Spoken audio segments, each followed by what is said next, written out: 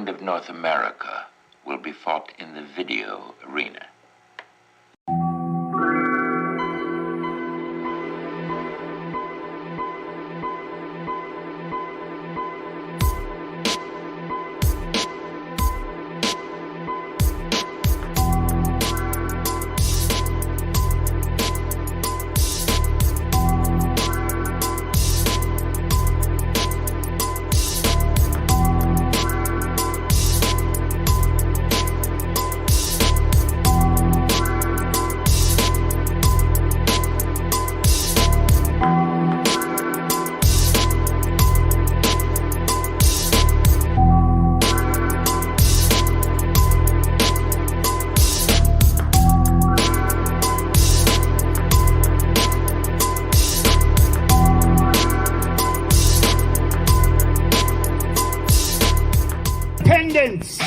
As loudly and as fervently as you can.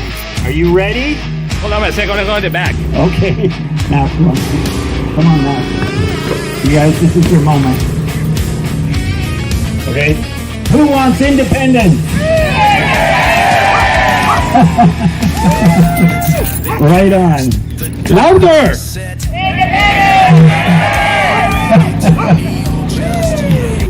We're happy to have her here at the Whistle Stop Cafe as part of her Western Canada tour. Please welcome Christine Anderson.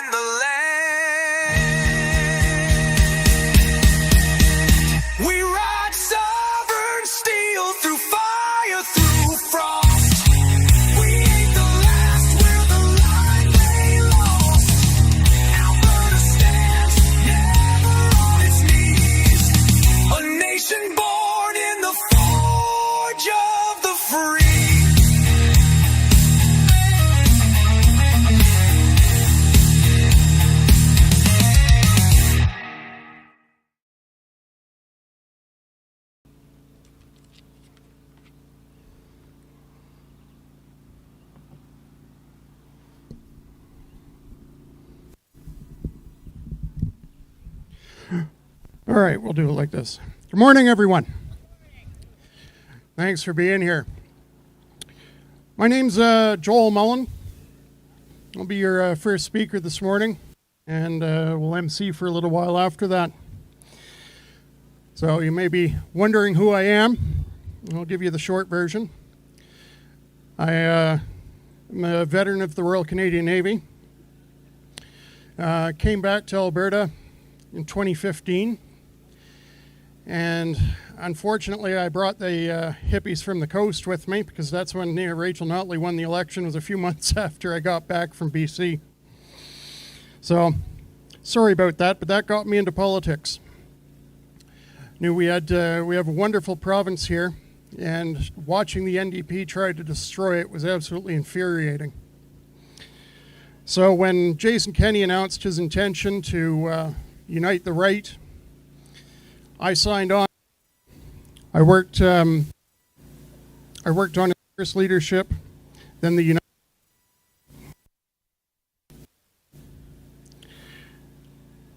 Test. Good. Sorry. Then worked on the Unite the Right campaign. Then the second leadership. Mistakes were made. Apologize for that. Then I became Vice President, Policy and Bylaw of the United Conservative Party, where I strove to create a process that was as open to the members as could be possible. Something fair, open, democratic, and that really allowed the grassroots to express their will within the party. And I think we did pretty well at that. Then, of course, COVID rolled in.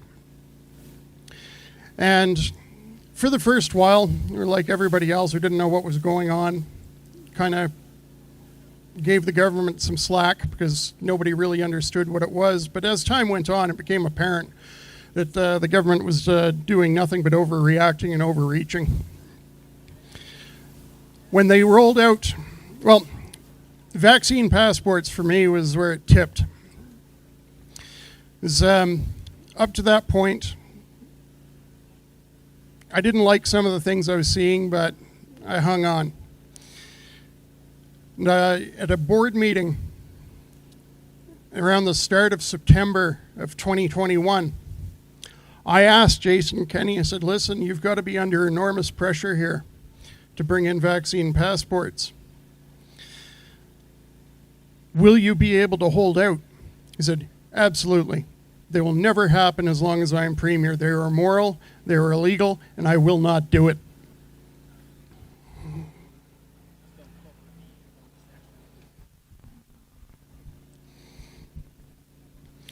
So, a couple of weeks later, I'm watching the news, and he announces vaccine passports, and I hit the roof. Took a couple days for my wife to scrape me off the ceiling, and when I did, I sent an email to the board demanding an immediate leadership review. I also forwarded that email to the Western Standard. Well, the rest of the board decided that was compromising board confidentiality. Even though I was saying what I brought to the board, I didn't put any of the board's responses in the email I sent to the Western Standard. But they had their kangaroo court and they threw me off, which suited me fine, because at least I wasn't going to be associated with this draconian move that was frankly the most undemocratic thing I have seen in my lifetime in this country. From there, I went on to the campaign to remove Jason Kenney.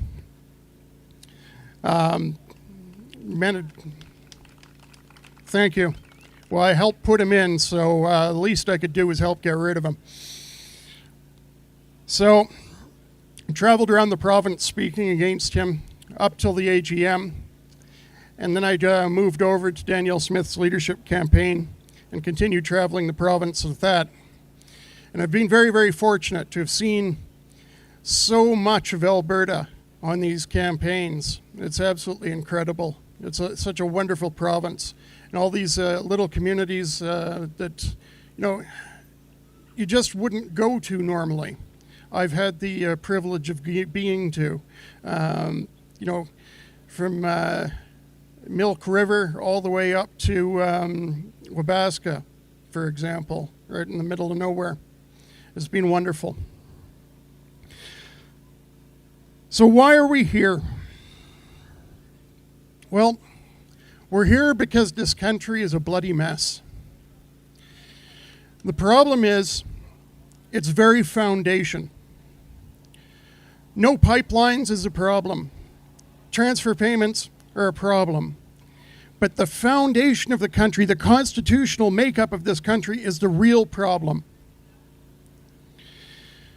For example, representation in the House of Commons. Due to the Constitution, Prince Edward Island gets 4 MPs. That works out to approximately 1 MP for every 45,000 people. Alberta gets 1 MP for every 134,000 people. The vote of an individual in PEI is worth 3.5 times the vote of an individual in Alberta. How can we have a country with that kind of foundation? You've got Newfoundland that has 1 MP for every 78,000 people. New Brunswick, 1 MP for every 86,000 people. Nova Scotia, 1 for every 98,000.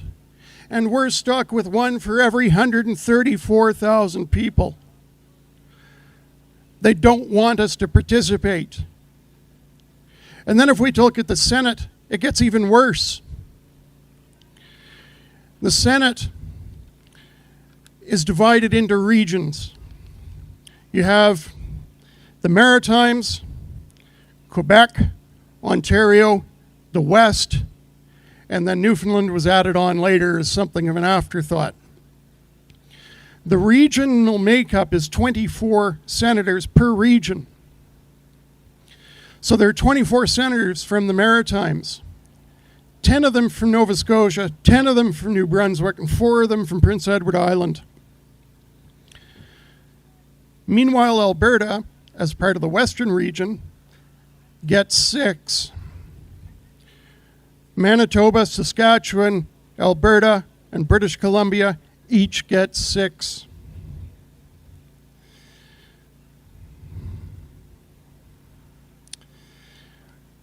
We get 6, while Quebec, having less than the population of Alberta and BC combined, gets 24. Ontario has 24. Nova Scotia, with a population less than metropolitan Edmonton, has 10. They don't want us to have a voice. This is how the country is built. And this political foundation of the country is more important, I believe, than issues such as pipelines or transfer payments. Because this structure guarantees that Alberta is nothing more than a colony of the East. All the hippies right now are talking about decolonization. Well, we need to decolonize Alberta. This cannot be allowed to stand.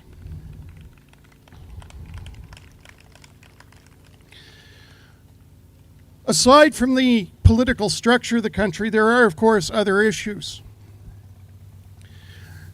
We have, over the last 10 years, we've had some absolutely insane laws passed in Ottawa, such as the West Coast tanker ban. It's an embargo against Alberta getting its product to international markets. And they've said it's for environmental reasons. Well, the problem is they haven't done a tanker ban on the East Coast because the East Coast imports their oil from overseas. It's interesting, though, because in the East Coast you have, and around the entrance to the Bay of Fundy, you have the northern right whale population. There's only about 200 left. If this was about the environment, wouldn't there be a tanker ban there? If this were about the environment, wouldn't we be worried about the beluga whale population in the Gulf of St. Lawrence? Well, we're not. Instead, we're worried about the BC, where none of these animals are endangered. Then there's the No More Pipelines bill. There's nothing but an out-and-out embargo on our product. You know, if Alberta was an independent country, we would have greater rights to tidewater access than we do as part of Canada. A landlocked country is allowed access to tidewater under the United Nations Convention of Laws of the Sea. It's black and white. If you cut a country off from tidewater access, it would be considered an act of war. But since we're part of Canada and this is Canadian federal policy, we're stuck. It's absolutely mind-boggling that as a landlocked province, we have fewer rights than if we were a landlocked country. They've got their hand across our neck. Then, of course, there's transfer payments.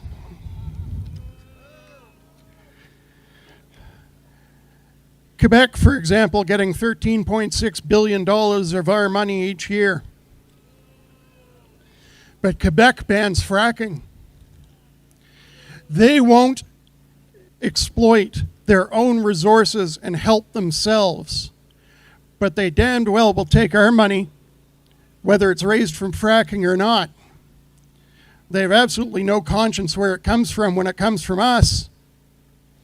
It's only when, oh, we don't want that in our backyard, but we'll still take the money. Nova Scotia had banned fracking too. They get $3.5 billion a year.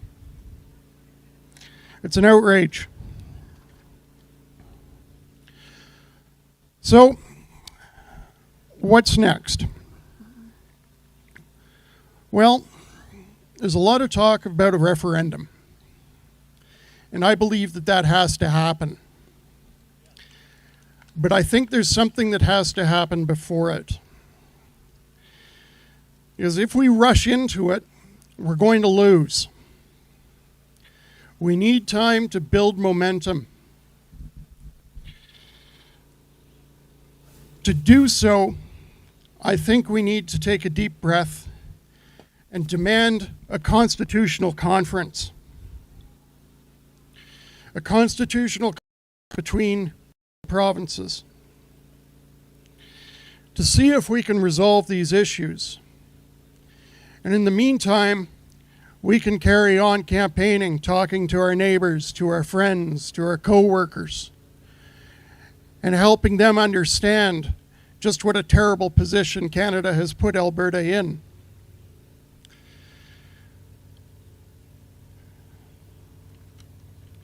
If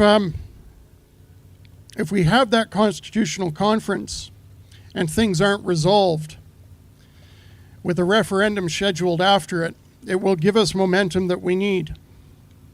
If it fails to fix the country, it will help us get over that top. So I encourage you to reach out to your local MLA and demand that we force a constitutional conference. Other provinces would likely want to join in as well. Certainly Saskatchewan wants to. Despite British Columbia's current leadership, they may well want to as well. So, this constitutional conference, like I say, will clear the air one way or the other. We either fix this country and stop having it centered in Ontario and Quebec, with all the West as nothing more than a colony to feed Ontario and Quebec, or it won't fix it. And we can go into the polls for a referendum knowing that we tried, knowing that they just don't care. And I don't believe they do.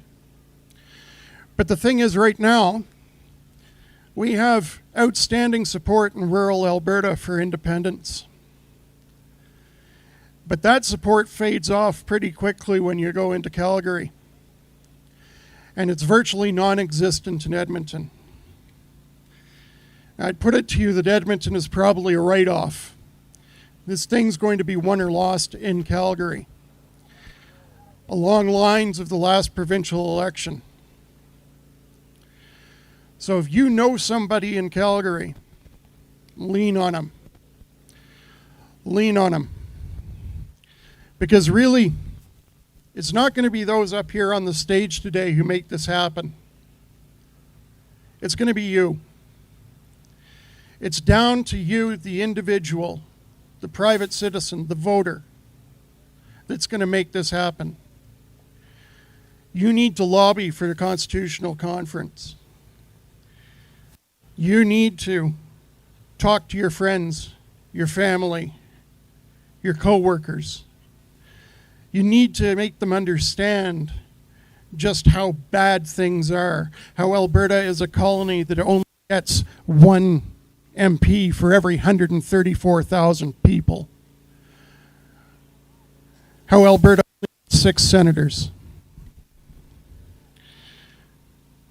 You need to ram this home, because that's how we win it.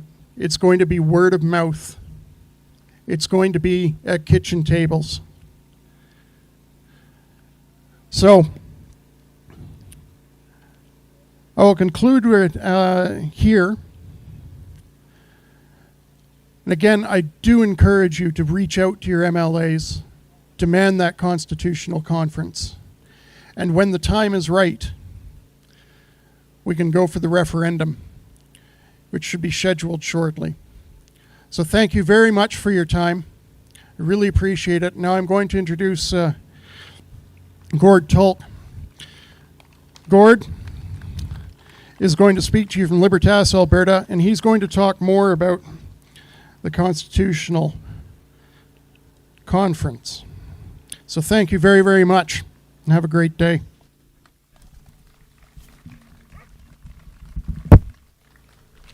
Do we have time for questions or not? Just one question. Just one question. Oh, sorry, I'm trying to run away here, and yes, there are questions. Go ahead. Okay.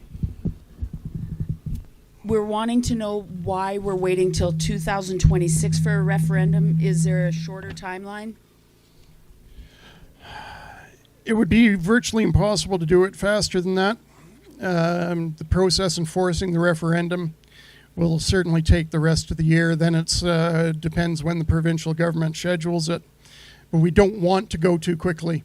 Like I say, if we go quickly, we lose. And then we've lost it for a generation. It's been, 30 years now since Quebec lost their last referendum. If we go too early, we blow it. Is that it? All right. Thanks so much. Here's Gord.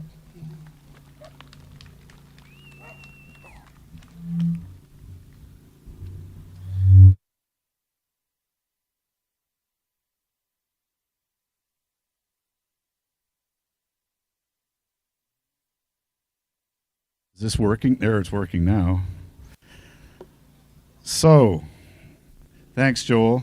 I've known Joel. I was on the PPGC committee, which was working on policy and governance with Joel.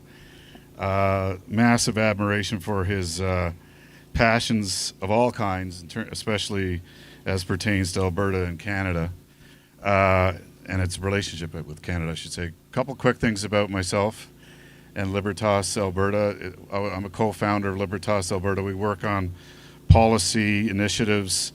I'm just trying to get my screen up here. It's so bright. There we go. Policy initiatives like healthcare reform, equalization reform, Senate reform, et cetera, et cetera. I have a lovely PowerPoint on what I'm going to talk about, but there's no bloody way in all God's green earth you'd ever see it today. And I'm a little bit more restricted on time, so I'll stick to the high points or low points depending on your perspective. Sorry to interrupt. Sure. If there's any cars in the area behind us, they need to leave now because it's obstructing the Agagor that they need to leave. Just they need to get the cars out of behind the scenes all the way to the gas pump. Okay. So where do we begin? And I'm just kind of struck a little bit. I'm born and raised in Newfoundland, lived in 4 provinces, and I can say when I was 15 years old, it wasn't in my imaginings that I would be standing in beautiful rural Alberta watching the canola start to come into blossom on July the 1st, which in Newfoundland, for those who don't know, is a Memorial Day, the first day of the Somme when, frankly, the country of Newfoundland died on the fields of Beaumont Hamel. And I'm sitting here talking to Albertans about the future, and that's an amazing thing. So to start with, first off, just to let you know where I am on the issue of independence and sovereignty association, I'll elaborate more on that, is I kind of follow the same lead as Lauren Gunter, the writer for National Post. I'm in favor of independence if necessary. But I don't think we've done our due diligence as a population in Alberta or Canada, for that matter, to address the issues that are at the core of why we're meeting here today. And I want to give a little bit of a metaphor about what I'm talking about. There's a very well-known author, David Brooks. He's with the American Enterprise Institute in the United States. And he cites a study in one of his books about the roots of divorce and relationships. And over 50 or 60 years, they studied literally tens of thousands of couples, literally sometimes from the minute when they met when they were teenagers, and followed them and interviewed them over the years, watched how they interacted with one another, and observed that, and then looked at what the outcome was. Did they end in divorce, separation, or did they stay married for lifelong? And with a very high degree of predictability after all this research, they could tell very early on whether that relationship was going to end. And it wasn't because they hated one another. It wasn't because they did, fall out of love, any of that stuff. The key determinant was when one or both of the parties treated the other with contempt. Even small things like how the dishwasher's loaded. If they're spoken to in a very harsh, contemptible, towards that person, that relationship was doomed unless they realized that and came to terms. Now, my rhetorical question to you today is, does the rest of Canada treat Alberta with contempt? I think that's pretty obvious. Now, the thing about contempt is, what happens with contempt? Is when you're treated with contempt, you throw it back at them. And I'm pretty sure there's a lot of people in this audience, and as far as I can drive today, who also can treat the rest of Canada with contempt. So don't think you're somehow blameless in all this. It gets accelerated, but I think that the first cut, if you will, was the contempt from the rest of Canada towards Alberta. Further on to Joel's comments about the referendum, I'm an insurance guy, okay? I do thousands of meetings over the years trying to, quote unquote, sell somebody on becoming their manager of their money, manager of their insurance. A referendum at core is a sale, okay? If I walked up to you and said, hey, I'm an insurance guy, give me all your money, let me manage it. Are you going to give it to me right away? Not a bloody chance. I sure wouldn't do it. I have to sit down with you patiently and explain the options and the reasons and the causes of why you should move your money. And if we're going to win this referendum, if you're going to have that independence referendum that I'm sure most of you people want, you have to make that sale. And I'm here to tell you, as Joel does, and I think many others do, and probably a lot of people here, that sale hasn't been made. We haven't made the effort to explain what it is we're trying to do. And frankly, if you walked into people want a ballot this year, vote this year, what are you voting on? You have no bloody idea. You have no idea what the rest of Canada is prepared to give. You have no idea what it is we're voting towards. Quebec, the government of Quebec, back before the last referendum, had a committee spent months coming up and determining what it is they were actually going to do if the referendum voted for sovereignty association. I see on the front here, sovereignty now. Sovereignty is not independence. Sovereignty is something else, right? So we need to slow down and win. Lucien Bouchard, the devil that he was, wisely said, you only have a referendum when the winning conditions exist. And flat out, the winning conditions do not exist. You are deluding yourself if you think otherwise. So in terms of doing due diligence, Joel brought it up. It's something I've thought for a long, long time we needed to have. And that is we need to have what's called a constitutional convention. Now, for those who aren't familiar with the Canadian Constitution, I pity those who do because it's a unbelievably badly done document. The government of Alberta, the province of Alberta, has the right to ask for a constitutional convention with the rest of the other provinces and the federal government to discuss changes to that constitution. Now, just because this is good fodder for this audience, so one of the big problems with the Canadian Constitution is it's geographically linked to physical geography. So Quebec, the great constitutions of the world, the U.S. Constitution being one of them, Nowhere in that document does it mention physical geography. It doesn't say New York State. It doesn't say Pennsylvania State. You literally could put the Constitution of the United States, drop it on Mars, and it's a functional document if you need it to be. Compare that to the Canadian Constitution brought in 82. It mentions Quebec specifically 171 times. Okay? It only mentions property rights 7 times, and it only pertains to provincial property, the province's property. No mention of personal individual property. That's just a couple of small things that we could talk about.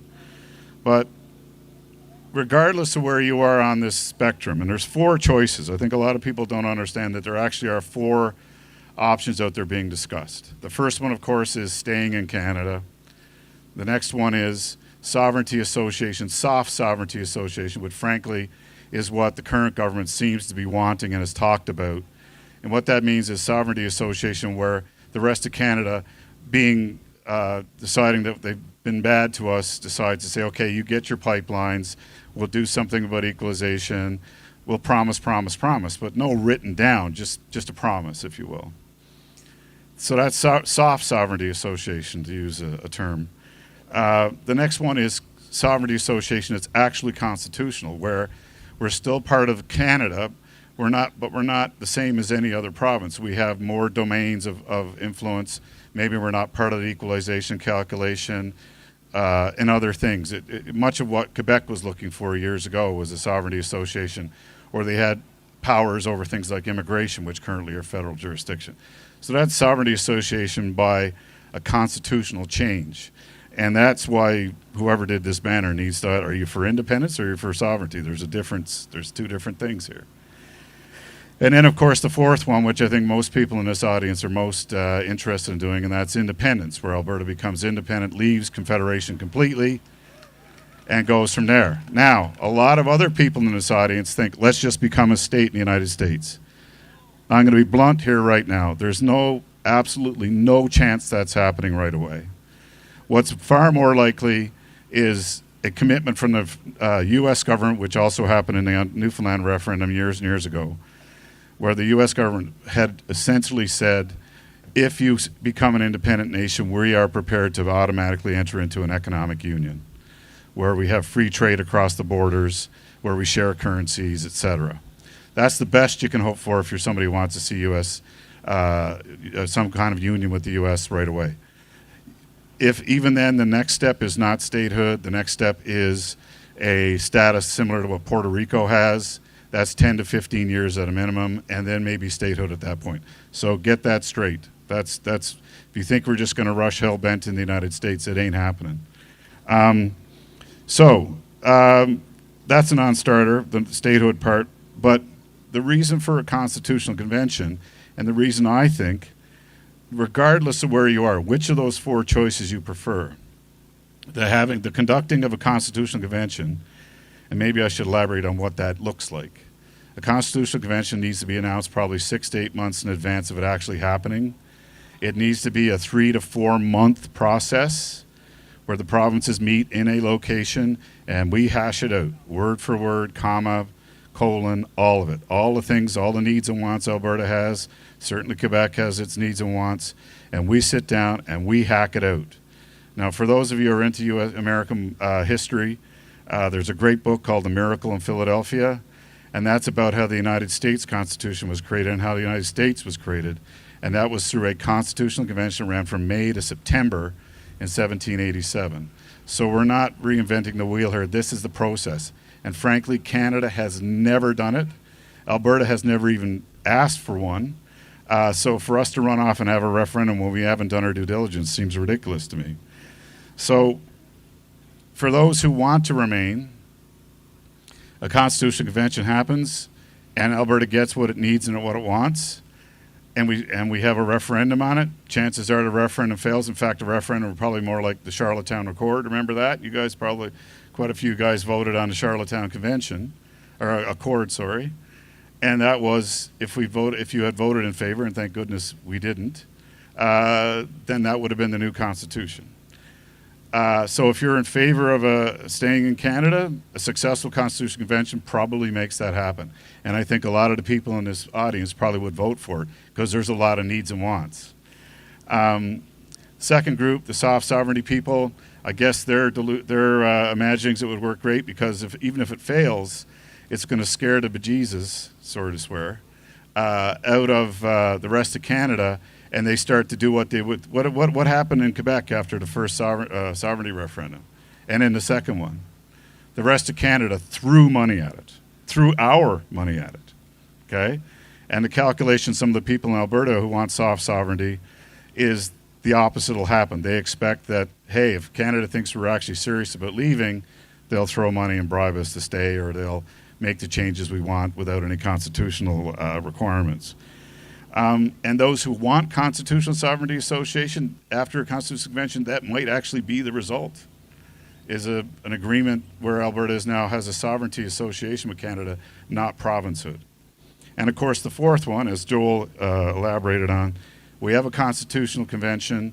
I guarantee some very, very harsh words are going to be exchanged in that event, both inside and outside. We've already seen some of the Looney Tunes in Eastern Canada disparaging our interests in asserting our desires and wants and needs, and saying, poo-pooing us having independence and how disloyal we are and traitorous we are and all that nonsense. But if we have a constitutional convention, those hard things get said, and we end up at the end of the day without a constitutional agreement, well, there's your mandate. You have a referendum after that. We know the rest of Canada is not going to give us what we need. I think we win. When I talk about winning conditions, I'm not talking 50% plus one person. This needs to be 60-65. And if we have a constitution that fails, go and look up the Charlottetown Accord. See where the vote was on that. It was, I think, if I'm not wrong, Alberta had the highest no vote in the country. So once Alberta knows that this is the best we're going to get from these guys, we're out of here. Alberta wants to be the best. So I'm just I don't want to waste any more time, or not waste. I hope this isn't a waste of time. But there's four things I think in needs and wants, and I'll put the PowerPoint up on Libertas Alberta. There's a whole list of things we want, but I think there's four for sure we can all agree on in this room that we have to have. The very, very first one, and frankly, if we don't get this, forget it, we're out the door. Just like the United States, it was going to fall apart if they didn't get what they got. And what that has to be is an equal and effective Senate. Every province has to have the same number of senators, and we have to have the power to stop anything that the majority population representation, which is the House of Commons, they can't foist it on us. The United States came this close. Benjamin Franklin blocked the exit and argued with the larger states that this whole revolution we went through was going to fail if the larger states didn't allow equal representation amongst the smaller states. Interesting enough, all the big states now, most of them are small states. We're small states then, now they're big, and vice versa. So things can change. We have to have that, number one. And I think if Alberta is seen as being serious, as is Saskatchewan and others, that's a biggie. We have to do this right away, too, by the way. Sorry, jumping around a little bit, but there are already, as we understand, 4 provinces in negotiations about calling for a constitutional convention: Alberta, Saskatchewan, Quebec. They desperately want to have one because they're deeply concerned about immigration issues, and Nova Scotia, which is very interested in getting offshore rights back on the table. That's 4. But the other 3 provinces don't have a referendum anywhere on the calendar, whereas we do. So we can't wait around till they committee themselves into agreeing to call for one. I think we'd call for one tomorrow if we could. If Danielle got up today on Alberta Day and said we need a constitutional convention, that sets the gears in motion. We take the initiative and we get to some kind of resolution on the Constitution, whether it can be fixed or not. Getting back to my points, second point is equality for all Canadians.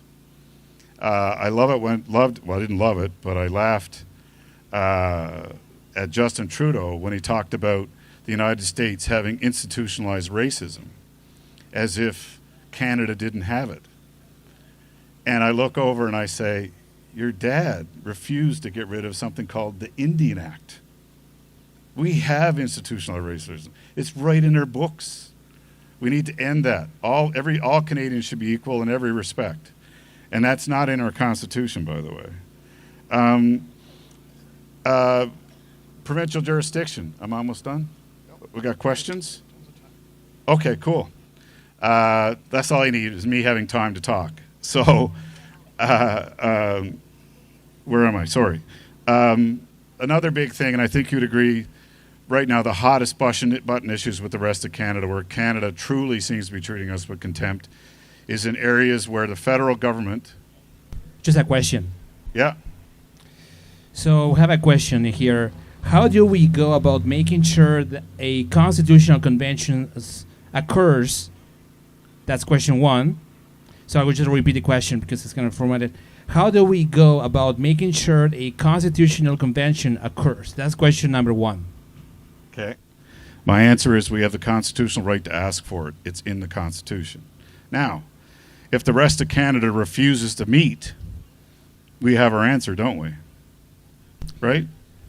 The second question is, how do we ask Daniel Smith to do this? Well, as Joel talked about, he's over there. The most effective way is get out a Word document, type out a letter asking, telling that Danielle in your own words, don't just clip it off of something. Don't let AI write it. In your own words, that you think it's in the best interest of Albertans and, frankly, for Canadians, that we have a constitutional convention. If she saw 5,000 of those letters in the next 2 weeks, I guarantee you she'd be talking about it. Okay? And just to expand on that note, those guys were in Barhead, I think 2-3 weeks ago, I believe. Yeah. Okay, 2 or 3 weeks ago they were there, and Joel was specifically talking about delivering mails to the Premier. Not just phone calls. Phone calls are systematically ignored.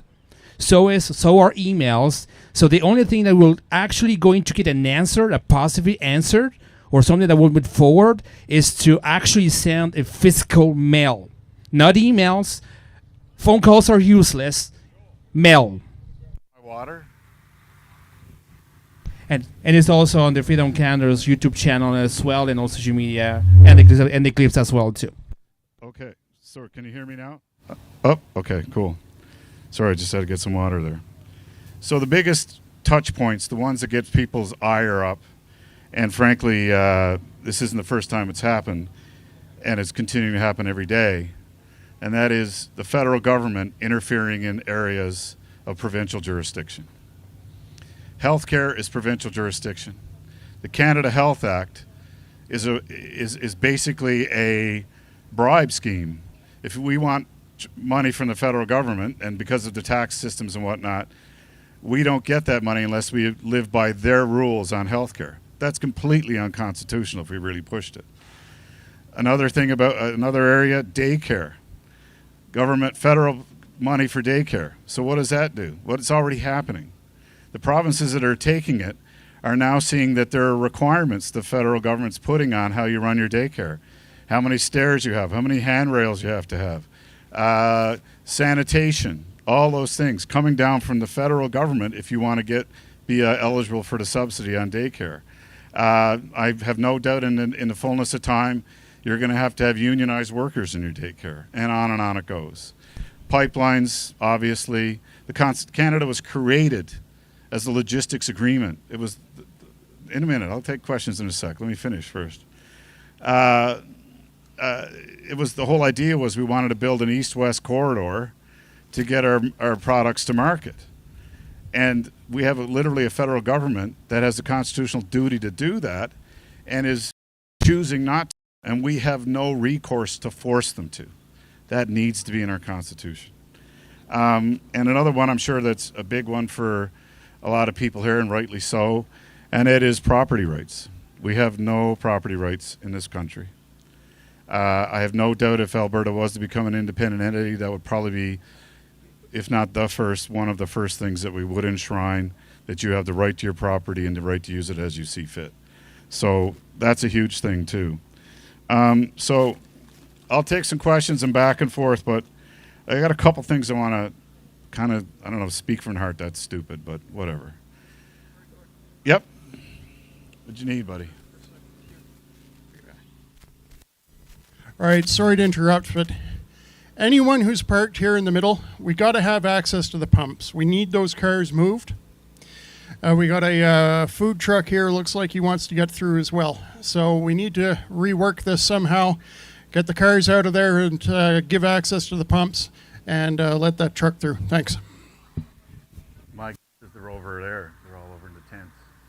I'd go in there. So, okay. Public announcements, lots of stuff going on here. So, we owe it to our fellow Albertans, not just the people alive today, but the people who are going to be born here in the future. And almost as importantly, we owe it to the Albertans of the past. If we're going to go towards independence or make that decision, which is as big a decision as we might ever see for the next 100 to 1,000 years in this area, we need to do our due diligence. We need to do this in a sane and forthright manner. If you lose the referendum, the federal government, I don't think, is going to throw money at us. They're not going to come whimpering to us. I look at it as, getting back to my divorce analogy, I look at us as being the battered spouse who's leaving the house, and just before they walk out the door, they decide they can't leave, and they turn back in. Well, sadly, I have no pity for that person. I have no pity for that province, because the federal government is going to do everything in its power when they know that a referendum cannot be won for the next 30 years at best, that they will do everything to defenestrate the power that is Alberta, to eviscerate its economic might, to make it a more divided and weaker entity. Losing the referendum, we lose more than just that referendum. We probably lose any chance of ever seeing Alberta reach its fullest capacity. And that's why I say we owe it to the people who are going to be ahead of us, who aren't born yet, but also to the people who fought and died for this province and this country and built what we're standing in here today. We owe it to them to do the right job, do our fullest to our fullest extent, get the rest of Canada to sit down, make up their minds, and then go forward. So one last thing, because I sit here on for me it's a Memorial Day as a Newfoundlander. For some people in this country it's a Canada Day. For other people it's an Alberta Day. And for a lot of people in this country it's just a good holiday. And that's a sad thing, frankly. And you get these people, and you'll hear it all day today especially, and I heard it all during the elbows up nonsense, that we're somehow a great country. And I think that we suck. I think we're a global disappointment. We have been blessed more than any other nation on earth, with untold natural wealth, with peace, with law and order, with a society that generally doesn't have history of slavery or all these other turmoils. We're not perfect by any means. But we united and under a well-designed constitution that allows us to reach our fullest potential. We shouldn't be just one of many countries. We should head and shoulders be the greatest country on earth. On a per capita basis, we should be the wealthiest. We should be the freest. We should have a military that swings far beyond its pound for pound weight, and we're respected in the world. And I want us to have a constitution that the rest of the world studies and wants to make theirs and wants to be us. And frankly, this smugness that I see in most of Canadians. Oh, we're great, aren't we great? We got hockey. Oh, Austin Powers was done by a Canadian. All this nonsense. Let's get real here. Let's be realistic. We are failing as a country. This is happening. This is a sign of impending failure. We're seeing contempt being exchanged across the country. This needs to be better. We can do better. Albertans do not settle for second best. And we're either going to get the best with the rest of Canada or we're going to get the best on our own. That's how I look at it. Thank you.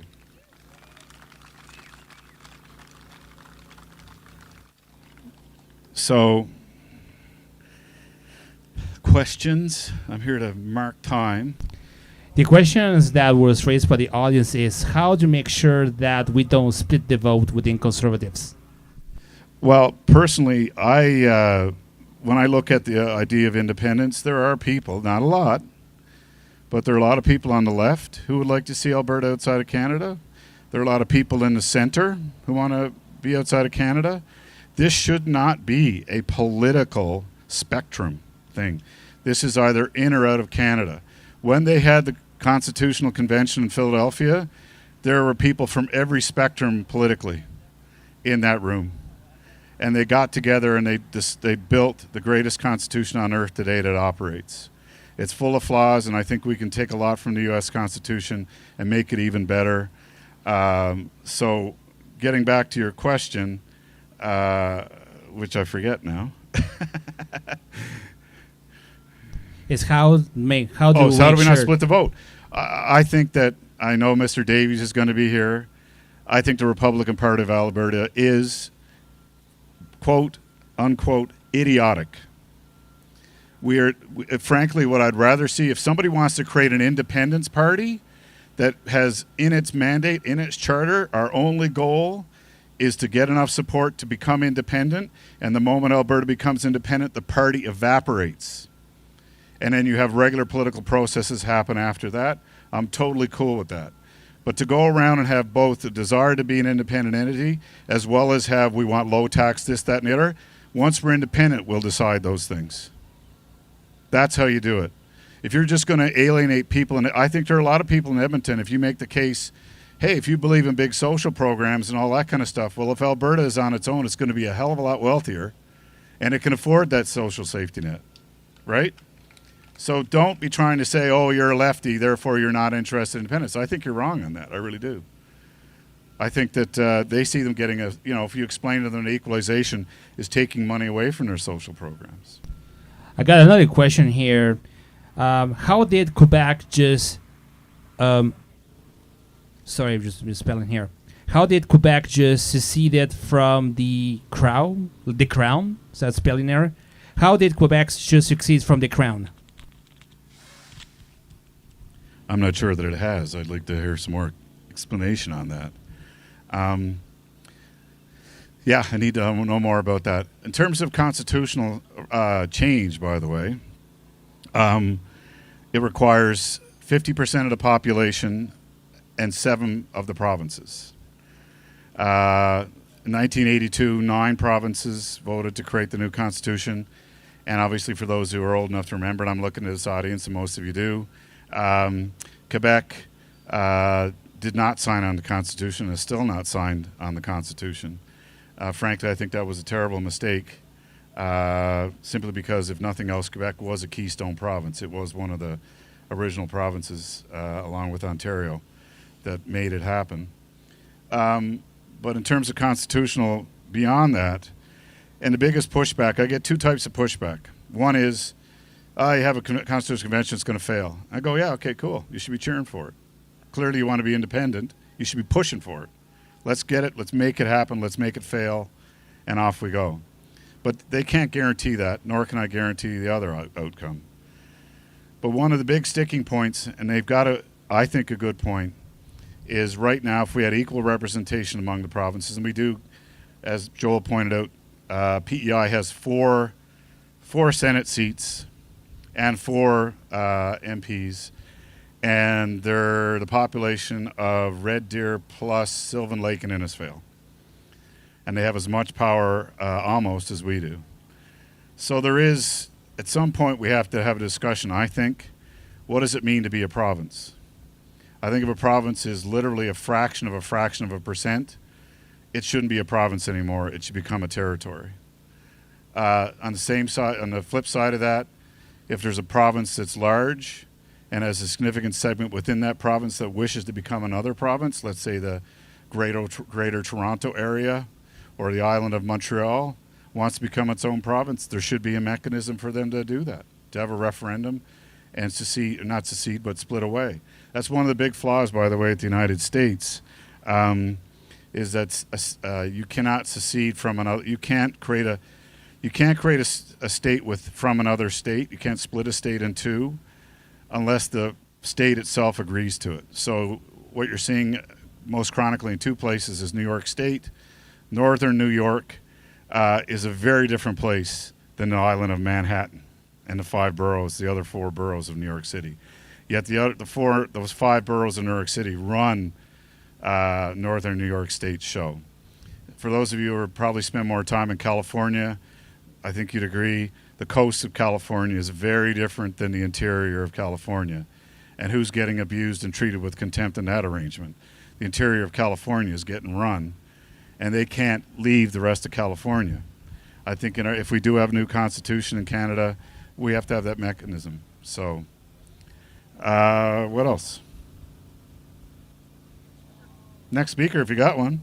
We're ready? Okay, cool. Yes. I apologize. I was told, it said, don't worry, he's late. So keep going. So thank you very much for your time. Hopefully you got something to take away. And Libertas Alberta, I'll have the PowerPoint up on the website probably tomorrow. Thank you. And as I mentioned, the presentation that Gord and Joel and Shane that was done in Barhead is also online if you want to take a look. I also outlined the slides that I was given by Gord. So when I watch the video, the slides are actually on the left side. So you can actually watch the video, and as he speaks, the slides are going to come over and flip over to the next slide.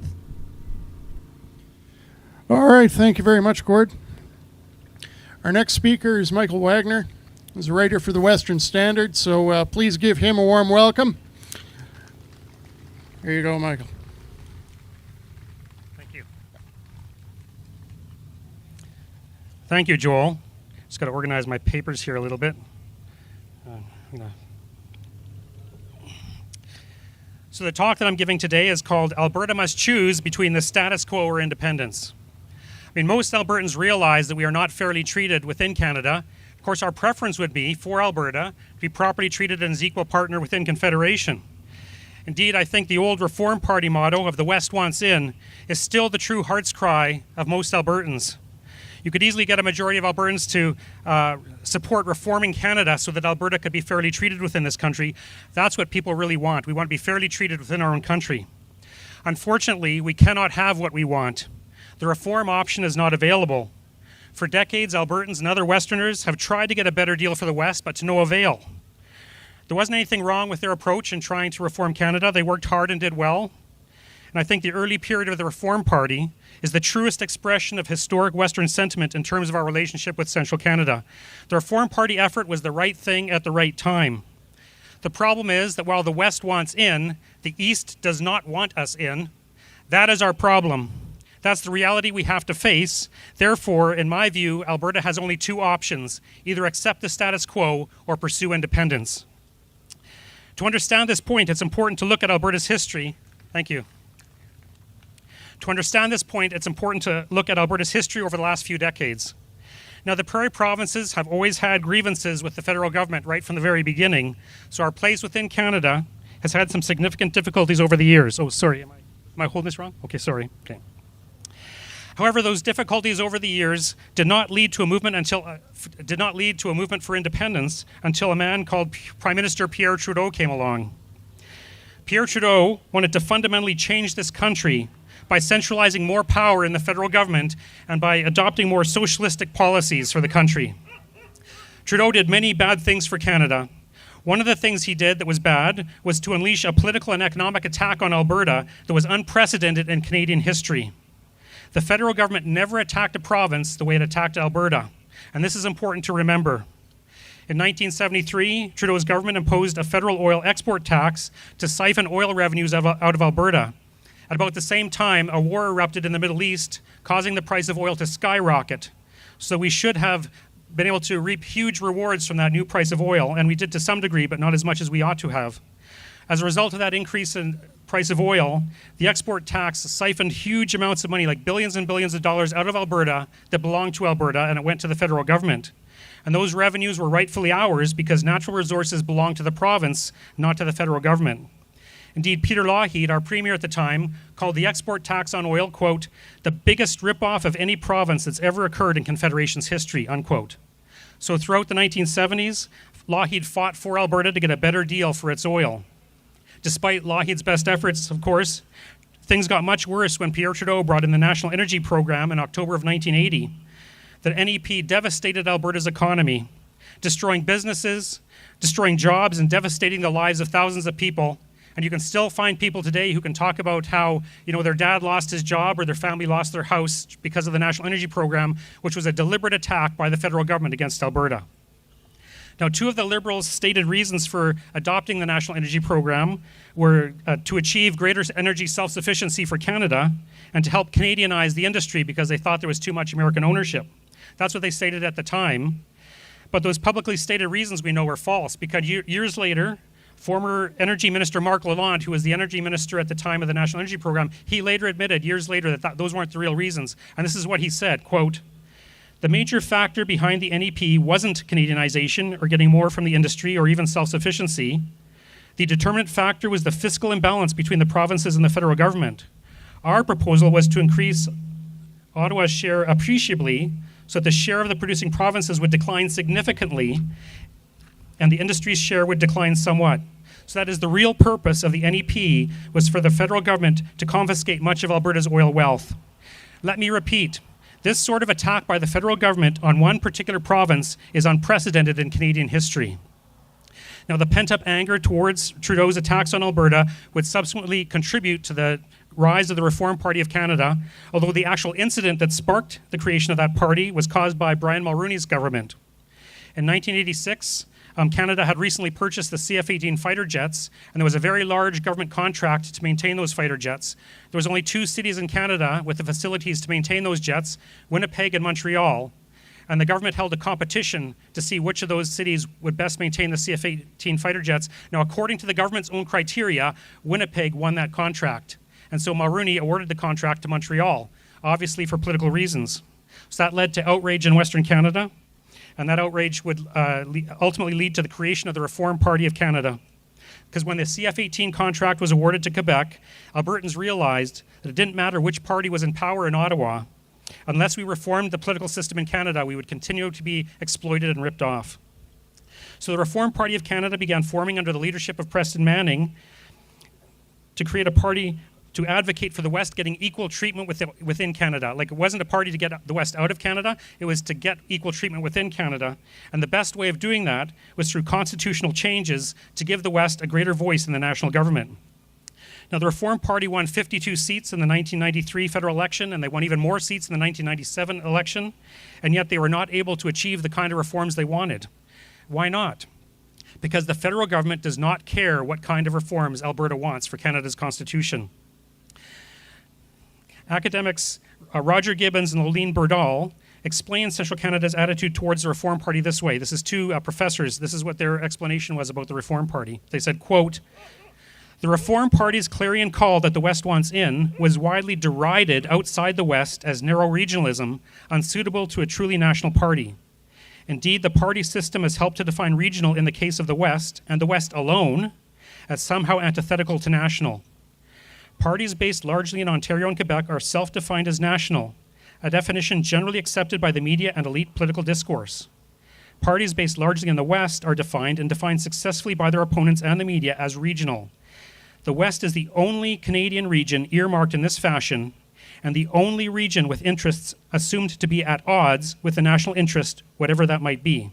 So that's why the Reform Party was unable to be successful, because in Canada, it's assumed that the West's interests are at odds with the national interest. Now, besides the Reform Party, the West expended considerable efforts trying to achieve Senate reform. Like back in the 1970s, when Alberta was fighting Trudeau over oil pricing and oil control, Peter Lougheed set up a constitutional committee to look at ways that the Constitution could be reformed to improve Canada for Alberta's benefit. Now, one of the members of that committee was Jean Deas, a University of Calgary professor of constitutional law, and Deas convinced the other committee members that the way to reform Canada's constitution would be to change the Senate. So there'd be equal number of senators from each province, and the senators would be elected. A reform like that would definitely benefit Western Canada. So because of that, and this is late 1970s, Senate reform became on the agenda in Western Canada, and in particular in Alberta. Then in 1981, the Canada West Foundation published a significant proposal for Senate reform entitled Regional Representation, the Canadian Partnership. It was written by Senator Ernest Manning, who had been Alberta's longest serving premier, and a couple other prominent citizens. Anyway, the central argument of this report was that Canada needed to reform its national institutions in order to provide a voice for the West within the national government, otherwise the West might secede from Canada. They proposed Senate reform as a way to get Western voices heard within the national government. Now, a couple of years later, the Alberta Committee for an Elected Senate was created to campaign for these goals. It was headed by Bert Brown, a well-known Senate reform activist. Then it was at this time that Ted Byfield of the Alberta Report magazine invented the term Triple E to summarize the case, the kind of Senate that we would need in the West. And so when that Senate Reform Committee, when the idea of the Triple E Senate spread into other provinces, the Alberta Committee for an Elected Senate changed its name to the Canadian Committee for a Triple E Senate, because there are other provinces that also wanted a Triple E Senate. Now, the reason to create a Triple E Senate would be to enable the Senate to properly represent regional interests, and especially Western interests. And the Triple E, the 3 E's of the Triple E were for each of the provinces to have an equal number of senators. Those senators would be elected, and the Senate would have effective powers to block the House of Commons. Like we still do not have an elected Senate in Canada. Like it's 2025, and these are people who make laws for us, and they are appointed by the Prime Minister. Like that should be an outrage. Anyway, this is the early 1980s when the Senate reform, the Triple E Senate idea gets going. And in 1984, the Alberta Progressive Conservative Party, at their convention, endorsed the Triple E Senate idea. Then in March 1985, the Alberta government's Special Select Committee on Senate Reform embraced the Triple E Senate idea and recommended that the Alberta government itself embrace the Triple E Senate idea. So Don Getty shortly thereafter became Premier, and he publicly, for his government, endorsed the Triple E Senate idea. And then the Alberta government actually set up a Senate Reform Task Force to promote the Triple E Senate idea right across Canada. Then the following year, in October 1989, Alberta held Canada's very first Senate election, which was won by Stan Waters of the Reform Party, and Brian Mulroney actually did appoint him to the Senate. So here we have this momentum building for the Triple E Senate reform movement. Unfortunately, right after that, the momentum for the movement stalled. But there was one more chance for Senate reform. You know, the Reform Party in the year 2000 changed itself into the Canadian Alliance. Then Stephen Harper became leader of the Canadian Alliance, and he merged the Canadian Alliance with the Progressive Conservative Party of Canada to form the new Conservative Party of Canada in 2003. And Stephen Harper became leader of that party, and in 2006 he won the election and became Prime Minister. Now, Stephen Harper was personally very strongly in support of Senate reform, and so he used his position as Prime Minister to push for Senate reform in Canada. In May 2006, his government introduced a Senate reform bill into the Senate itself, and Stephen Harper testified before the Senate committee in favor of that Senate reform bill, and that's very unusual for a Prime Minister to testify before a Senate committee. A few months later, his government also introduced a Senate reform bill into the House of Commons that would have authorized consultative elections. So the kind of Senate elections we've had in Alberta, where there's certain candidates win, and they're the top candidates, or their names are recommended to the Prime Minister to be appointed to the Senate. That's the kind of consultative elections that Stephen Harper wanted for every province in Canada. So these bills that I just mentioned, they died, but Stephen Harper would reintroduce the bills into the House and the Senate, so that in his first 7 years in office, 3 bills for Senate reform were introduced into the Senate, and 5 were introduced into the House of Commons. So this just shows how committed Stephen Harper was personally to Senate reform. Then in 2007, he appointed Bert Brown to the Senate. Now, Bert Brown was that Senate reform leader I mentioned earlier, and Bert Brown had won 2 of the consultative elections in 1998 and 2004. Unfortunately, in 2012, the Quebec government launched a reference case against Stephen Harper's attempted Senate reforms. Like a reference case, in this case, would be our provincial government asks constitutional questions of its Court of Appeal. So the Quebec government was asking the Quebec Court of Appeal, were Stephen Harper's proposed Senate reforms constitutional? Now, because of this launch of this court case, Stephen Harper decided to kind of preempt it by sending his own reference case to the Supreme Court of Canada, so that he could be the one asking the questions of the Supreme Court rather than the Quebec government. So he sent a reference case to the Supreme Court of Canada asking questions about Senate reform. And unfortunately, the Supreme Court of Canada ruled that any kinds of reforms to the Senate would require a constitutional amendment. Now, because a constitutional amendment is so hard to achieve, that decision essentially killed Senate reform within Canada. So here we see a man, Stephen Harper, dedicated to Senate reform, that once he became Prime Minister, his attempts at Senate reform were thwarted every step of the way. Not only did the opposition parties oppose Senate reform, the Senate itself opposed Senate reform. There are members of Stephen Harper's own caucus that opposed Senate reform. Many of the provincial premiers opposed Senate reform. And finally, of course, the Supreme Court of Canada put an end to it. So there you have it. Stephen Harper, a man who is committed to constitutional reform to benefit the West, became Prime Minister and over a period of years used every power at his disposal to try and reform Canada's Senate, but he could not prevail in the face of opposition from Central Canada. So I say that if Stephen Harper could not reform the Senate, then it cannot be done. And if Preston Manning and the Reform Party cannot get the West's voice heard within Ottawa, then that can't be done. Albertans must realize that we sent our best people to Ottawa to fix the system, but the system could not be fixed. Spending the next few years trying to reform Canada's constitution would end in failure and frustration, as it always has in the past. There's a question. Oh, oops. Okay, sorry. Just got my... Sorry for that interruption. Okay. So when we look back at all this history, I've just talked about decades of history really briefly, but when you look back at all that history, with the Reform Party and Senate reform and other movements, we need to ask, what more could we have done? Realistically, in terms of trying to reform Canada, what more could we have done? So the game is over. It's time for Alberta to secede from Canada and become an independent country. Thank you.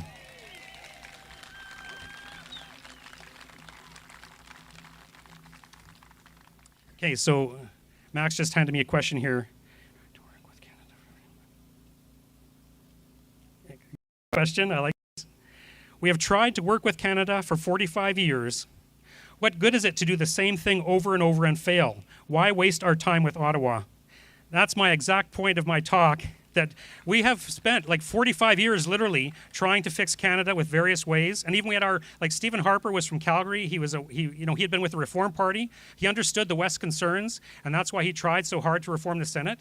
If the Prime Minister of the country cannot get us the reforms that we need, who's going to do it? We can get another Prime Minister in there to try and do the same things, and he's going to have the same result as Stephen Harper. We've tried as hard as we could with the Reform Party and with Senate reform and other movements. We've tried as hard as we could. We've done our best, but the game is over. It's time for us to leave. Thank you.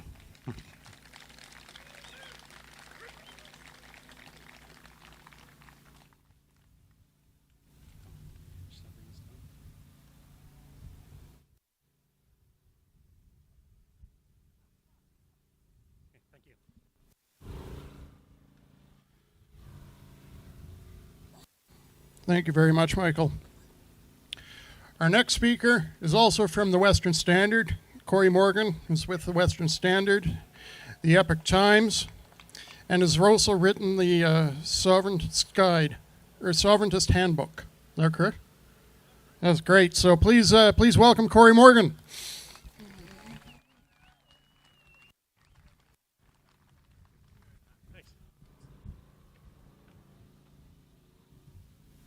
Oh, God, this is awesome. Thank you so much. Happy Albertans Day. And it is still Canada Day, and I'm not anti-Canada. I'm pro-Alberta. The problem is, to be pro-Alberta, we got to get out of Canada. So I'm not going to go on too much about Canada. Canada is the spouse we're in the process of divorcing. There's no sense being upset with your ex forever. It just gives you more gray hair. That's why I got some. I learned. But you move forward. You look ahead. And that's what we're doing here. This is a group of people that understand we are Albertans. We're moving ahead, not because of Canada, but despite Canada. And I'll still be fine with my Canadian neighbors post-independence. Maybe they could even apply for foreign aid. And if they ask nicely enough, we'll consider it. Right now, we call it equalization. But we got a great lineup. I mean, I thank you so much to the volunteers. I see Shane and Bonnie and others running their butts off in this heat. This is hard work, getting something like this together. What a fantastic gathering. I would do this over 1,000 community halls, though I do a bunch of those too, and I enjoy it. And thank you guys for coming out. So we got a lot of great speakers, a lot of question. I like this. We have tried to work with Canada for 45 years. What good is it to do the same thing over and over and fail? Why waste our time with Ottawa? That's my exact point of my talk, that we have spent like 45 years literally trying to fix Canada with various ways. And even we had our, like Stephen Harper was from Calgary. He had been with the Reform Party. He understood the West's concerns, and that's why he tried so hard to reform the Senate. If the Prime Minister of the country cannot get us the reforms that we need, who's going to do it? We can get another prime minister in there to try and do the same things, and he's going to have the same result as Stephen Harper. We've tried as hard as we could with the Reform Party and with Senate reform and other movements. We've tried as hard as we could. We've done our best, but the game is over. It's time for us to leave. Thank you.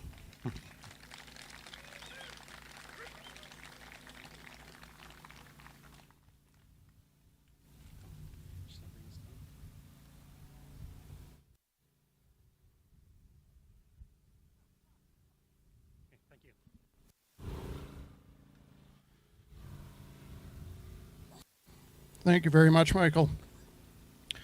Our next speaker is also from the Western Standard. Cory Morgan is with the Western Standard, the Epoch Times, and has also written the Sovereigntist Guide, or Sovereigntist Handbook. Is that correct? That's great. So please welcome Cory Morgan.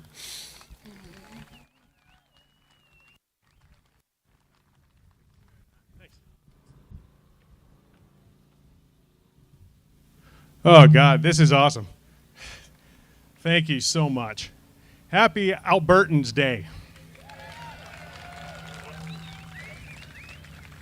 And you know, it is still Canada Day, and I'm not anti-Canada. I'm pro-Alberta. The problem is, to be pro-Alberta, we got to get out of Canada. So I'm not going to go on too much about Canada. Canada is the spouse we're in the process of divorcing. There's no sense being upset with your ex forever. It just gives you more gray hair. That's why I got some. I learned. But you move forward. You look ahead. And that's what we're doing here. This is a group of people that understand we are Albertans. We're moving ahead, not because of Canada, but despite Canada. And I'll still be fine with my Canadian neighbors post-independence. Maybe they could even apply for foreign aid. And if they ask nicely enough, we'll consider it. Right now, we call it equalization. But we got a great lineup. I mean, I thank you so much to the volunteers. I see Shane and Bonnie and others running their butts off in this heat. This is hard work, getting something like this together. What a fantastic gathering. I would do this over 1,000 community halls, though I do a bunch of those too, and I enjoy it. And thank you guys for coming out. So we got a lot of great speakers. A lot of people, a group is the way to go.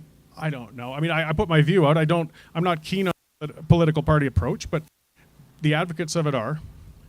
The main thing is whatever we do is always focusing on the goal of independence. Ask yourself, with what you did it move things a little closer to independence? When you got a frustrating, stubborn person, I know you're tempted to want to shake him by the neck. Don't you understand? We got to get out. And it'd be satisfying, but are you going to bring him any closer? And you watch it. You got to be a diplomat. I mean, it's a term I used at the Alberta Prosperity Prospect speeches I used to give, was the Alberta ambassadors. You're the ambassador for independence. You're the one who's make the case. So you've always got to think of it that way. Sometimes it takes multiple conversations. I remember being set up with the Alberta Independence Party years ago. We were at a little table at a sporting event, and this guy came up and just hammered us with these questions, just almost scowling. And then he just stomped away. I thought, wow, that guy hates us. He came back 2 hours later and cut us a check for $400. So never assume, just because they don't seem to be all that enthusiastic, they're taking time to think about it. They're taking time to think about your answers. So if I'd have reacted and been grumpy back to him, probably never would have saw him again. So do remember, and sometimes it takes multiple touches. Sometimes it's one event away from somebody changing. So don't fight with people over it. If they're not interested, fine, give them some time. They'll come around, perhaps, or they won't. But the abrasive approach doesn't work. If you want to be abrasive, get on X. You can follow me on there. You see, you can get it out of your system there. But you don't make a lot of converts.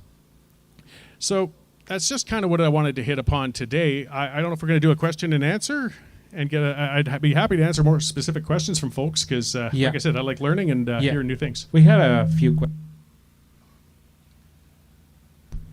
questions here. I just the sound of here beside hand there. Okay. Question: when Ottawa realizes that the referendum will happen,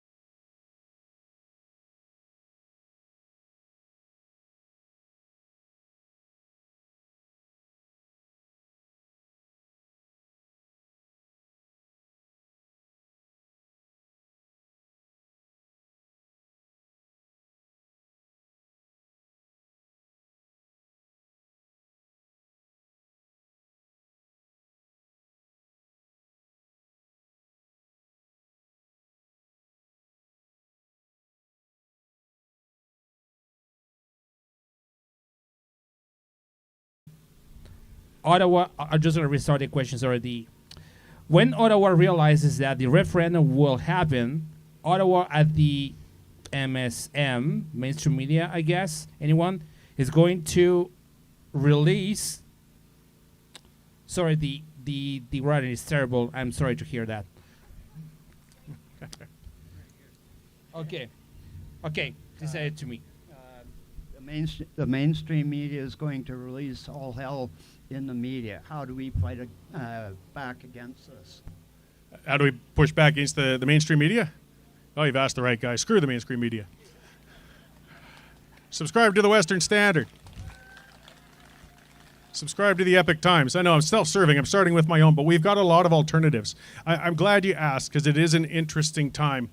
We have more access to different sources of information than we've ever had before, but we've also got more access to BS than we ever have before. So when you're picking, you can't afford to subscribe to everything as much as, some of us would like to. So you got to pick and choose carefully where you're going. And the main thing I say with that is look to who's paying their bills. So legacy media, the government is paying their bills. Well, guess who they're going to dance to? Guess who they're going to be afraid to critique?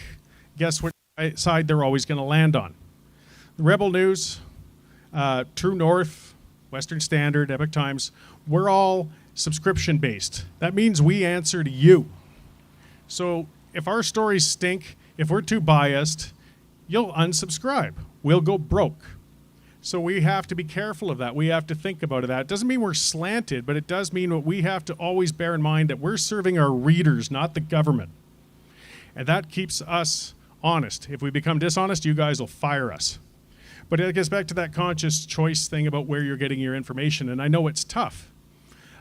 We've got to break a lot of habits. Some interesting polls out of the last election, when we saw that a lot, particularly in the East, it used to be that the older people were more conservative and the younger were more liberal. This time around, it was a lot of the older people were liberal and the younger were conservative. And you know what it was? Older people were watching the bloody CBC. I hate to say it, but that was found in the polling. So when all you get is your information from the Socialist Broadcast Network, you get that biased, slanted crap. What point of view are you going to come to? You're not going to get the facts on things. You're not going to hear about the real issues that happen. You're not going to hear about somebody who's suffering from the longest mischief trial in Canadian history. You're going to hear about pronouns and multi-gender bathrooms and renaming streets into unintelligible things. You're going to, I have land acknowledgements. It's garbage, but we've got to move away from it. So you're right. It is a challenge. With the legacy media, when they realize we're getting closer, they're going to fight us tooth and nail with all they've got. But we've just got to, again, the same sort of thing, encourage our friends and family to seek other sources of information. They're out there, you know, elbows up, fine, but punt the CBC, punt the CTV, and get some independent media sources. There's lots of them. I have a question here as well, too. How will Thomas Looker's 6th referendum affect ours? I'm sorry, which referendum? The counter petition from the other guys who are saying to return to Canada from Thomas. You heard of that? Yeah, Fabio, otherwise known as Lukasic. That one. Yeah, he's a sad little man. He's trolling us. So I saw that coming in. Now, this is things that we do have to work out. That's part of what's happening with uncharted territory of citizens-initiated referendum. And to be fair, it has to be open for anybody to initiate one, whether you like where they're going with it or not. Personally, is my view, but obviously they don't agree. I don't think they should have accepted his question because it's stupid. It's a question of saying, do you agree that Alberta should stay within Canada?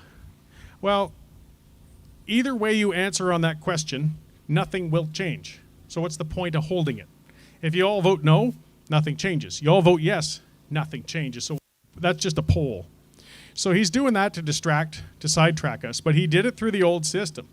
So he now needs 600,000 signatures just to get that on the ballot. He's not going to get that done. He's just trolling from at home. They don't have the organization. They don't have the structure.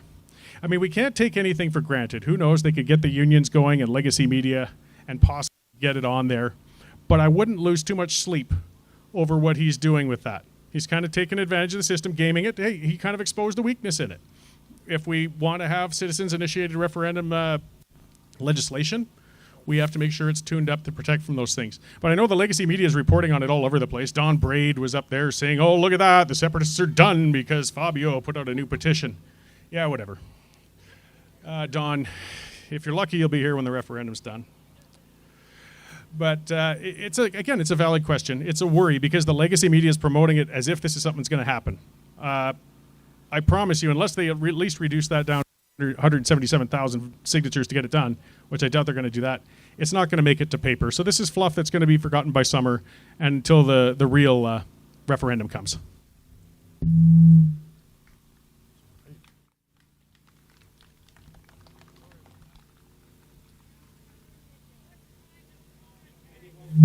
Holy snapping. Does anyone have any more questions while we are here? I get somebody waving back there. Yeah. My hearing's terrible, so I'll need a... Yeah. I just have a question. I'm just going to put him through and... Hurry up. 3 seconds. Okay, Cory, why do we need a referendum to leave a corporation? Define corporation. Canada is a corporation. Okay, Canada then. Okay. We're going to work from the structure that 95% of Albertans feel we're under, which is the Westminster parliamentary system. I know the things about Canada as a corporation and the shortcuts and the other theories about it. We've got to work with the hand. It's going to be difficult enough.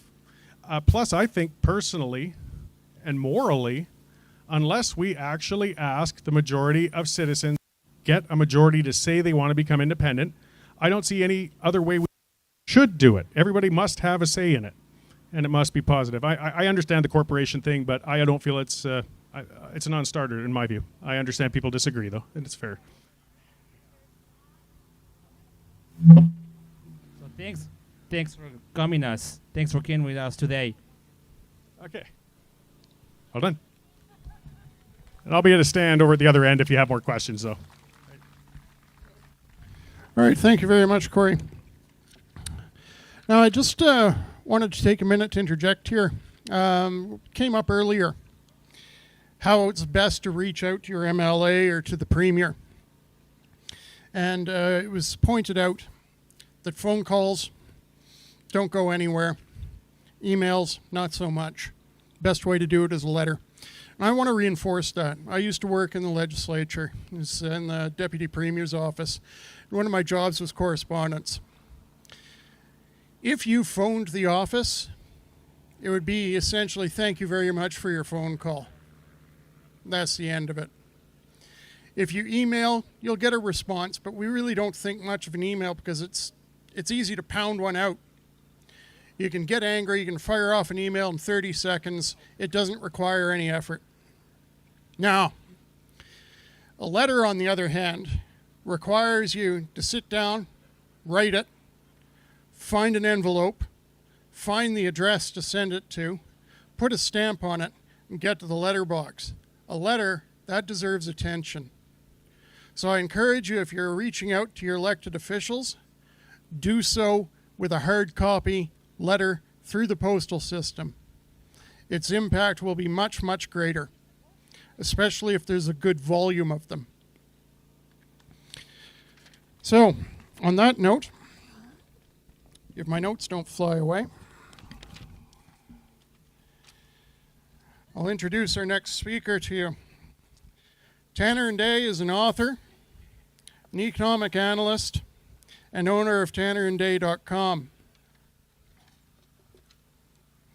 There he regularly comments on current events and pressing political issues, all while receiving millions of views on his online content every year. Tanner is also a frequent guest on shows such as Talk Truth, the Sean Newman podcast, and various other media outlets. He has a bachelor's degree in economics, is earning his master's of theology, and lives in Lloydminster, Alberta with his wife, Paige. All right, thank you. Please give Tanner a warm welcome.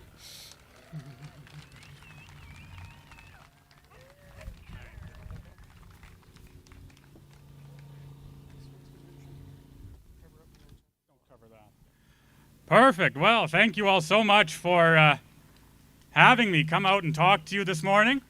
It's my pleasure to be here. I'm so glad to be able to join you, especially on such a bright and sunny and wonderful day. As Joel mentioned, my name is Tanner Hnidey. I'll give just a brief overview of who I am, or a quick addendum to what Joel said, just to add a bit more. I'm from Lloydminster, Alberta. I currently live there with my wife, Paige. And over the last few years, we have been busy traveling, or at least I've been busy traveling. My wife and I just got married almost a year ago today, actually. We're so excited about that. Even over this last year, we've been busy traveling across the province, talking about various economic issues and concerns that are afflicting not only our province, but also the country at large. And finally, before I begin, I just want to mention that I do also have a few books for sale. I've just written my newest one. It's over at the tents in the back. We've had so much fun coming to meet everyone and say hello. And again, it's my pleasure to be with you. Now, as I mentioned, I have been traveling across Alberta for the past many years. I, like Cory Morgan and Dr. Wagner and so many others, have been traveling across Alberta, preaching Alberta independence. More specifically, we've been traveling across Alberta preaching the benefits of Alberta independence. But I have not yet had the opportunity, at least not until today, to talk about why I am preaching, why we are preaching the benefits of Alberta independence. You see, our opponents and those who don't necessarily agree with what we're doing say that we're pursuing independence because we're selfish. And they say we're pursuing independence because we don't care about Canada, even though the truth is it's Canada that doesn't care about us.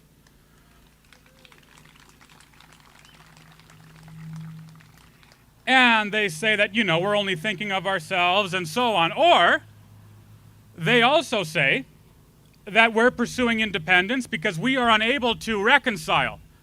We are unable to accept the repeated federal defeats that Alberta has suffered, even though it's not the political outcomes that we contend with, it's actually the political apparatus and the political structure of Canada itself that we contend with.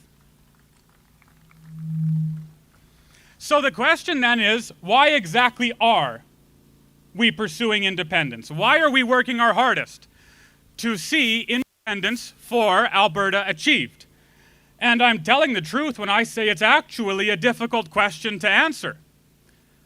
It's a difficult question to answer, but not because there are so few reasons to pursue independence, but rather because there are so many reasons to pursue independence. When I am asked, why do you want Alberta to go at it on its own? To be entirely honest, I struggle to answer because I don't know where to start. It's like, you know, I could, I suppose, start with our families, or I could start with our jobs. I could, if I wanted to, lament the fact that Alberta sends countless billions of dollars to Ottawa every single year that it doesn't get back. Or I could complain about the eco-radicalism that is right now dragging us into this socialist maw. We could do all of these things. I could do all of these things. But I want a general answer. If the man asks me, why exactly are you pursuing independence, I want something efficient. I want an answer that's effective and that generalizes the entire movement itself. And I believe I have the answer. I believe I've discovered the answer in a word. I am convinced that we here are pursuing Alberta independence because we are pursuing and are in favor of and champion and protect life.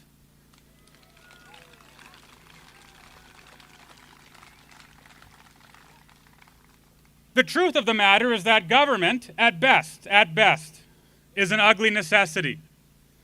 And the proper purpose of government, a government that is properly instituted, does not exist to oppress. It does not exist to indoctrinate, even though that's exactly what our government is doing right now. Instead, proper government exists for one reason, and one reason only, which is to protect, encourage, defend, and guarantee life, family flourishing, and the lawful, just structure of society. That's what government exists to do. That is the proper job of government, and to be entirely honest, it is the job that our current government and our past governments have not done.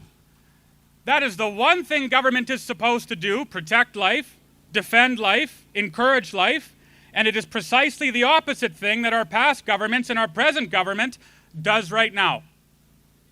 It's not as though our political leaders are pro-life. No, they are anti-life. It's not as though our parties pursue life. On the contrary, I dare say they pursue death. It's not as though we have a bureaucracy that is right now working for family flourishing. Actually, they are trying to tear the family structure down. And if anyone wants examples, if there are individuals who want examples of this so audacious a claim, I will give them to you. First, unfortunately, tragically, disgracefully, Canada, as you know, is an industrial factory of euthanasia. We are one of the highest euthanasia producing countries in the world. 15,000 plus Canadians in 2023, the latest data available, were euthanized in, again, 2023. 15,000 plus. And it's not as though this was protested by government. On the contrary, this was promoted by government, and it continues to be promoted by government. And mark my words, you know it as well as I do, that if we do not stop this odious piece of health care, it's better called murder, soon there will come a day in which you will not have the option to choose whether or not you want to be euthanized. Government, in its infinite benevolence and expertise, will make the decision for you. If you want another example, I can give it. I will appeal to the legal system in Canada. You look at our legal system in Canada right now, and what's wrong is right, and what's right is considered wrong.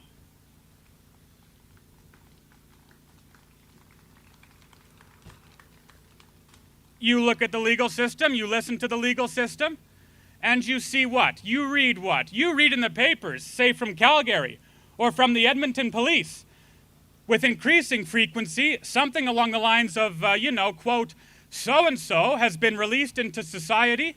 He or she is considered armed and dangerous and is extremely likely to reoffend. At the same time, you and I read in the papers that a church who has opened its doors to congregants, or a truck stop which has opened its doors to serve hamburgers to truckers, is right now, or has been, persecuted and investigated by government factions and agents for not keeping the laws it's supposed to be kept. So you and I see that individuals who just want to live as life is meant to be lived in society are under scrutiny by Canada's law and by the government. And those individuals who want to take life away through a variety of means seem to be able to do so all too conveniently and all too easily in this country. Now, you will notice that I have not yet presented a justification or a defense for the goodness of life. But to be entirely honest, it's because I don't need to do so. The goodness of life is not just a fact. The goodness of life is a self-evident fact. It is a fact upon which all other facts rest. It is a fact upon which all other facts are built. And I am ashamed to be living under a government. I am ashamed before God of having to live under a government that refuses to accept this fact and instead says and acts like life is an offense. It's not. Life is this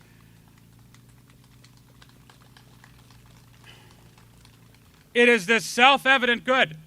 It's obviously a self-evident good. So for government to deny the goodness of life is not just wrong. It's not just wrong for them to do so. Instead, it's totally insane.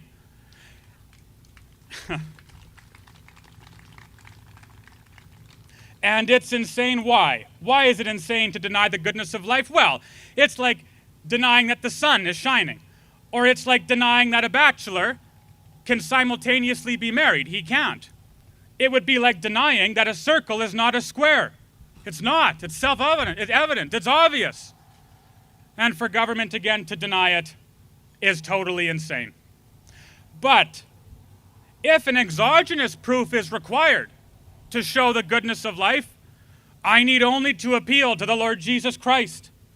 That Christ is life itself.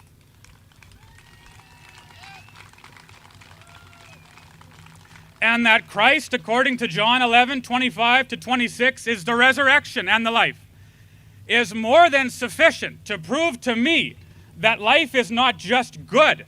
Life is goodness itself. Our Lord, our Savior, did not come from heaven down to earth that he might bring death. No, instead, he brought life. It's not as though he became incarnate to be conquered by the grave. On the contrary, he conquered the grave. And it's not as though Christ arrived to give power to death. He did the opposite. He arrived to take all the power of death away, which of course he did so at the cross and at the resurrection. And so finally, we come to the end. I come to the conclusion of my speech. We are here today. We are pursuing Alberta independence. We are pushing for this magnificent objective with absolutely everything we have. True, because we want to build a better life for our families. And true, because we want to pay less tax, we want to be wealthier, and all of those things. But ultimately, we are engaged in the enterprise of independence because we are servants of life.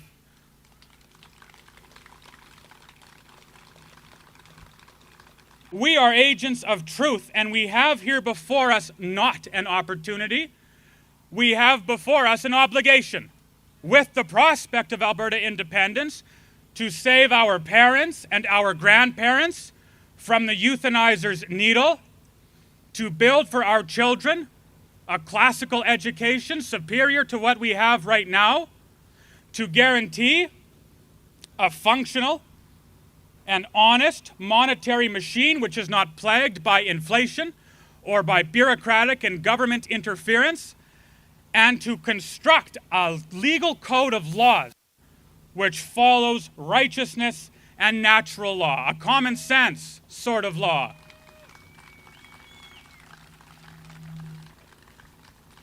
Now, of course, there are some who say that independence will be so very hard, and pursuing independence will be so very hard, and I do not disagree with them, to be entirely honest, but my conviction is that a continued life under Ottawa, continued to be ruled by Ottawa, will generate a life which is so much harder.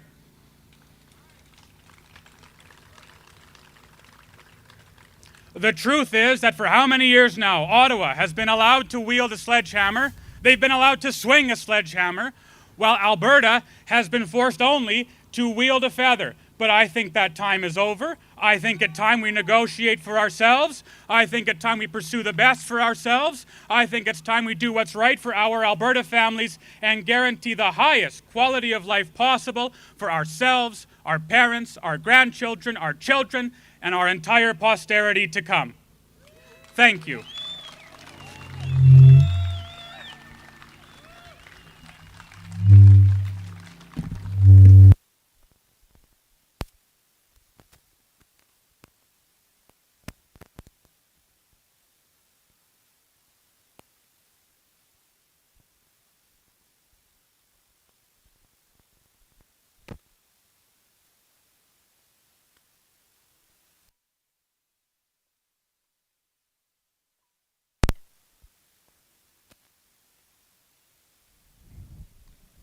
It's getting so hot that my battery is about to blow up.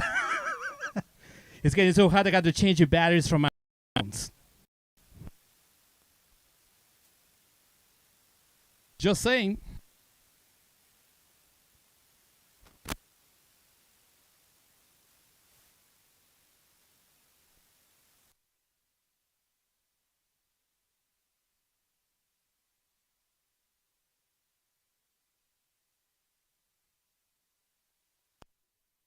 Test. All right, thank you very much, Michael. This is outstanding. Now, before we get to our next speaker, I wanted to point something out about the United Conservative Party. Was there anyone here who was at the founding annual general meeting in 2018 in Red Deer? Okay, I see a few.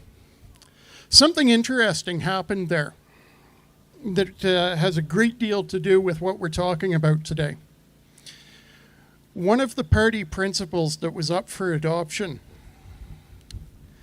was loyalty to Canada. And Jason Kenney was pushing for that really hard. But an interesting thing happened on the AGM floor. The vote on it failed. The UCP's policy book isn't ambiguous about separation or independence. It just doesn't talk about it at all. And I think the AGM coming up is going to be very interesting because I believe there are some policy proposals that will be coming forward that is going to steer that into a pro-Alberta independence frame of mind. So I would encourage you to consider going, because that will allow us to influence the party in government and steer them towards independence for Alberta. Now, our next speaker is a former Reeve, a farmer, and also an unfairly disqualified UCP candidate for Rimbey Rocky Mountain House. Of course, I'm sure he's no stranger to most of you. It's my pleasure to introduce Tim Hoven. Come on up, Tim.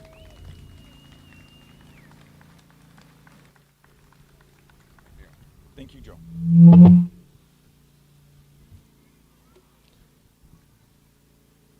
Good afternoon, everyone. I have a confession. There are so many people here, the cell network's down. My talk was on the cell network, on Google Slides, so you're going to see how good my memory is for the next 10 or 15 minutes. My name is Tim Hoven. I am a farmer from the eastern edge of Clearwater County, halfway between Red Deer and Rocky Mountain House. I am a husband. My beautiful wife is out here in the crowd somewhere. I am a father. My wife and I have 8 children together. And I'm a grandfather, as 2 of those children have blessed my wife and I with 3 beautiful grandsons. If you're in a car and you're heading towards a cliff at 100 miles an hour and you're going to fly off and you're all going to fall to your doom, does it make any sense to slow down? No, it doesn't. If you're going 100 miles and you slow down to 60, you've got maybe, well, depending on the distance, 30 seconds extra. When you're in that type of a situation, you need to change direction. Right now, our country of Canada is heading towards a cliff, and our current leadership is stepping on the gas pedal, not the brake. Last year, the Prime Minister's office had a report leaked. It was called the Social Mobility Report. What it says is if you are poor and you work hard and you make good decisions, you improve your life and move up to the middle class. And if you're in the middle class, can you work hard, make good decisions, and move up to the upper class? And this report found out that it's by the year 2040, it is not going to be possible for people to improve their lives anymore because of the policies of the federal, provincial, and our municipal governments.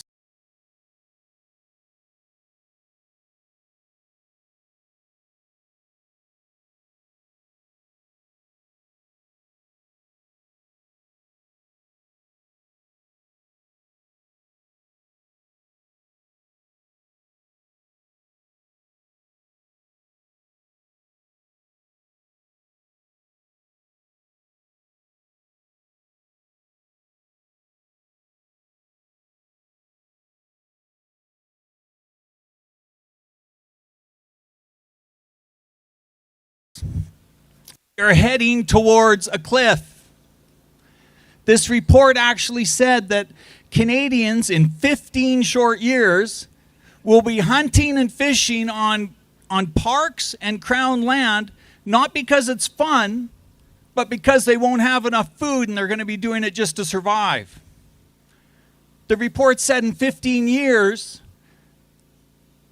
most people will not be able to afford a home. Well, currently, I think that's right now in this nation. With my sons and daughters, that's what they are living now, not 15 years in the future. A year before that, the RCMP had a report leaked. It was talking about the greatest threats to Canadian sovereignty over the next 5 years, and the number one threat they had was that Canadians like you are going to rise up and revolt when you realize how the system is totally screwed for you and you have no hope of a better future. We are heading toward the cliff. And our elected leaders, at least to me, They don't seem to be realizing that or recognizing where we are. I'm going to give you a very brief history of Canada. Before the American War of Independence in 1776, Quebec, Nova Scotia, these people were like the people who would have went on the trucker convoy. Hardworking, fiercely independent, not trusting their government. In fact, they left Europe to come over here to get away from government. But after the War of Independence, a large majority, about 80 or 90,000 people, left the U.S. and they came up here, not because they wanted more freedom. They liked the system the way it was. They liked having a king. The way the world operated back then was called the mercantile system. Now let me just tell me if this makes sense and if you recognize it. There was a central power called London back then, and they had colonies all throughout the world. India, North America, some colonies in Africa. The colonies produced all the raw materials, shipped it to London. The elites in London processed it all, made it into manufactured goods, and shipped it back over to the entire world. Very profitable if you're that middleman in London, not very good if you're the poor people on the edge producing the raw materials. When the American Revolution happened, all the people who love that system, all the people who love being in the middle, love being the middleman just to take the cream off the top, they all left to move to what is now Canada. And they set up the system here exactly like that mercantile system in the past. And we can see that today. We can see that in the last 158 years of Confederation. Everything from the West used to have to be shipped to Ontario and Quebec, be processed, and then sold to the world. We were that colony, and we are that colony. When the Constitution was set up, it was set up to keep things the way they are. Because the elites in Ontario and Quebec look at the West as a good way to make a lot of money without a lot of work.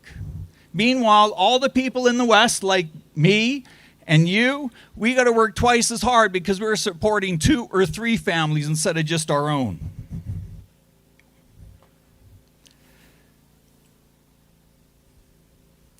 We will never be free and equal in this system. The system was designed to keep us as outsiders, to keep us as that colony. And the only way for our sons and daughters to have hope of a better future is to change direction. And I 100% believe that the only way out of this, the only way for our children and grandchildren to have a better future is through independence.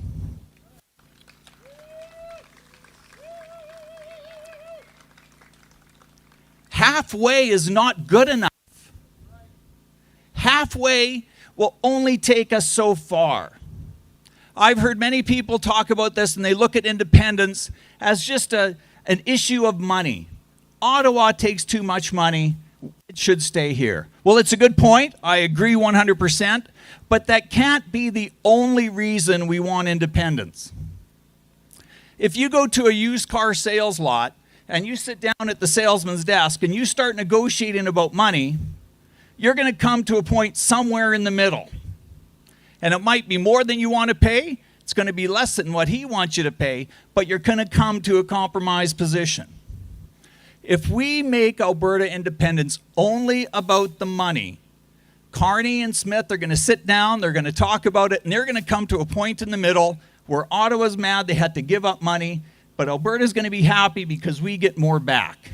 But guess what? We will not be free. What this system needs is constitutional change to improve our lives. And if we compromise because we all get a little extra dollars in our pocket, we are selling out our children and grandchildren so our wallets are a little bit thicker. We have to go all the way.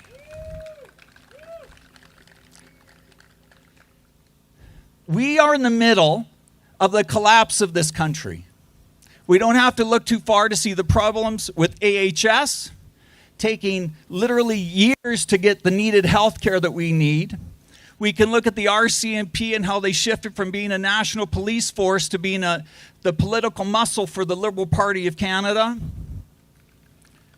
We can look at our deteriorating infrastructure.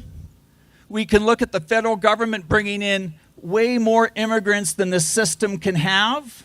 The reason they're doing that, by the way, when you owe a few $billions, if you can increase the number of people you have there to pay that off into the future, it makes your financial books look better for the bankers. It's not for any other reason other than that the federal government wants to take on more and more debt and pass that on to Canadians. It is the beginning of the end of our financial system. If you look at the price of things 30 years ago compared to today, it shows that the actual inflation rate's about 7%. So for all of you who are retired and you had $100,000 last year to retire on, that 7% inflation means today, thanks to Mr. Carney and Mr. Trudeau, you only have $93,000 to retire on. And next year, you take off another 7%. You're down to about $88,000. There's only one way for us to improve our lives and our children's lives and our grandchildren, and that is through independence.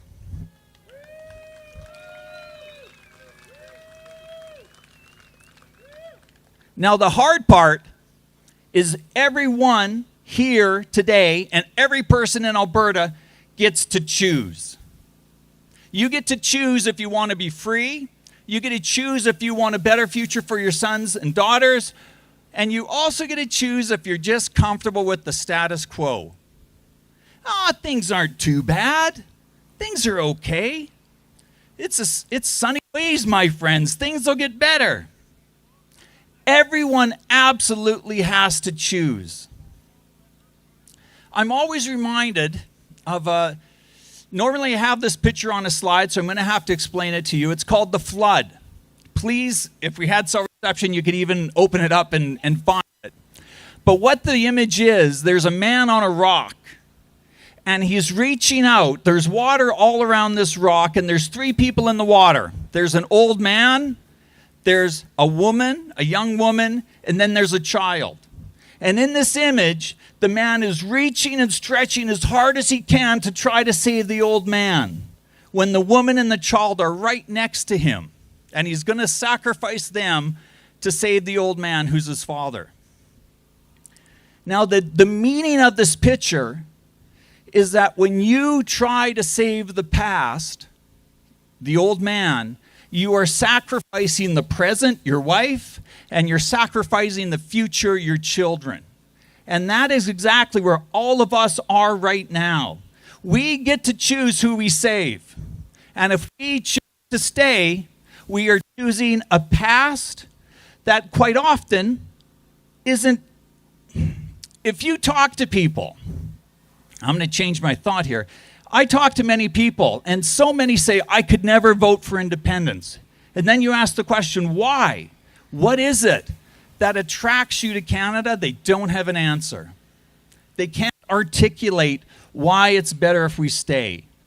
And I blame that on the 1972 summit series between Canada and the Soviet Union. Canada won, right? Henderson has scored for Canada. We had a new flag that was given to us about 10 years earlier, and there hadn't been an event, there hadn't been anything to attract us as a people to that flag until we fought against the world's evilest government, the Soviet Union, and won. And ever since that day, that flag, that maple leaf, has been programmed into our minds that it's such a great, glorious thing. And all the while, governments are systematically taking our wealth, taking our money, and making life harder for each and every single person here. So you get to choose. You get to choose whether to cling to the past or to grab hold of the future and give a better future to your sons and daughters. And that's where we stand today. That is the choice we all have to make today.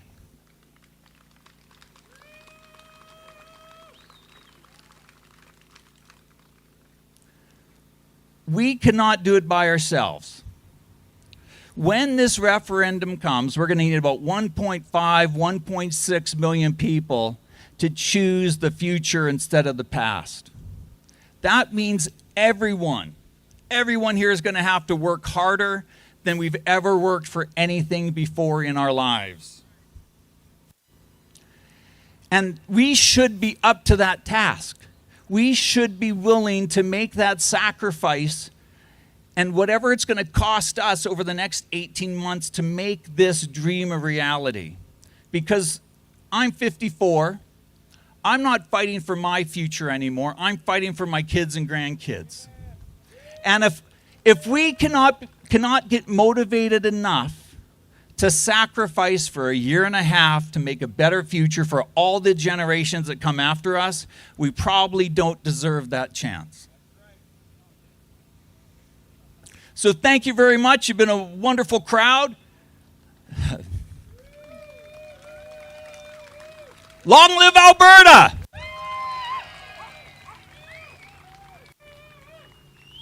Thanks, Joe. Thanks. Thanks very much, Tim.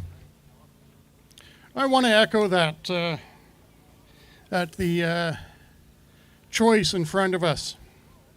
So many of us do have an emotional attachment to Canada, and that's hard to overcome. I know certainly for me it has been. I spent 17 years in the forces. That's a long time and a lot of dedication to the country that's failing us. But if we look at it with our heads over our hearts, it really is simple. We are being taken advantage of by the east of this country. There is no case for Canada in its current form. It might, as I said earlier, might be salvageable in a constitutional conference, but I don't think it'll happen. I do regard that as due diligence. So when you're talking to people, as I've encouraged you to do, ask them what the benefits are remaining in Canada. I bet, as Tim's pointed out, they will struggle. Now our next speaker is going to be talking about an event for you. His name is Brandon Pringle, and he's going to be telling you about an event that's coming up in Red Deer, such a time as this too. So, Brandon, over to you. Thank you. Praise the Lord. Great to see everybody out here today. God bless you. My name is Brandon Pringle, and if you forget, just think, let's go, Brandon. I went to work the other day, and I said to a woman in the lunchroom, I said, so what'd you think about the election results? And she says, and I said, you know what? That's how I felt for the first 5 minutes. But then I realized this was the best thing that could have ever happened to us. So many people are asleep. They think, oh, Pierre gets in, oh, we just go back, it's going to be fine for another 4 years. No, it's not. And I want to give Chai Northcott credit because he's the number one reason why I'm standing here right now. I went to an event right in the beginning of COVID, and it was masks everywhere. It was like a zombie apocalypse. But we went to this tiny little building in Red Deer, and there was no masks. And it was so amazing. It was so wonderful. And I'm sitting there going, oh, my people, this is great. Grab a coffee. And then I went and listened to Ty. And Ty said, every one of you in here right now think that if we get the next person elected, that everything will be fine. How did that work out with Kenny? I campaigned for him. Shame. I learned my lesson, though. So Ty says, the only way this turns around is not if we get this other person elected. The only way this turns around is if every one of you gets up off your you-know-what and gets after it. And that lit a fire under me. 7 years ago, I said to my own daughter, well, it's terrible, honey. Yes, we always just have to vote for the lesser of two evils. As a studied pastor, I can tell you unequivocally,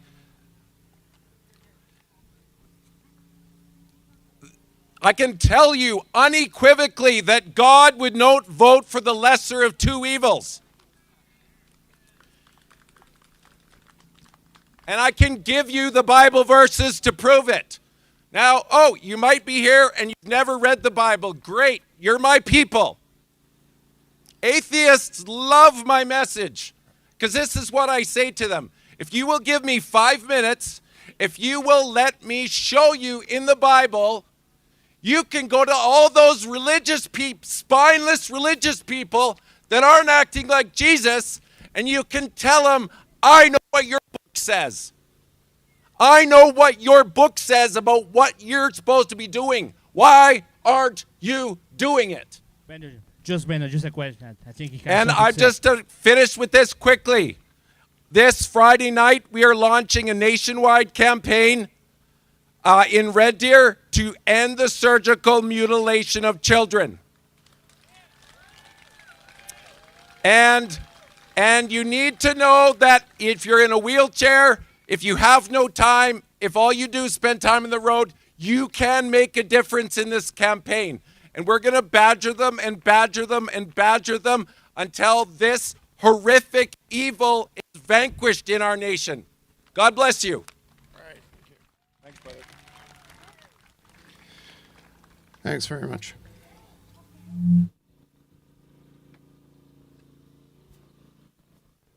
I'll just ask you to stand by for a minute.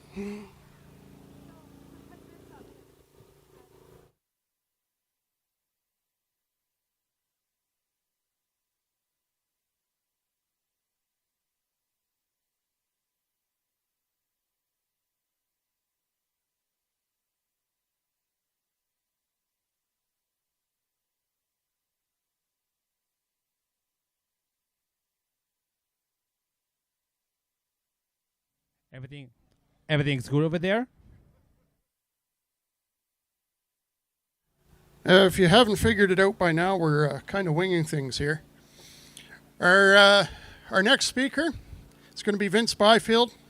I'm going to leave him to introduce himself. So please give a warm welcome to Vince. Thank you.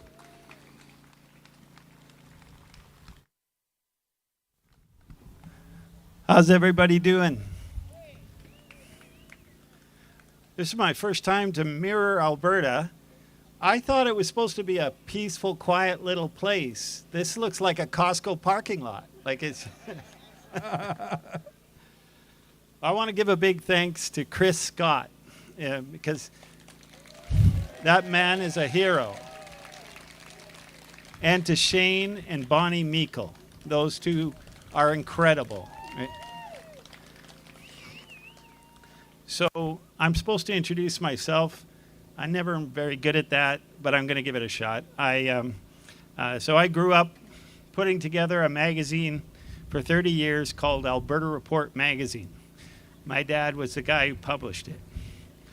So I'll just leave it at that. He did a lot of books, and I'll bring that up at the end. I've got a 20-minute spiel here, and so if you can suffer through it, I can suffer through it. But all right.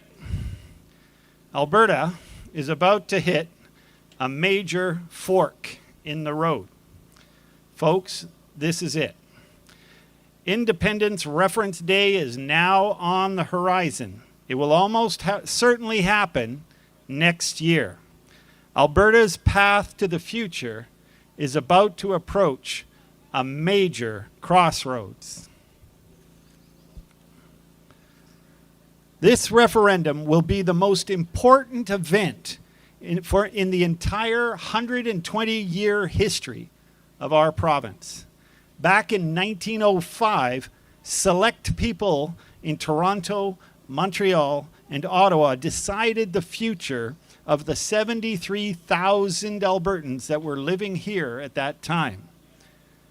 They are still controlling our future. But now we are 5 million strong. And this time, for the first time ever, Albertans will be deciding their own destiny. So what is that destiny? The way I see it, what Albertans fall, I see that Albertans fall into 4 different categories. Some see Alberta finally free and independent. Some hope that Alberta will become an American state. And some still hope that we can still fix Canada. These 3 groups are what I call the do something crowds. The last group, and I'm sorry to say it's actually one of the biggest groups, if not the biggest, is the do nothing crowd. And I'm going to talk about them later on. But first, let's talk about the go independent crowd. I suspect that's most of us right here. Let's do a little audience engagement test. When I say who wants independence, and that's you, I want you to shout independence as loudly and as fervently as you can. Are you ready? Okay, Mac wants. Come on, Max. You guys, this is your moment. Okay, who wants independence? Right on. Louder!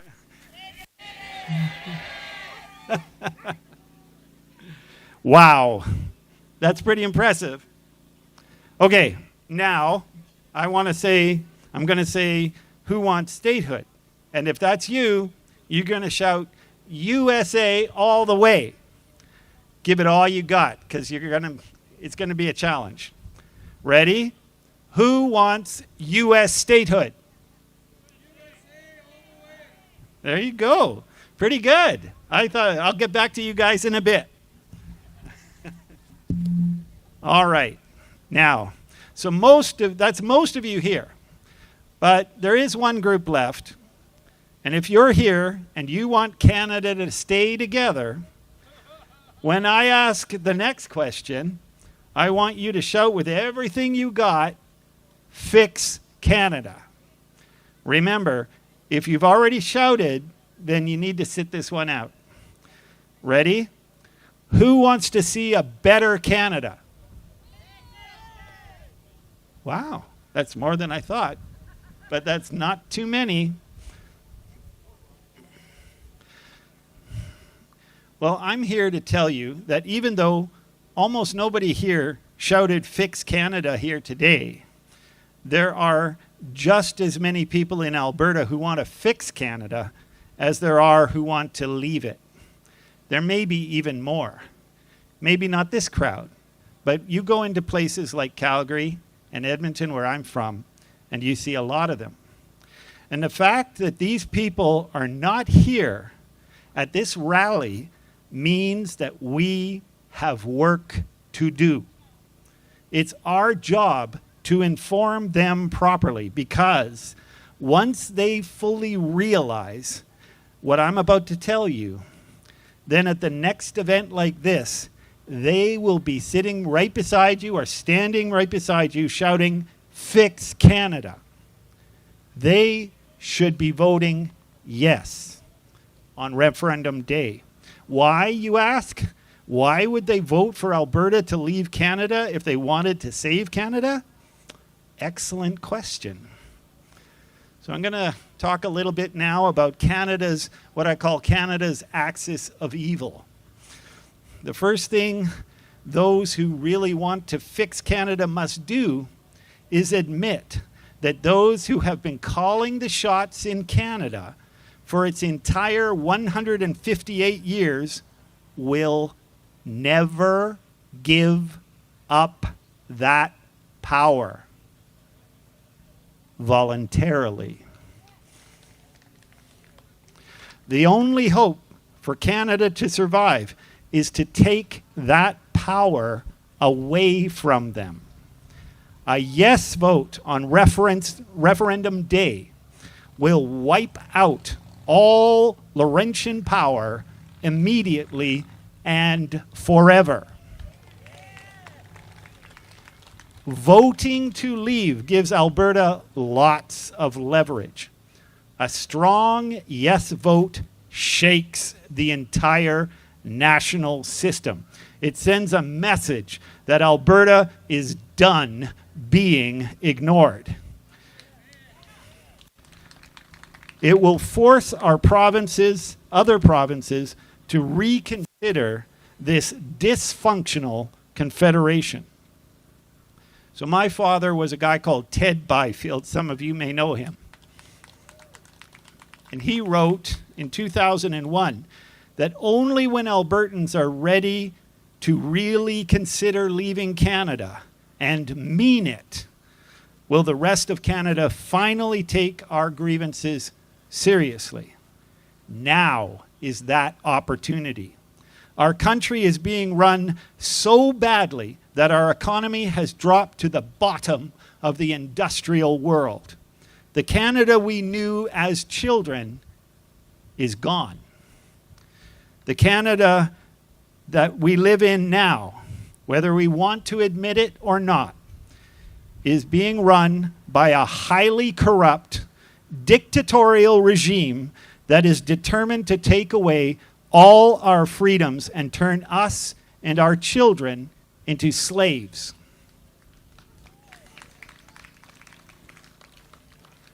From the ashes of an old Canada, it's possible, but I think it's remote, but it's possible, that a new and much better Canada can rise again. That's what the Fix Canada folks want, a better Canada. Dad also said that if Alberta were to leave Canada, the rest of Canada would fall apart soon after, like dominoes. Ottawa depends on Alberta's wealth. If we leave, the entire system faces collapse.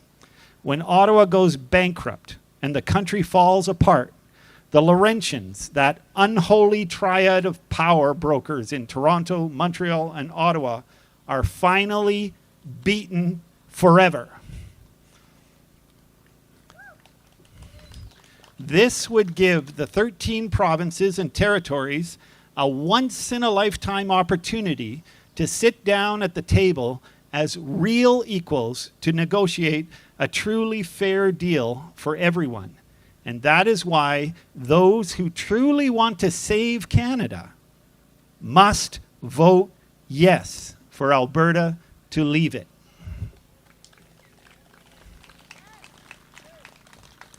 Now, I need to remind you that right now, only 1 in 3 Albertans wants independence.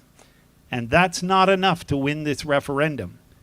But when we do our job and help our Fix Canada friends to see the truth, then that means that when referendum day rolls around, the number of Albertans wanting independence won't be 1 in 3, it's going to be 2 in 3. And that's enough, my friends, to set Alberta free.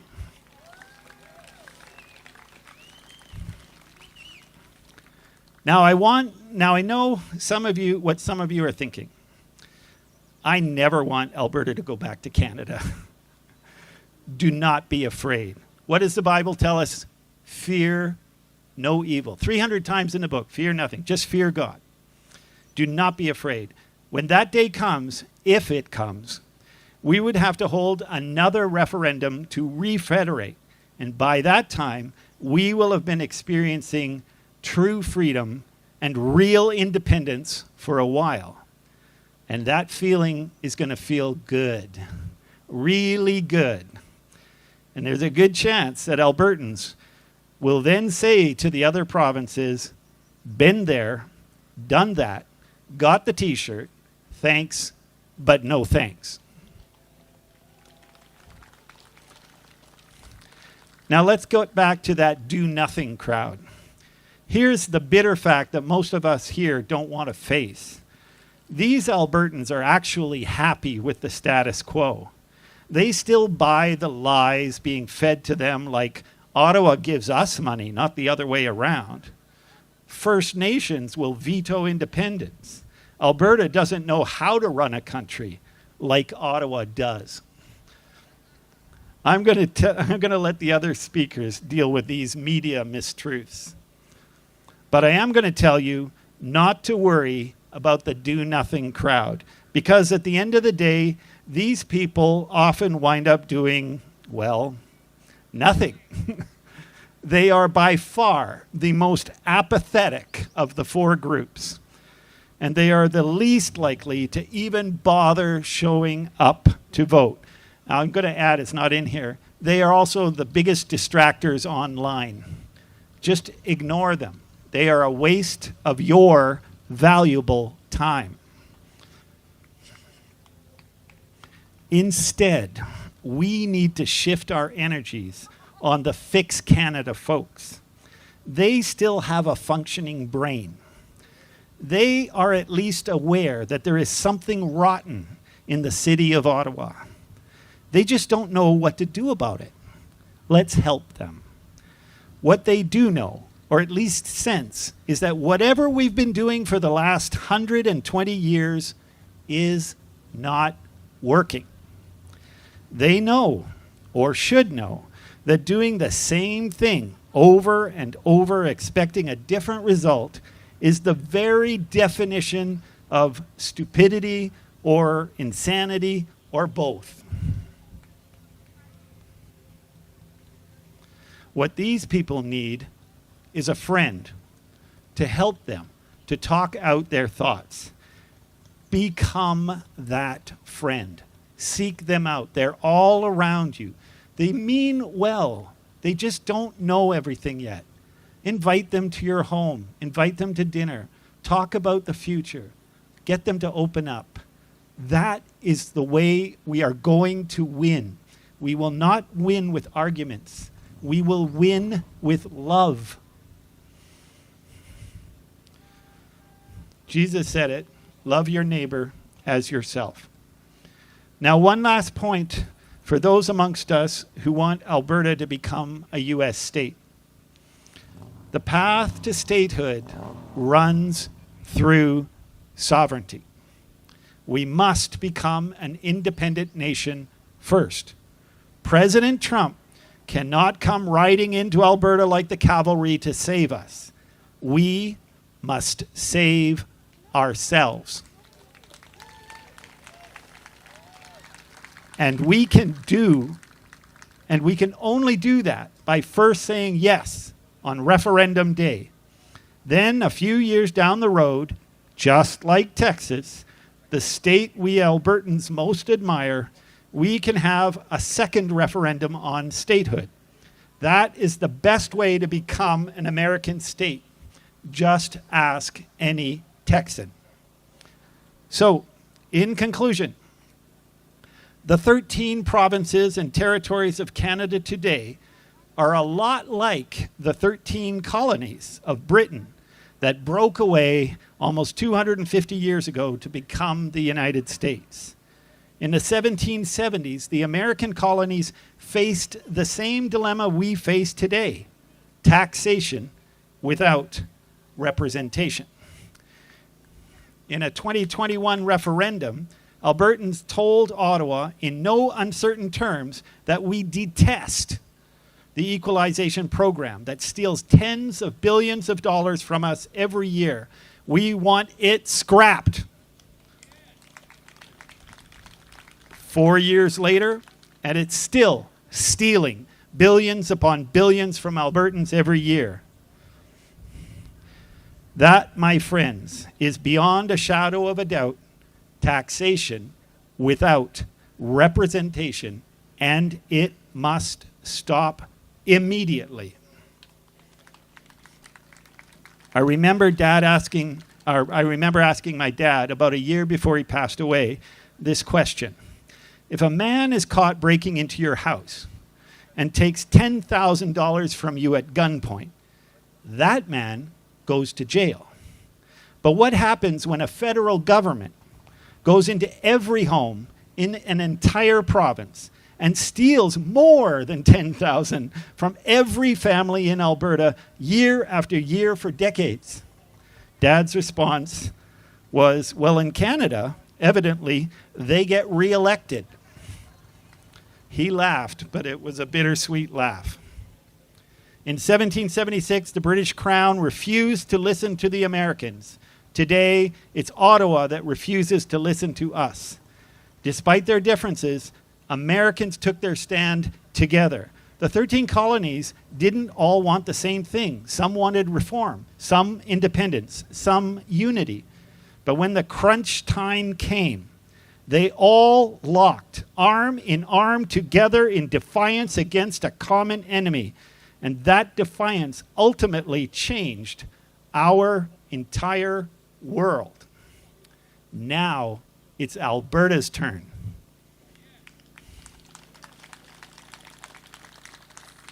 For the 13 colonies, the enemy was King George III and his army.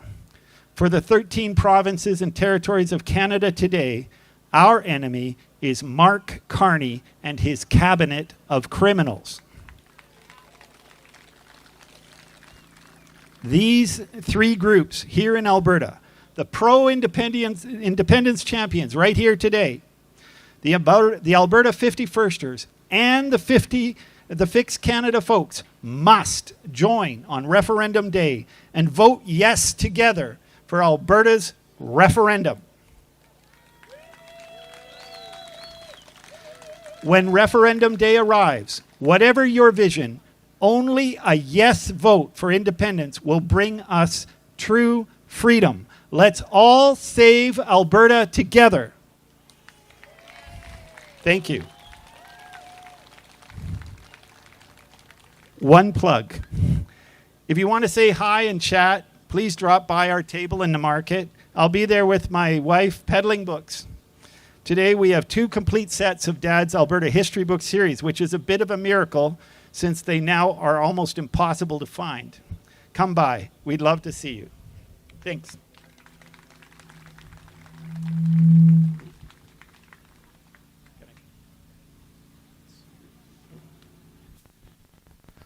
All right, thanks very much, Vince. He makes a very, very good point. We may not be quite faced with taxation without representation, but we're certainly faced with taxation with grossly underrepresentation. As I said in my talk, the political structures of this country are an absolute disgrace, and they are designed only to empower the East over the West. Now, our next speaker is the main event.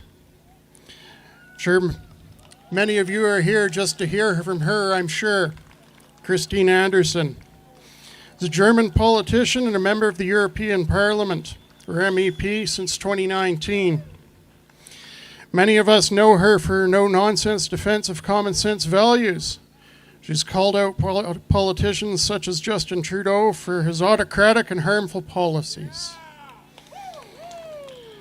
We're happy to have her here at the Whistle Stop Cafe as part of her Western Canada tour. Please welcome Christine Anderson.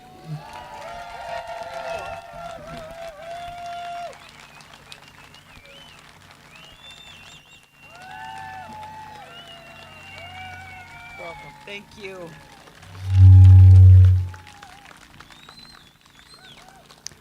Wow, they got me boxed in here.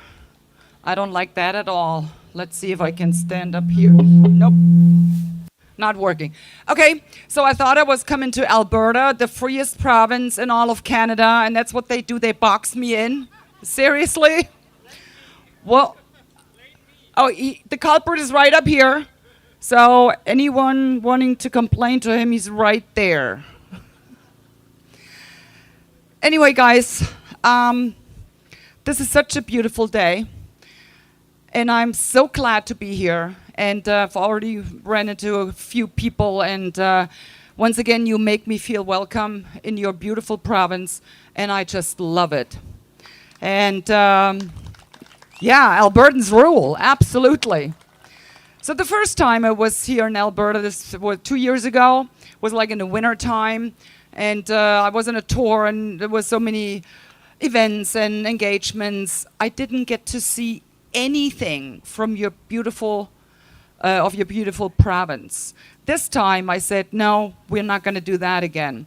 And guys, you really have shown me a great time. So that one night we actually went to a country bar. I have never done square dancing in my life. But boy, I enjoyed it. I really had a blast. And I really have to pay the Albertan men a huge compliment.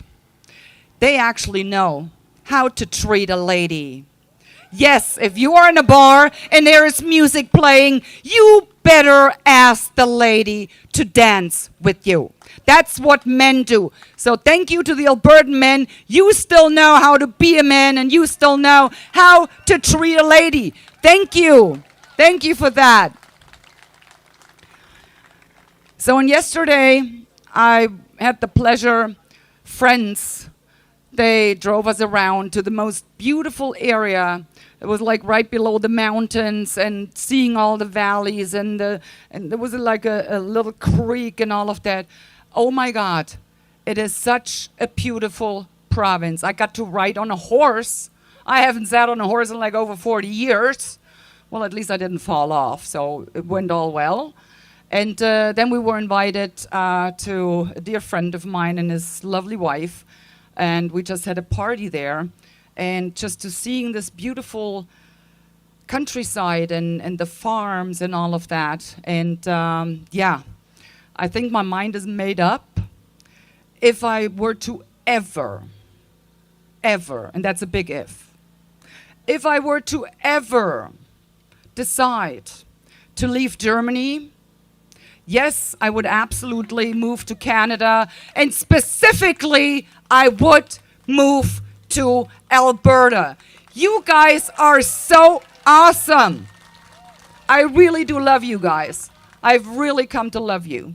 So, and just the openness of all of the people and how involved and engaged you are in fighting for your rights, that is really impressive. And I wish a lot more people would be just like that in Germany, but unfortunately we aren't quite there yet.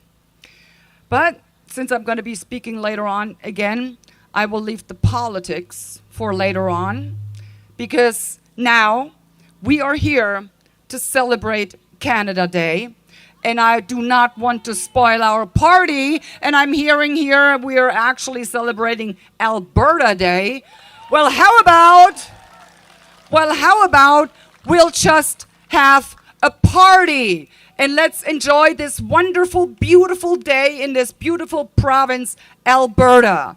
Please, let's just party. Don't take things too hard, too strongly. Just let's enjoy ourselves for today. And like I said, we get into politics a little later on. But I will be here all day. So come and find me. We have something set up in a tent back there. So come and find me. I am eager to hear from each and every one of you, and just to get in the conversations and to find more about the brave and brilliant citizens of Alberta. So let's have a party. Why don't we? Thank you. Thank you.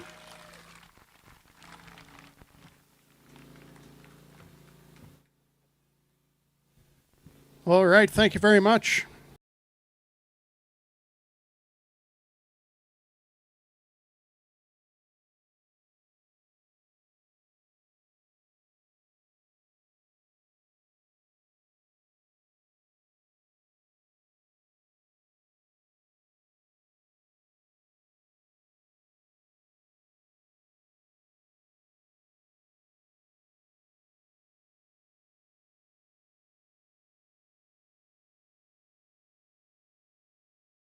To be continued, folks. Yes. So at this point, we're going to take a break. We'll give you about a 15-minute warning before we get into it again. But in the meantime, please do circulate around the shops and so forth, show your support, and we'll be back with you shortly. I figure we've had a heavy morning of politics, so let's have that party and maybe have a beer in the meantime. Cheers.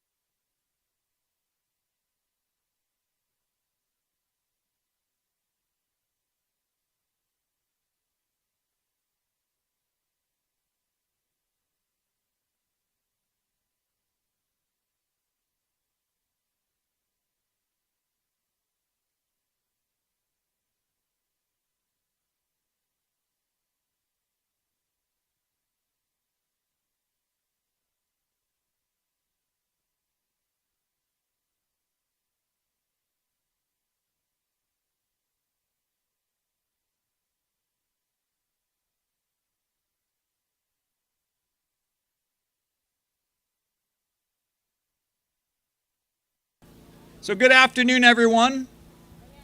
Welcome to the Whistle Stop for all the new arrivals. It is a beautiful, gorgeous day. I don't know how... Well, people always tell me that Chris Scott is pretty important and powerful, and for him to pull some strings to get weather like this today, he must be one of the most powerful men in Alberta. So thank you, Chris. Thank you, Chris. I've got a message here from Shadow Davis. I don't know if any of you have seen his podcast on Rumble, but he sent a message here that he wanted to be read from the stage. Well, happy Canada Day, I guess. Honestly, I don't know if Canada is salvageable after these last years. I, for one, would like my country back. But if we can't make that happen, we should have a place that resembles what our country was. To the people of Alberta, there are millions of us outside your boundaries hoping and praying you can make the dream of independence a reality, whether Canada recovers or not. When you do achieve this goal, we know you'll still always be family and would love to see you explode with actual pride and prosperity on your own terms moving forward. You'll have many of us making new homes there in the not too distant future, regardless of the outcome. Happy Alberta Day. So if any of you connected with him on Rumble or on X, just send him a message to say thank you. So I'd like to introduce our next speaker, Mr. Maxime Bernier, a former Conservative and now the leader of the PPC, the People's Party of Canada. Let's give him a big Huge Alberta welcome. Thank you. Thank you. Thank you.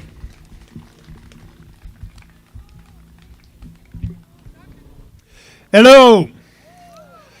How are you?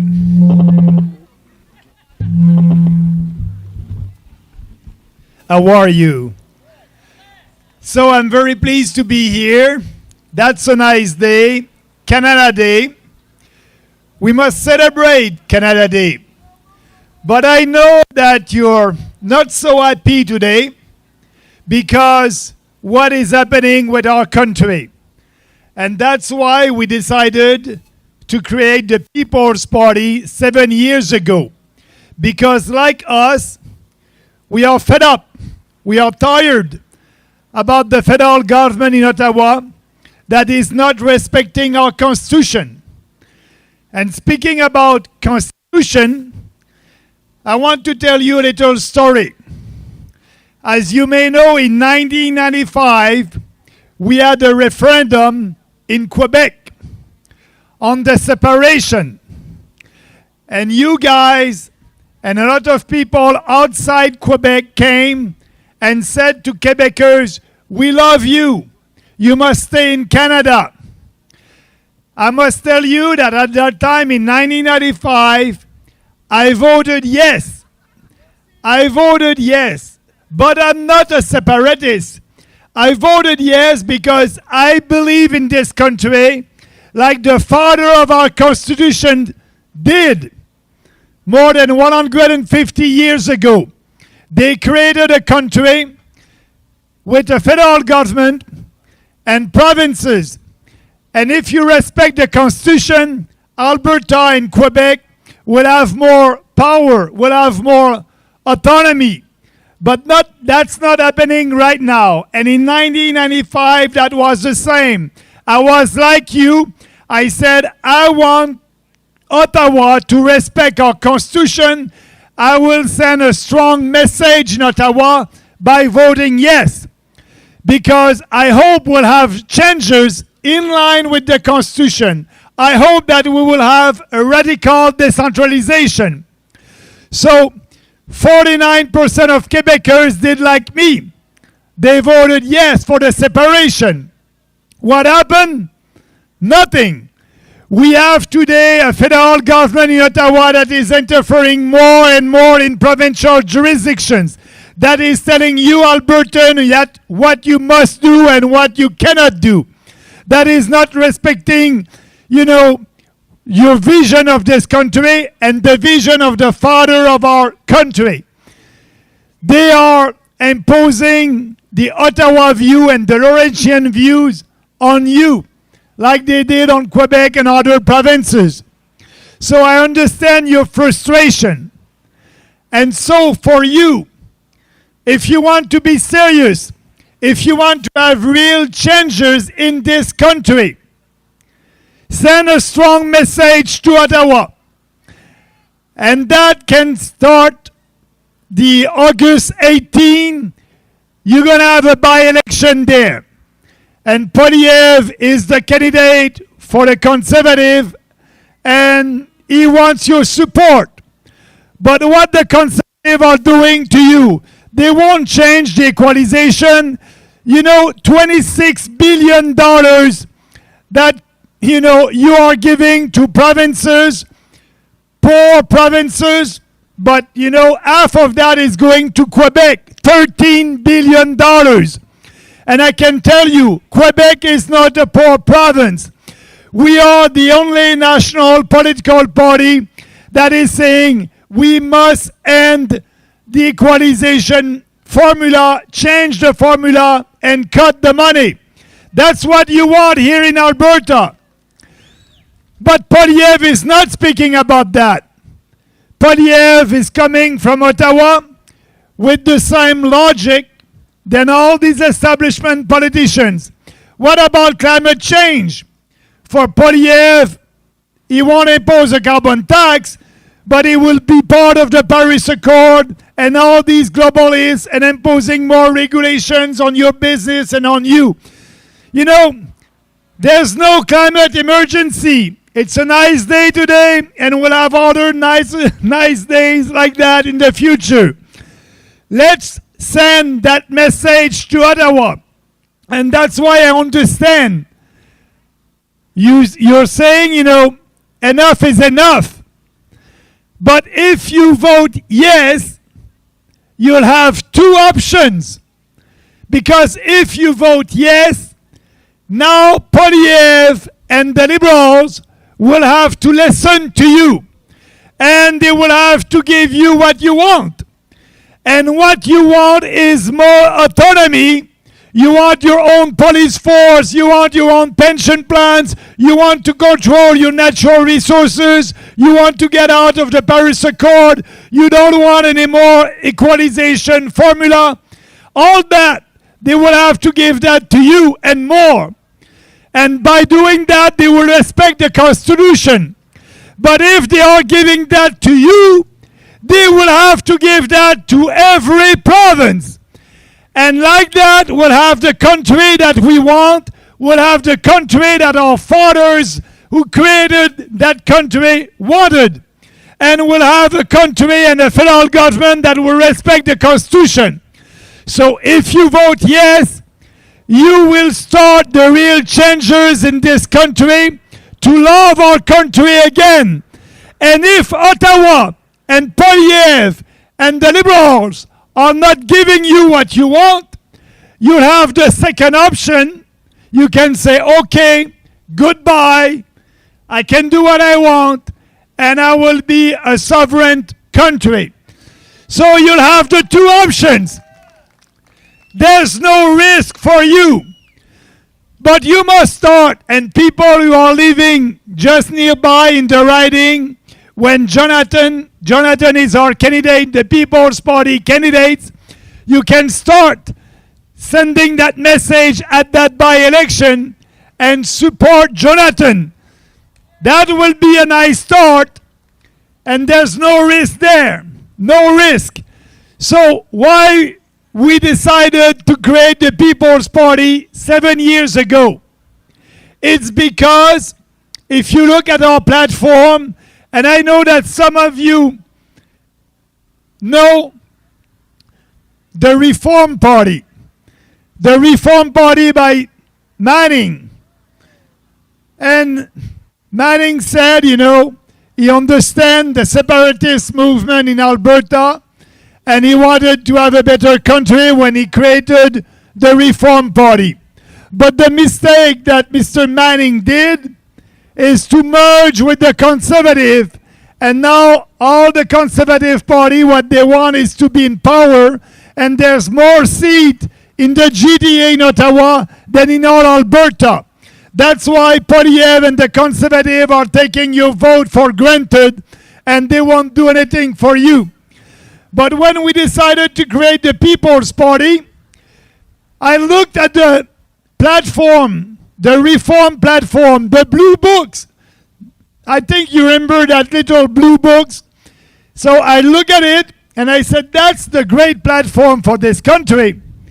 And 95% of our platform, the People's Party platform, is coming from Preston Manning and the blue book. Because we know that if we respect the Constitution, we will have unity in this country and we will have prosperity. Now, look at what is happening. You have a federal government that is spending money that we don't have, creating this huge deficit. And the federal government does not have the courage to tax you for the money that is spending. What they're doing, they're spending money, they're creating huge deficit, adding to the debt, but you are paying right now for these deficits with the inflation tax. Inflation is a tax. You can keep your money in your pocket, but you won't be able to spend to buy the same amount of goods and services with that dollar. Your purchasing power is going down. Your standard of living is going down. All that because of a big fat federal government that is creating deficit and spending money to a war, for example, in Ukraine. Ukraine and Russia are not our enemies. We don't have to participate in that war. The federal government gave more than $15 billion for the war in Ukraine. We don't have that money. And they did it with the support of Poilievre conservative. Pierre Poilievre is okay with the war.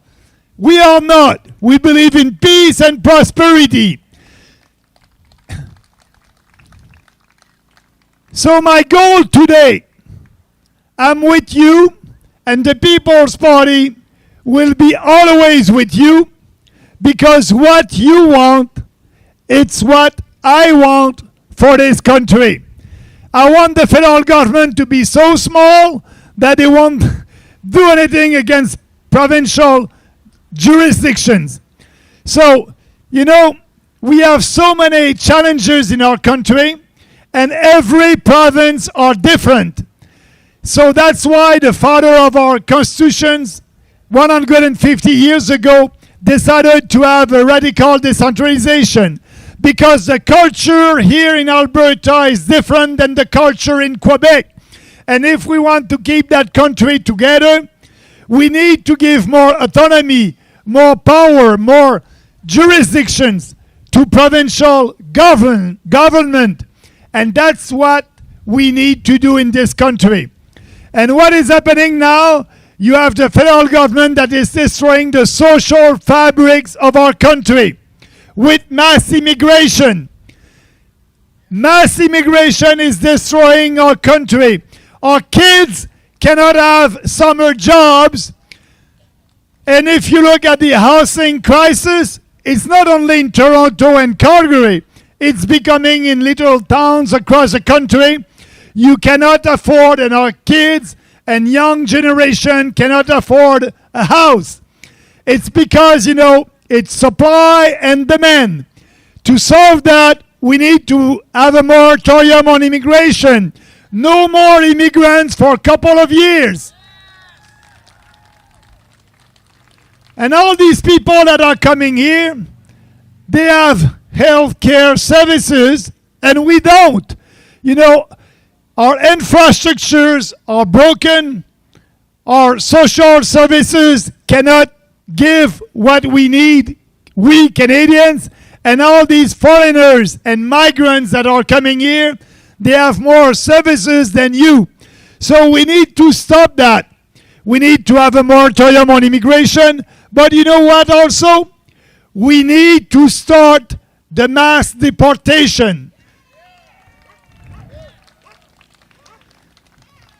This year, we will have between 2 million foreigners, between 2 million and 5 million of them that are here in Canada, and their permit won't be in force anymore.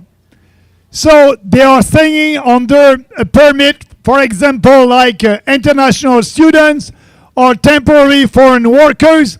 But when your permit is not in force anymore, is expired, you need to leave the country. You need to go back to your country of origin. That's why you had a temporary permit. But all these people, they want to stay here in Canada. They're between 2 million to 5 million. And that's why I'm speaking about mass deportation. But for Poilievre and Carney, they are pandering to them. They want them to stay. So they don't respect our legislation. If you are a student, a foreign student, you come here to study, and when you have your diploma, you go back to your country of origin. That was the case before, but now these fake students are doing protests, and they are saying, we want to stay. And Carney and Poilievre are telling them, it's okay. You don't respect our legislation. You don't go back to your country of origin, but we will give you the permanent residency. We'll give you a nice gift for that. All that must end. They must respect our legislations, and they must respect us.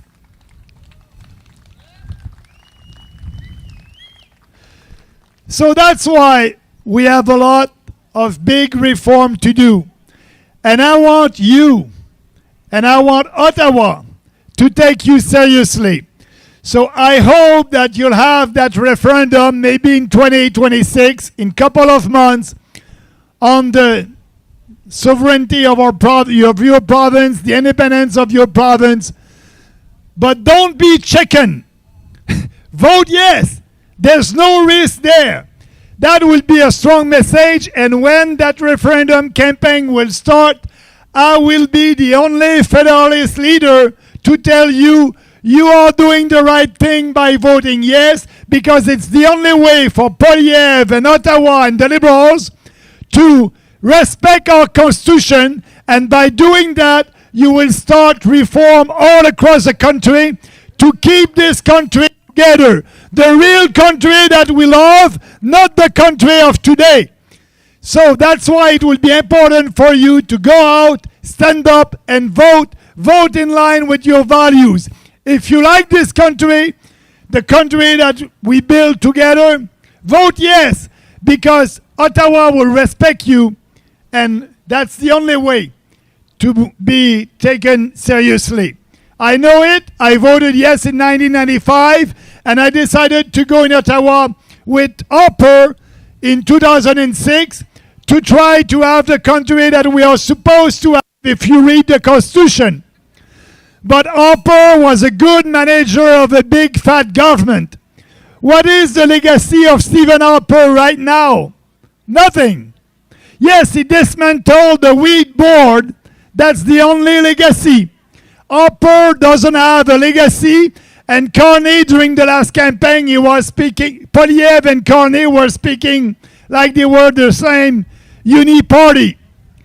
So the bold reform are coming with you, with the support for the People's Party at the federal level, because we need you guys to have a better country. And now you have the opportunity at this by-election to support Jonathan, our candidate, and to tell Poilievre, enough is enough. You cannot take our vote for granted anymore. And we will vote in line with our values. We will vote for what we believe. And I know that we, the People's Party, we lost 700,000 votes at the last election. Coming from Alberta, BC, Manitoba, Saskatchewan, they decided to vote Poilievre. And I can tell you, I did a lot of rallies across the country during the last election. And here in Alberta, I've met people who told me, Maxime, I'm a founding member of the party. I always voted PPC in 2019, 2021. But for this election in 2025, I like you. I like your platform. But I cannot support you because I want to get rid of the Liberals, and I will vote strategically, and I will vote for Poilievre. But after the election, I will come back with you and I will support you. But you know what? Strategic voting does not work. All these 700,000 people who didn't vote for the PPC at the last election like they did in 2021, they have Carney. They have Carney. They try to get rid of Carney, and they have Carney. You must vote for what you believe if you want to have real changes. You'll have more chances to have what you want if you vote for what you believe.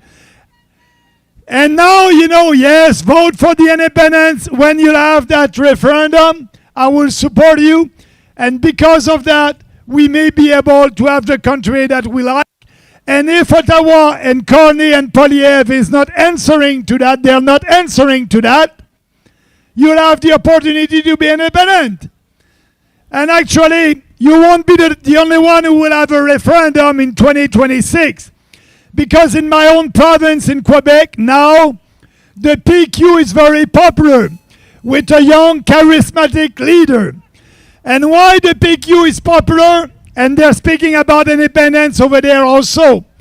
Because of mass immigration. We are losing our province in Quebec. We are losing our francophone culture. And people are fed up with that. And they want to support the PQ. And in Quebec, the next provincial election will be in 2026, next year. And the leader of the BQ said, if I'm the next Prime Minister of Quebec, in a year after my election, you will have a referendum on the independence. So you may have your referendum on the independence in 2026 and maybe in Quebec in 2027. All that because Ottawa is not respecting us and our Constitution.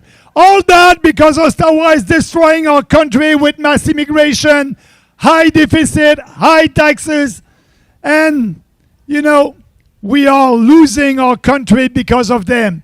So that's why I said during the last electoral campaign, the People's Party is your last hope at the federal level. If you vote for the People's Party, you'll be happy in this country because you'll have everything that you want. And if you have a referendum, don't hesitate to vote in line with your values.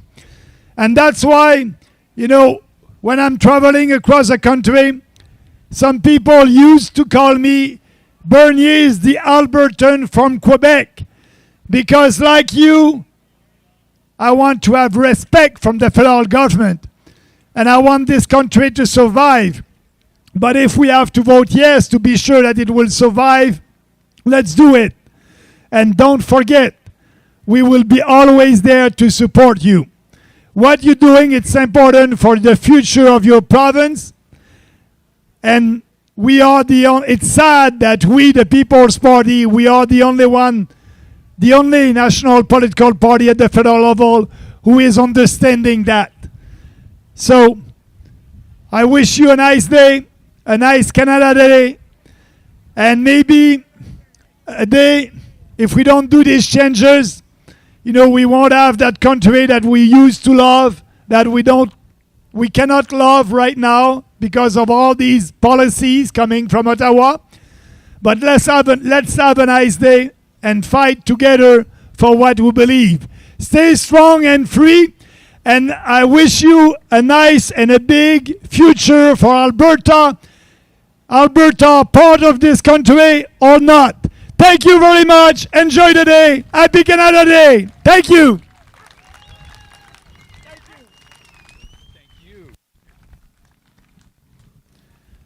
Thank you, Mr. Bernier. Let's have another big round of applause for a real freedom fighter who's been in Ottawa many, many years trying to make our country a better place.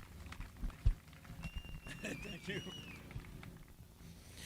So is Christine Anderson's group here? I got some wrong information. The honey tasting is actually taking place here, but I don't think they're here yet. Oh, here they are. They're coming. So now I have to fill the stage with a bunch of chatter. I'm a farmer. I'm a man of very few words, so we might have a few moments of silence. What?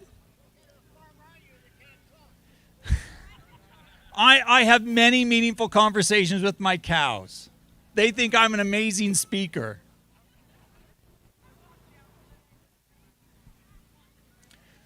One thing I'd want to say right now is as we move forward towards this referendum next year under the leadership of the APP, I don't think we have an understanding of how much money it's going to cost the people who want independence. To run a campaign, I've been told you have to plan for at least $10 a vote. So when we think of 1.6 million votes to get to yes, we're looking at a minimum of a $16 million budget that has to be spent to convince the people who are in the middle right now. So there are groups going all over the province right now, usually on fumes in their gas tank and loonies in their pockets. It costs money to put on these events. One, if you see a group that is asking for some funds to put on an event, please be generous and support them. One person I want to point out right now, and he didn't ask for this, but I'm going to do it for him, Joel Mullan. Joel, wave your hat. He was your MC this morning for people who were not here this morning. But Joel is out organizing town halls and meetings, and his organization is looking for funds to help fund that. So if you're able to be generous and help, please go talk to Joel. So, what do we need for the honey tasting? Do we need a table? I see Cory Morgan coming to the stage. Unfortunately, I'm a little in the dark about this part, so we'll see what comes up. Do you guys need the podium? Just somewhere to put a couple. We're going to do this blind somehow. So we'll take the lids off, I guess, then, because they're not labeled. Yeah. As long as nothing flies into them. Okay. All right. Cory, you know what's going on. You want to talk about the event? Do the introduction? Yeah, you go ahead. I've already been up here, and I'll have more to say. Hey guys, I'm Mike from Freedom Honey. We're a veteran brand apiary out in Beaver County. We do a podcast, other stuff. Kind of a little bit background about us. We started our honey company a few years ago during COVID. Kind of our way to give back to vets. Personally, myself and my business partner Pedro, we're kind of disgusted with the way that the current state of the Canadian Armed Forces are, but we're always willing to help veterans. From there, we found out that beekeeping is actually really good for PTSD. And so we get my vet buddies, we get them out to the farm, get them in the beekeeping suit, we drink cheap beer, hang out, and do bee stuff. And it turns out it's really good and therapeutic. From there, we started. My business partner was one of the veterans that got kicked out of the Army for not getting the experimental jab. We documented everything, and we started fighting back. About a year later, the convoy happened. Veterans for Freedom reached out to us and asked us if we wanted to join and kind of help them promote everything the good that they were doing. So I do a podcast on their network and stuff. From there, it just became one thing after another. You guys can check us out on X, Freedom Honey, at Live Free Honey. And currently I'm in the, how would I say it? Cory Morgan and myself are at possibly what is the greatest challenge of all time, for a title of greatest amateur beekeeper in Alberta, between him and I. Yeah, thank you. This is for all the beans, and we have our wonderful selection of celebrity judges. We have Derek Smith, the Unacceptable Fringe, Tamara Leach, the Queen of the Convoy herself, and of course, Christine Anderson, as you all listen to her. Wonderful, wonderful people. So this is going to be a blind taste test. Cory's been trying to fix the books all morning. So if we can have all three judges up here, please. You're going down, Morgan.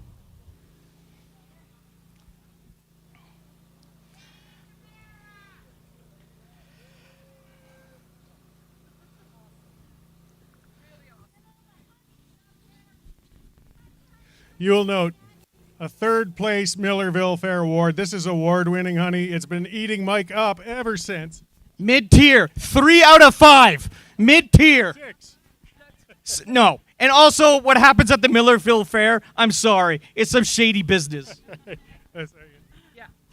And just in case, the honey is really disgusting, I brought some German beer to wash it down. I'll give you that. All right, how do you want to do this, old man? Old man. We have some good Alberta petroleum-based plastic spoons. Great. And all right. we, again, some nice plastic spoons. None of that hemp stuff or whatever the hell we're supposed to use now. We have one, they're both raw honey. They're both Albertan honey.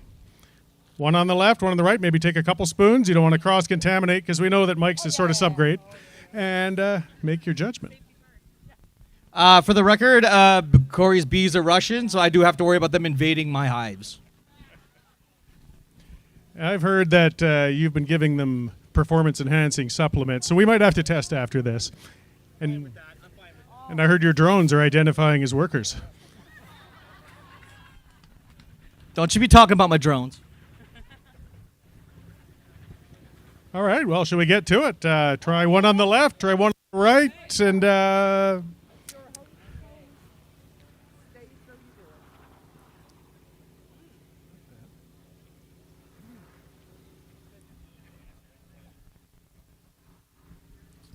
maybe we'll wait till everybody's tasted before you guys make your judgments.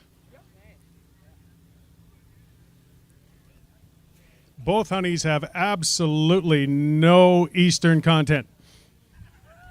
Our bees can't fly that far.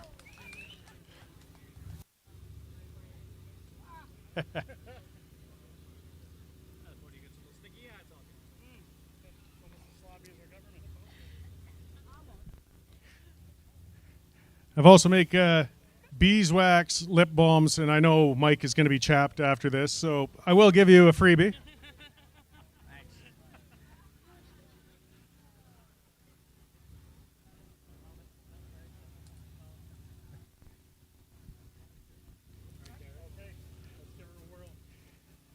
It's worse jobs to have than being a honey taster, eh?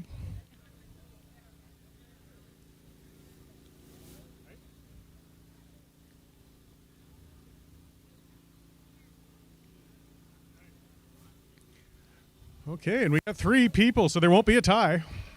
Wait, I was told I was here for a check. See? We'll talk later. You guys made your minds up, okay?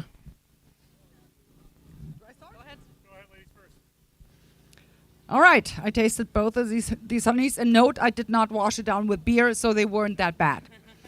Neither one of them was.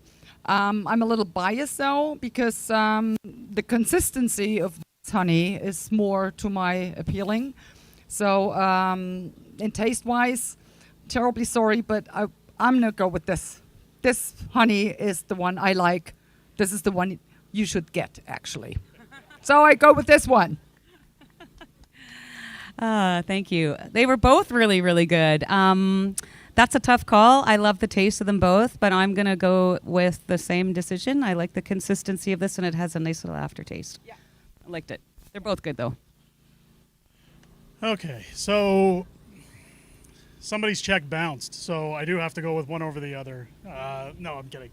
I got it. They're both equally amazing, but I do like the consistency of this brand better. I'll let him explain. So by unanimous decision, Say it! Mike has the better honey than mine. I got to work on my consistency, apparently.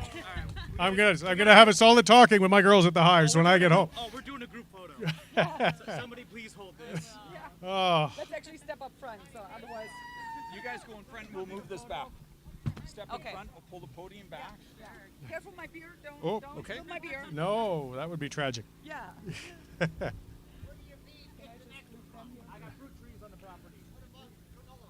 No canola in my neighborhood, no. It's mostly dandelion for mine, but apparently the dandelions aren't very good in my area.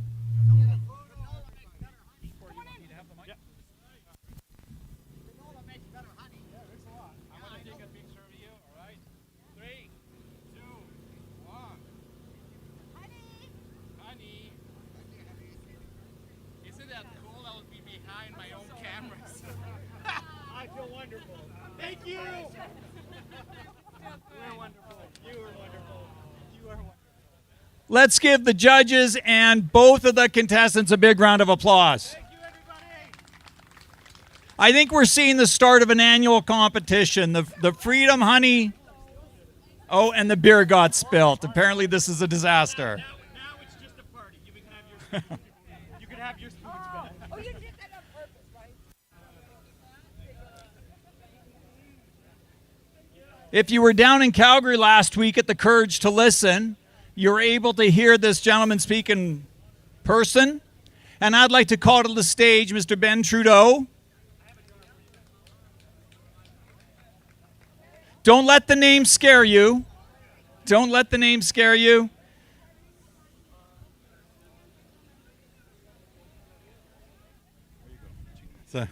No, I'm good. Yeah.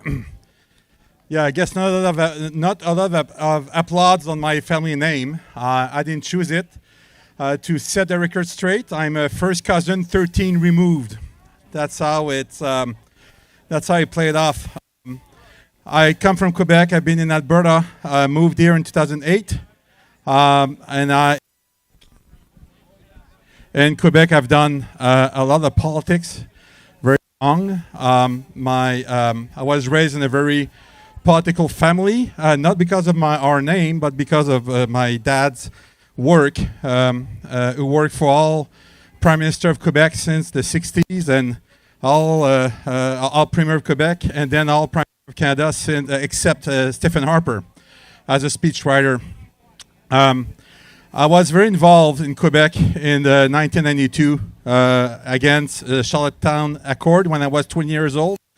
And in 1995, I was less than 20, I was 18. In 1995, I was very, very involved in the referendum, being one of the founding members of a political formation in Quebec named ADQ. And we became the balance of power at the time because the yes camp was missing 6% of the population to win a yes, and this is what we received.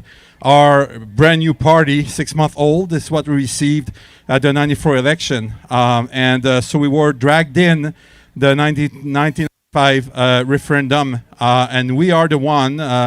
Our leader was 24 years old. His name is Mario Dumont. And we were the one who influenced the question and for what the question was. In fact, the first time that question was put on a computer and photocopied was on my own computer because we had a Congress to accept the question that weekend. I will give you a little bit of history that I know that most Albertans don't know about Quebec and about the sovereigntist movement. First, the sovereigntist movement in Quebec is this year 266 years old. It started on September 13, 1759 on the plain of Abraham in Quebec. The Quebecers went to war against the English in 1837 to keep some power and they helped George Washington in the Independence War with their allied, the Indians, that have been allied to the French since the beginning. This is where the Métis Nation comes from. So technically, the French are, let's say, second nation, if you want to use the narrative. And then in the 1837, there was a war, a rebellion. It's called the Patriots' War in Quebec.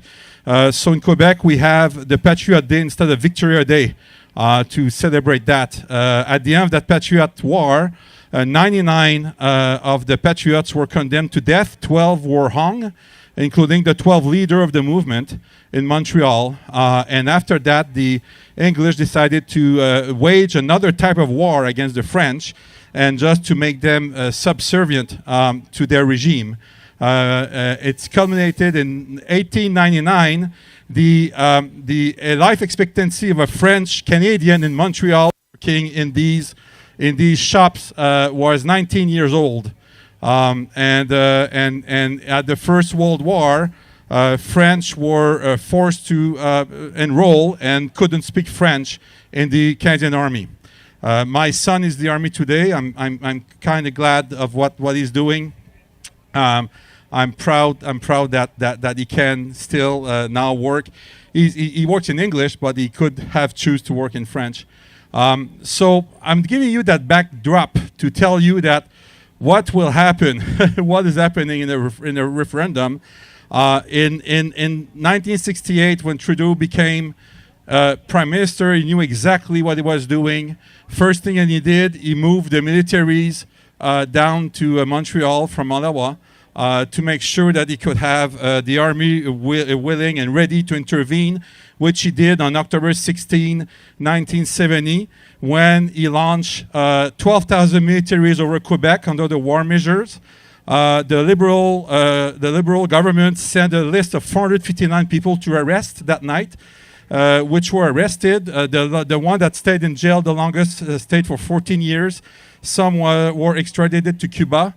And that was the independentist movement in Quebec. So when came the 1980 movement of René Lévesque, the referendum, the first thing they've done, they put a project of society in front of people, which they brought the referendum in 1980. So Quebec, fast forward after losing the 1995 referendum, by the way, the participation rate was 93%. They lost by 55,000 votes on 4 million votes casted, 4.1 million. After the 95 referendum, the position of the government, mainly after 1998 judgment that led to the Clarity Act of 2000, the Quebec government took another strategy. They said, well, we lost this one, so what we'll do, we'll make sure to make the most of our constitution. And for one thing that they've done after the judgment of 98, in 99, they privatized all of their crown corporations, including Hydro-Quebec, to remove them from the calculation of the equalization payment. After that, they put in place structures to shield them from Ottawa, which all structures has been fighted at Supreme Court day one because we have a constitution right now, mainly since 1982, where Quebec didn't sign for it. That cannot be, that is not very solid to prevent provinces to do what isn't their right to do. If you look at Quebec, the latest move they've done, the day after we pass our here for the Sovereignty Act within the United Canada, the following day in Quebec, they actually passed a law that any MLA in Quebec don't have to pay allegiance to the Queen at the time anymore. In 2023, they kicked out the lieutenant governor, so right now all laws in Quebec don't need royal assent. And on May 27, 2025, 2 weeks ago, what they've done when the king started speech in Ottawa, they stopped all works in the Legislative Assembly, and they voted a motion to kick the crown out, which motion was delivered in hand to King Charles after his speech. So I believe that we are in a situation here where you don't even realize how much of Canada you have in here, and how much we can do without changing any structure, just by affirming what our Constitution gives us the right to do. You do realize that when you get pulled over on a range road, on a gravel road in Alberta, you actually let Ottawa in when you get your ticket. That's what you're doing, having the RCMP in this province. When I was 16, in fact, it's funny because we used to race with the RCMP cars in Montreal, and I got a bunch of tickets when I moved here in 2008 because I never pay attention to RCMP cars. They cannot pull you over in Quebec. So there are some very quick steps that can be taken. When Quebec decided not to join the Canadian Pension Plan in 1965, they created the Caisse de dépôt placement, and that Quebec pension plan right now has a fund of 600 billion with 24% of the population.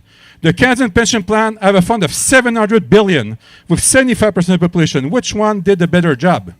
The other rule in the Caisse de dépôt is that they need to invest in Quebec first, then in Canada, then the rest. So when you actually go to the Cross Southern Mill in Calgary, this is owned by the Quebec pension plan.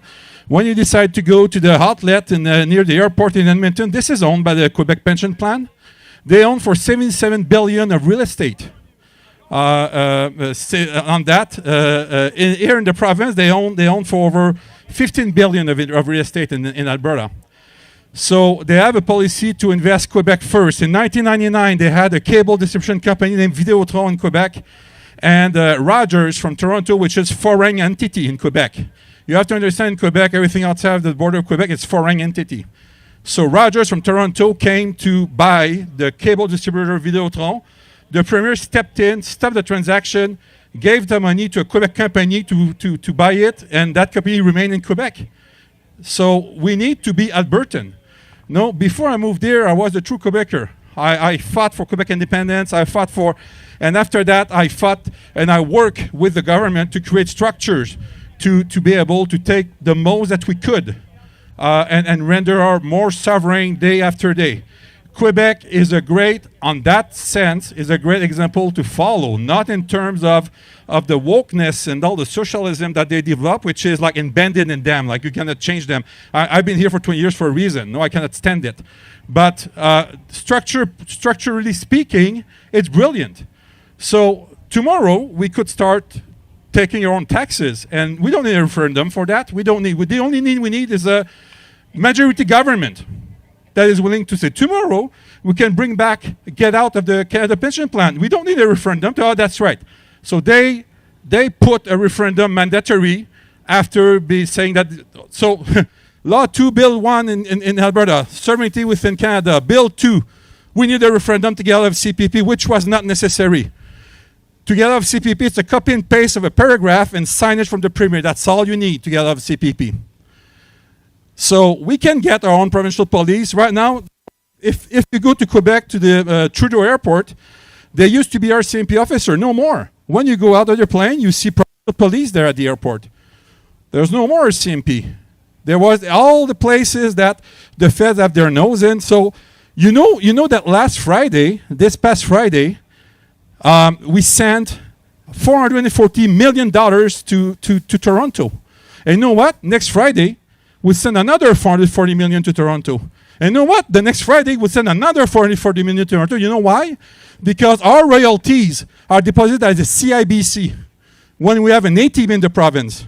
So keep on feeding the beast and cry on their side. If we want sovereignty, if we're serious of our freedom or liberty, we'll start thinking Albertans, and we'll start keeping stuff here and doing stuff that will change the way we operate in this country. Because if this province just start doing what Quebec does, it will cripple that country. They won't be able to function anymore. And you know what? In a negotiation, the one that asks to sit at your table, always the loser. So let ask come and sit at our table. Let's let put the other one in a situation where they have to come and ask to sit at our table because they have no more money to pay their payroll. So that's what I have to say. Thank you, Ben. Thank you very much, Ben. Our next speaker today is a man I'm sure everyone's familiar with, one of the founding organizers of the Alberta Prosperity Project. It is with great pleasure that I introduce to you Dr. Dennis Modry.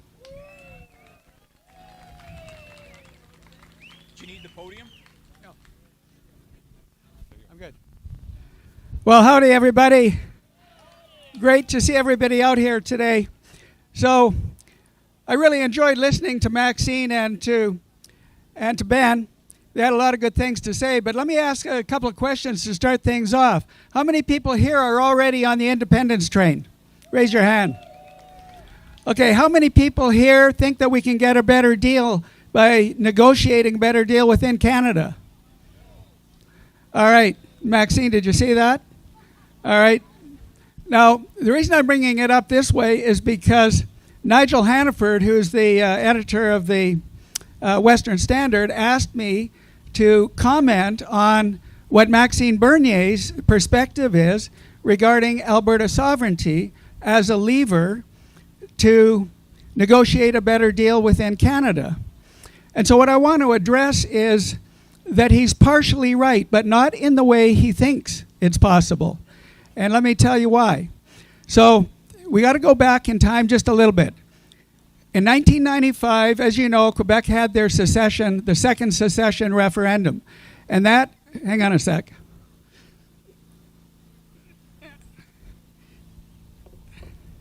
Oops. All right. I'm feeling a little bit wobbly. It was the ice cream. All right. So we go back to 1995, and there was that Quebec secession referendum, missed by a fraction of a percentage point. But from that, the federal government asked the question, does a province have the right to unilaterally leave Canada? And they posed that question to the Supreme Court. And the Supreme Court did an analysis, and from that analysis was born the Clarity Act.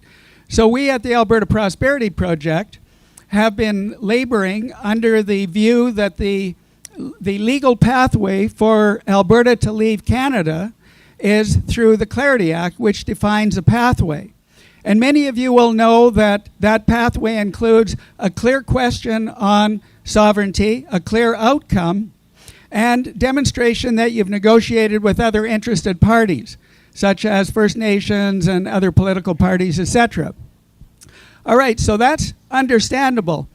Let's go now to the point where we actually have just had a referendum on sovereignty, okay? Let's make the assumption that Mr. Bernier has stated that Alberta has a successful referendum on sovereignty and now is in a position to negotiate a better deal in Canada. Let's see how that might work. Now we go back to the Clarity Act, and the fourth paragraph of the preamble, the last line says these words: negotiations might lead to secession. Well, what the heck does that mean? It also means that negotiations might not lead to secession. In other words, if it doesn't lead to secession, then the will of the people of Alberta is thwarted, and we're not able to move forward because we couldn't get there. We couldn't negotiate a better deal.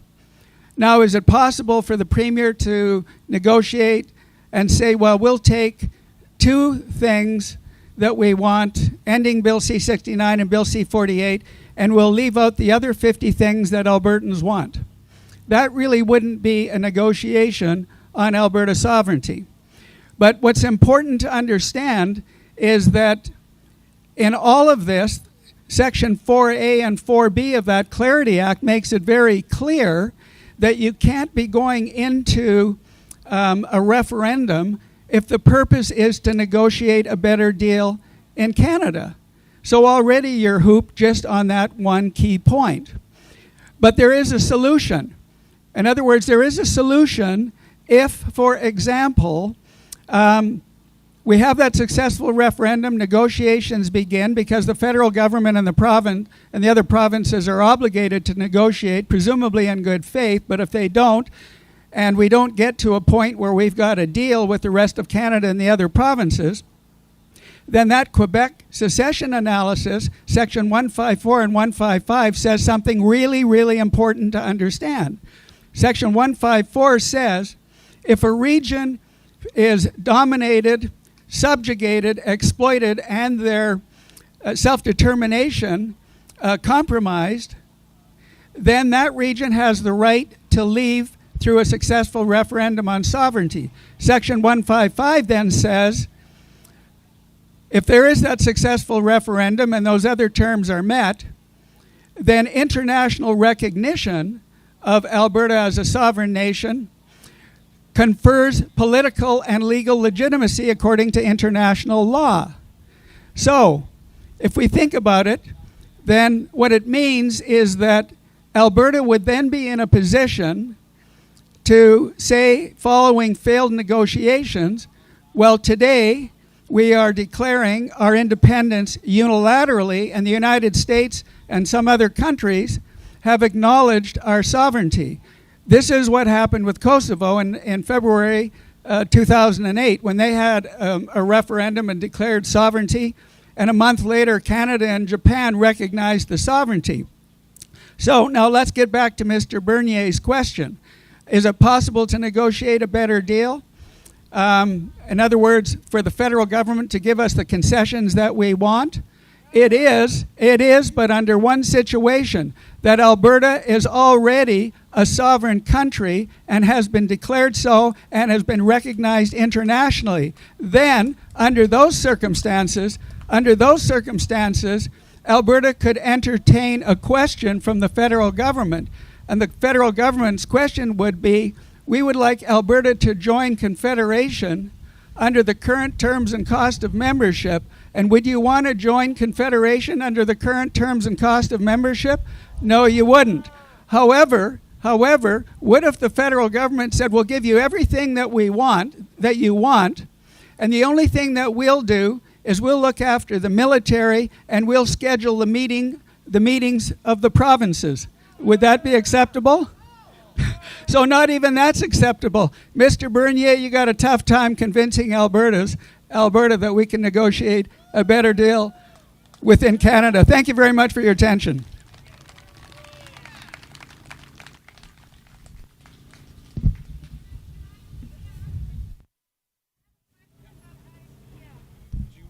Some people have some questions. Oh, sure. What did I do with it? We just have two questions here for Dr. Modry. All right, so the question that I got is, we always hear to fight, what are some of the specific things to do moving forward? We need workshops teaching us what to do and how to speak to non-believers. Well, we've got about 18,000 volunteers now, and we've got about 50 or 60 people on our operational team. And in terms of educating the volunteers, there are ongoing educational town halls and podcasts, Zoom conferences, in order to achieve just that. With respect to dealing with people who are on the fence or who are non-believers in Alberta sovereignty, pose this question to them. Are you more aligned and emotionally attached to Canada, or are you more emotionally and aligned to your family? Because in a sovereign Alberta, you will be able to provide far more in terms of ensuring their future and providing the goods and services that they want than you will ever be able to do in Canada under the current framework. And I think that's a really good way to start off. Another way to look at it is, for example, I'm just using this as a number to make a point.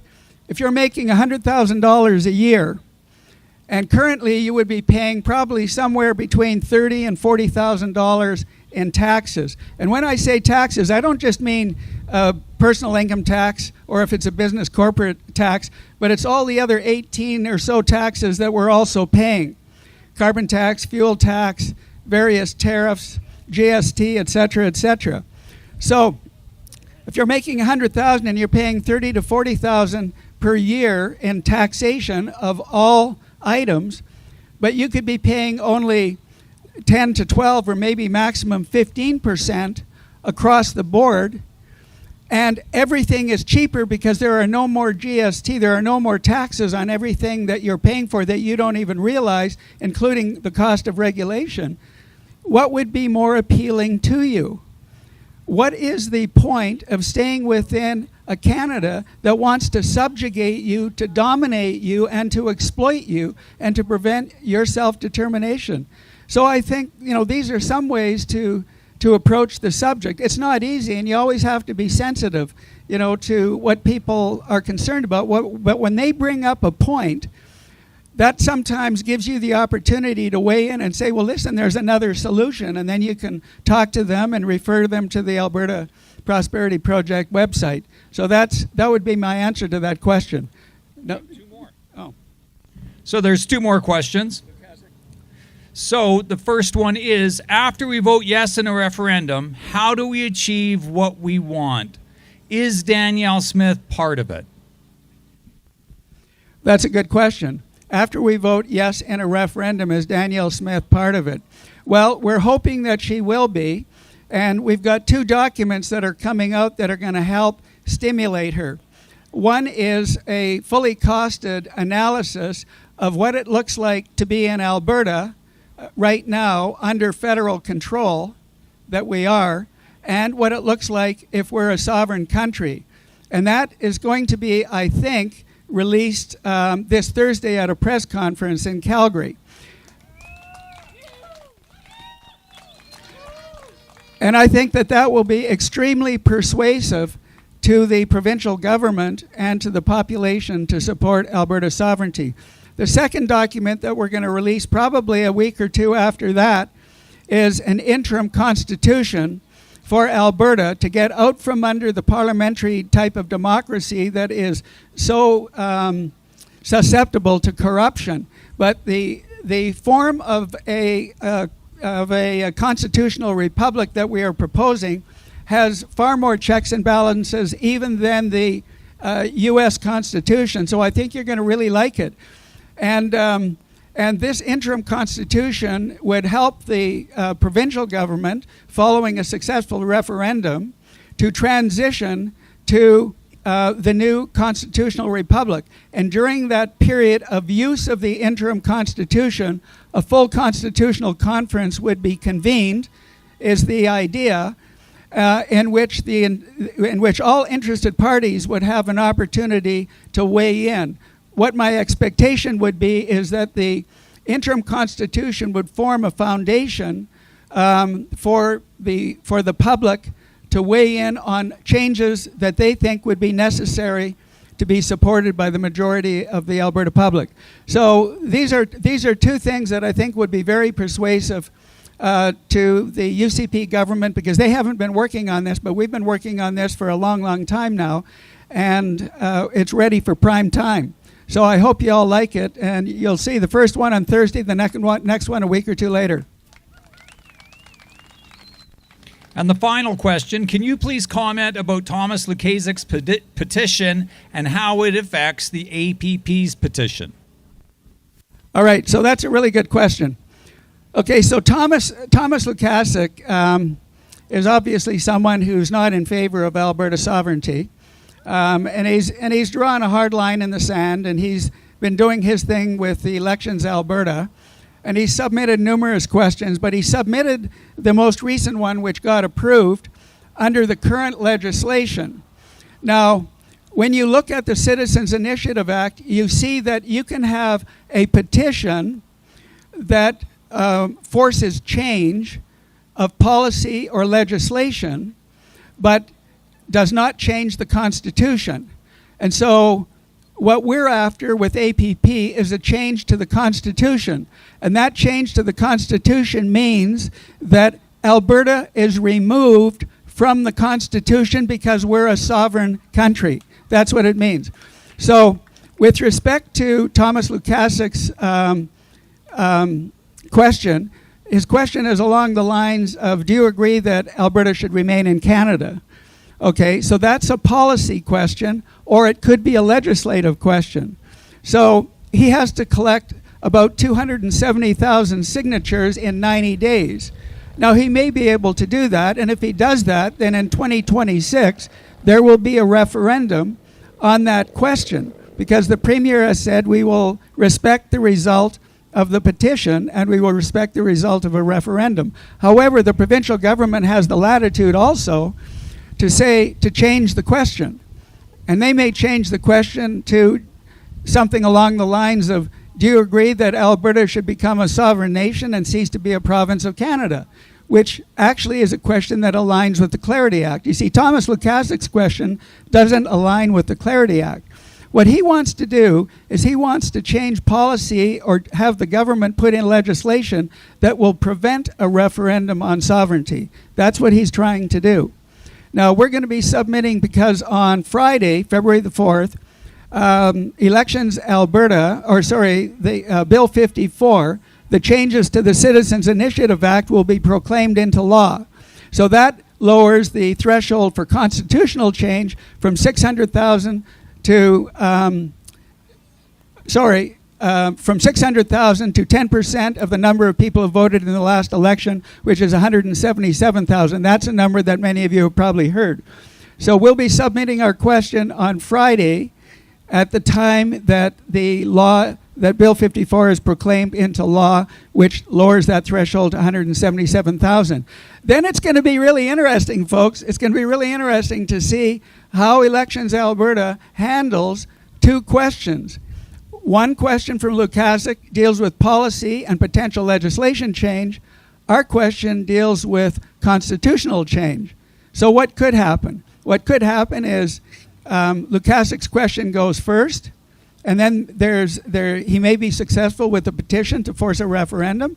If not, then our question will go, or perhaps two questions will go at the same thing. We've tried to get an answer from Elections Alberta on this, and of the 5 questions that I posed to Elections Alberta, the response from every one of them, well, we'll have to discuss with legal counsel. So they didn't have an answer to any one of the questions. So it's an interesting conundrum that we kind of find ourselves in. But you know, at the end of the day, if we are completely stymied to go ahead with a referendum on secession, there is only one other solution, and that is for the entire membership and registrants of the Alberta Prosperity Project, which is over 250,000, to form a new party. There you go. Thank you very much, Dr. Modrier. Let's give him a big round of applause.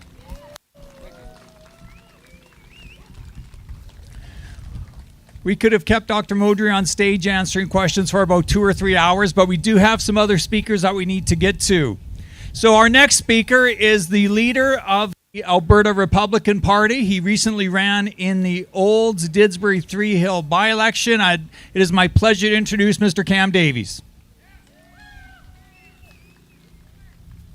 Well, Tim, thank you.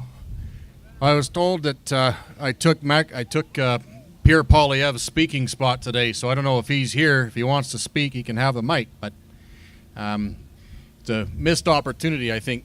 By-elections are interesting because a lot of folks don't show up.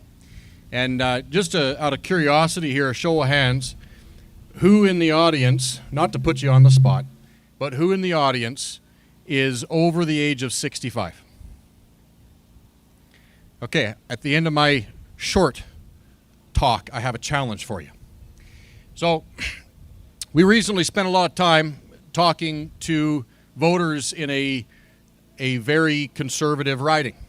And I am very conservative, so it was a lot of great conversations. And what we found in the relation to the independence discussion was that there's still a lot of fear out there. There's still a lot of questions that people have about Alberta independence. And I know I don't have to convince many of you that Canada and Confederation is broken and we need out, so I'm not going to spend a lot of time talking about that. I feel like we're in good company here, and we mostly agree on that topic. The question is how do we get there?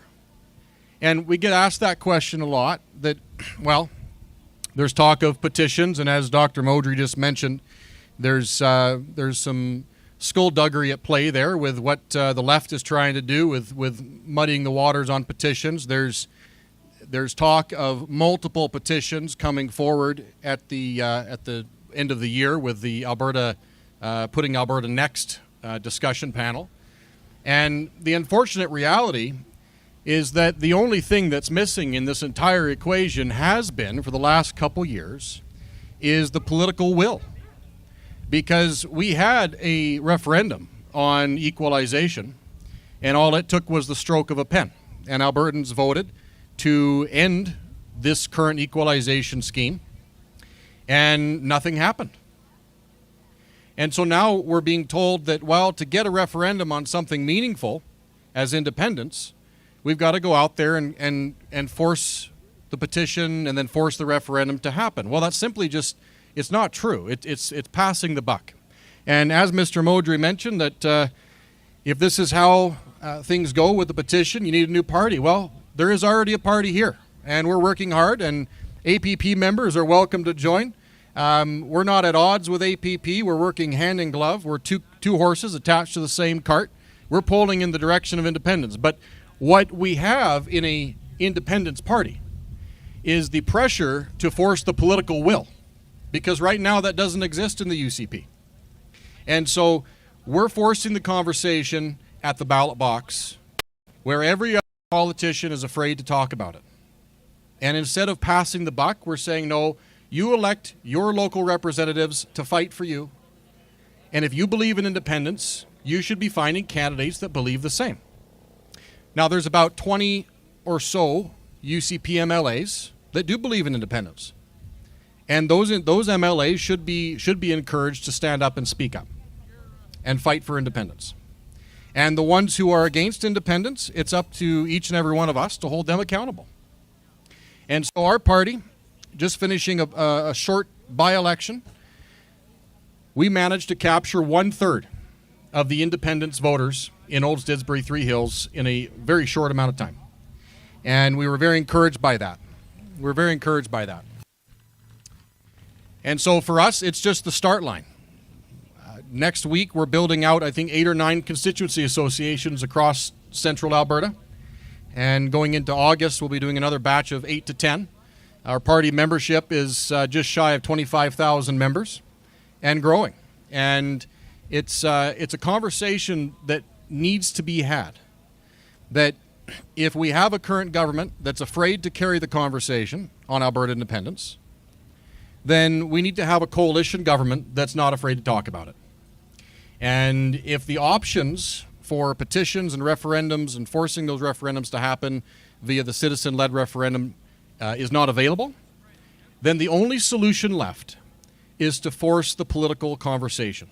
That is the only solution left. And so we're building towards that because, frankly, we've been led down the garden path by too many promises. We were promised a pension plan during the 2022 leadership race, and not a whole lot's happened on that. And so we're working towards forcing that political will. So my challenge to each and every one of you who raised your hands. In the by-election, I found that between 15 to 20% of those in that particular age group, 65 and older, were in favor of Alberta independence in one of the most conservative ridings in the province. And if that holds true across the province, we have a lot of work to do. And this is a movement that is a hopeful movement. It's not one that is needing to be mired down in the negativity about what Canada was and why it's broken. But this is a movement that needs to focus on the mission of independence, because the prosperity and the positivity that's going to bring for you and your grandchildren and your children. And we can focus on that positive message. And if each and every one of you who rose your hand finds one person that's your age that disagrees with independence and convinces them, you know what, independence for Alberta is a good thing, that is going to make an incredible difference. Because across Alberta right now, young families are having to work 2 and 3 jobs. They don't attend town halls because someone's got to watch the kid and someone's got to clean the dishes and someone's got to get ready for school the next day. But if we have the ability to reach our groups, our demographics, where they're at, and talk about why Alberta independence impacts them positively, when we get to a referendum, we will win it. We absolutely will. And it's not an if.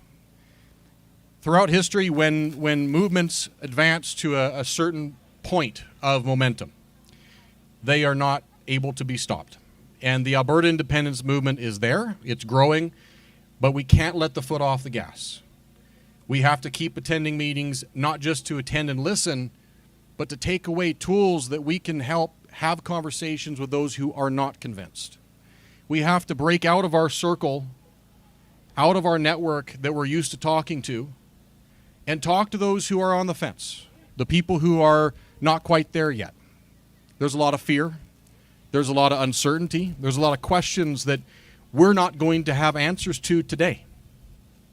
And that's okay, because this is the beginning of a political revolution. Talking about independence is a radical thing to do. And that's what we're engaged in. We're engaged in taking a risk. It's not a safe endeavor.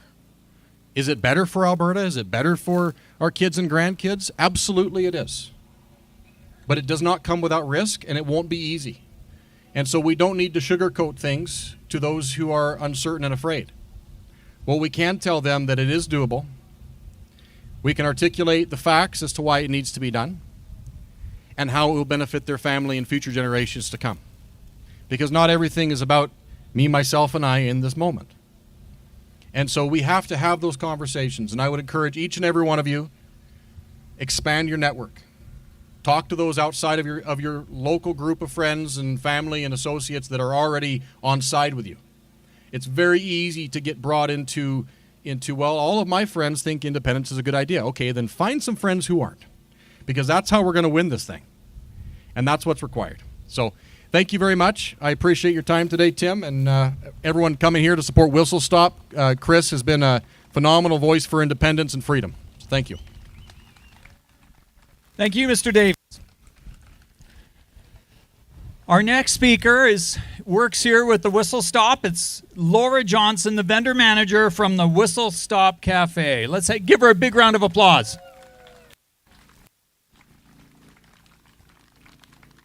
This is the first time that I've actually spoken to this group of people, so you'll have to bear with me if I lose my train of thought or if I'm going to stumble on my words.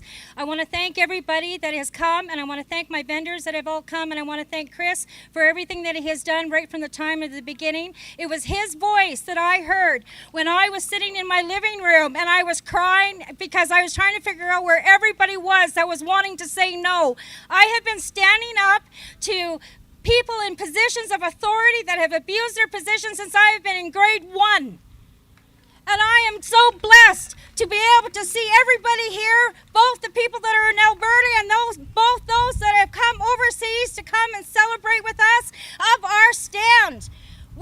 The tides have turned. When we were in the COVID part, and they were trying to mandate us to have the vaccination, I did not want the vaccination because I had medical concerns that vaccination would interfere with. I went to my doctor and he asked me why, and I told him why, and I started crying because I already made a decision that if I was going to be taken to the train station, I was going to the train station because I will not comply. I will not comply. My doctor said to me, he said, Laura, it's okay, because there is a big movement coming, and you don't have to go to the train station. And I was grateful, and he has stood by my side right to this dying day today, this living day today, not dying, because, well, they're going to, sorry, that was that trip, right? But anyways, I was blessed to have such a doctor. I know that there's other people that weren't so blessed. And then I heard Chris's voice. I was going through a life event, and I had a voice, and I wanted to shout out, and I didn't know how, and I was scared. And then Chris and all the other, my mouth is dry. Sorry.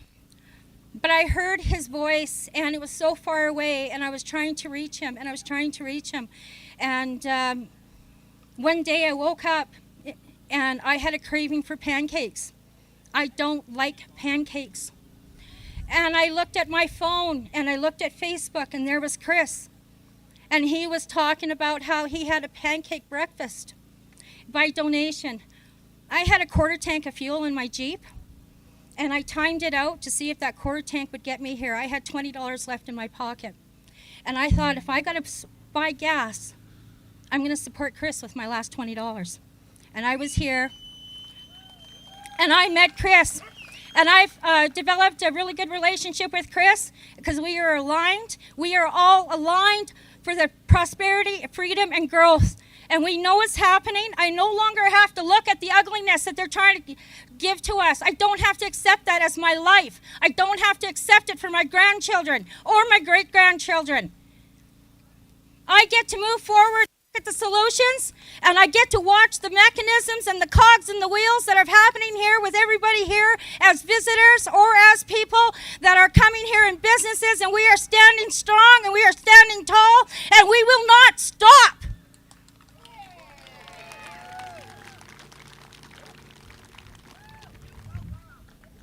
Thank you, my friend. Whoops, sorry.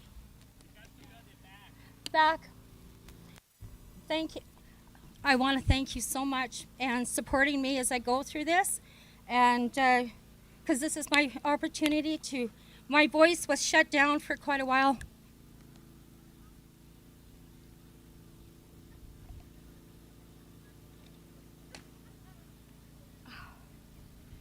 When the Freedom Convoy was happening, and again, I'm sitting inside my living room, and I'm watching what's going on, and I'm watching all the wonderful victories that we had. They were small, and I saw everything that was coming at us. And for every time that I saw a victory, I was like, I was watching hockey, and I was like, score! It was freaking, I was alone in my living room, and I was dancing for joy every time we made a movement.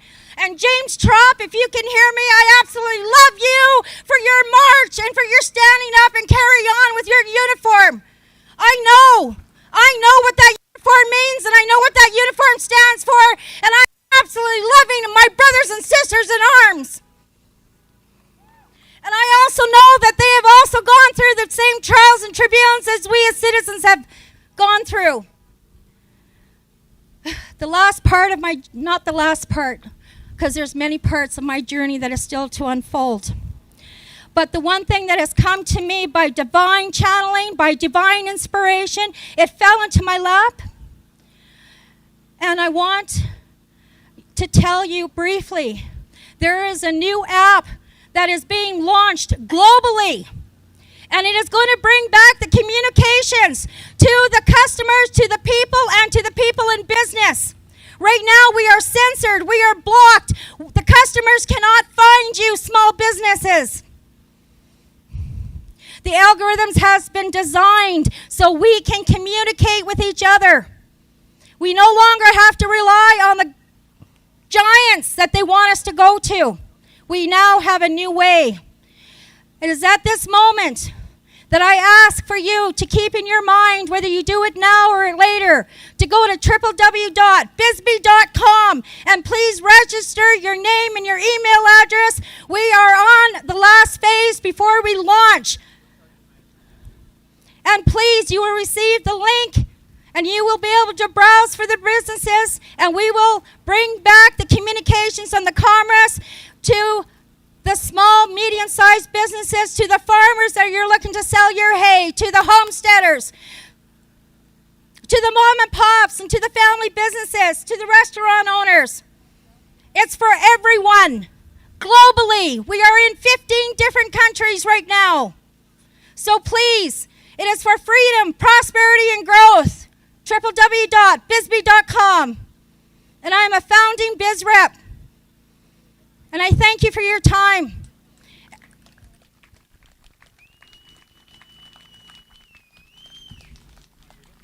Thank you. Thank you, Laura. So next, I would like to invite Kate Graham from the I Am Albertan stall over there. She's going to come up and say a prayer for Alberta. Thank you. I think some of you know this prayer. Are you ready? Oh Lord, won't you bring us independence? Ottawa is killing us. We must make amends. Worked hard all our lifetimes, no help from those friends. Oh Lord, won't you bring us independence? Oh Lord, won't you get us a way to be free from Ottawa, from the Liberals, from the NDP. I wait for delivery each day until 3. Oh Lord, won't you get us a way to be free? Oh Lord, won't you give us just one night without no clowns? No Nenshi, no Gilbo, no Trudeau to bring me down. Or Carney, prove that you love me and get them the hell out of town. Oh Lord, won't you give me just one night without no clowns? Everybody, oh Lord, won't you bring me independence? Ottawa is killing us. We must make amends. Worked hard all our lifetimes, no help from those friends. Oh Lord, won't you bring us independence? Thank you. Thank you, Kate. So it is with great pleasure I'd like to introduce our keynote speaker for this afternoon, Christine Anderson, all the way from across the pond in Germany. Maybe I was mixing my my phrases there. Christine has been a fighter for freedom against an evil institutional system, and it's a system that our Prime Minister wants to entangle Canada with. So I think she's got a very important message for all of us today. So let's give her a big round of applause. Christine Anderson.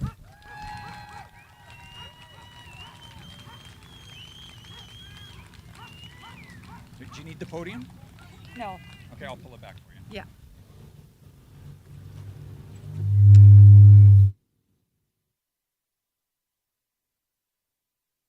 So once again, hello Albertans. I am so, I really have to say, I feel really blessed to be amongst you. And I'm saying that because, yeah, I have to admit, it is kind of hard to constantly receive this backlash. I mean, there's colleagues of mine in the EU Parliament from the other parties or whatever. They can't even stand being in the same room with me. They will leave the elevator. Oh, there are some people that can't hear me, so I need to speak up. Is that what it is? No problem. So anyway, there is colleagues of mine. They can't even be in this, stand to be in the same room with me. And there are colleagues, they will leave the elevator the minute I step on. They're that ridiculous. And of course, what they're trying to achieve by doing that is to shame me, right? And to get me possibly into just kind of going, well, they don't like me anymore, so maybe I should shut up. Well, I got news for you. This one is never gonna shut up, ever, ever. Because the point is simply this. Oh, this mic keeps cutting out. They usually only do that in EU Parliament. My mic. I need to get back 2 feet, but then the people can't see me. My voice will just have to do. Alrighty. So anyhow, I mean, you know, we actually have been very blessed because we all got to grow up in freedom, democracy, and rule of law. And this was not a given. Our fathers and forefathers had to fight for this.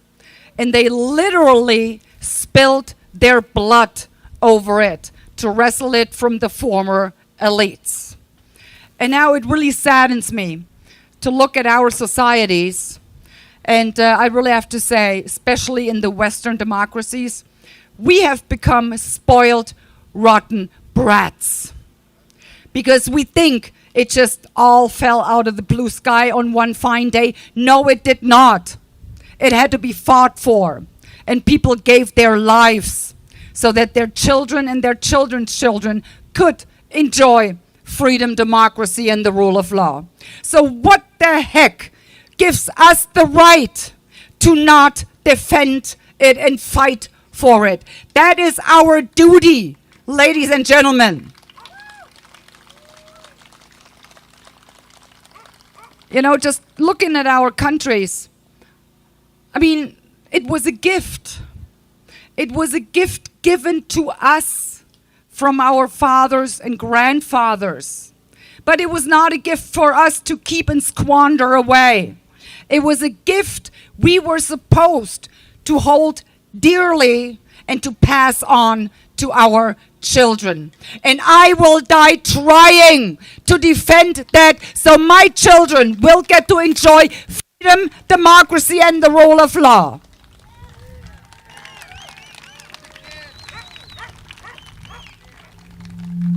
And I do have a message for those who, for the lack of a better word, I call the globalitarian misanthropists. And who I exactly mean by that, I couldn't even tell you because I have no idea who these people are. It's not Carney. It's not even Trudeau or Ursula von der Leyen or Keir Starmer or Joe Biden. No, it's none of them. They're just puppets.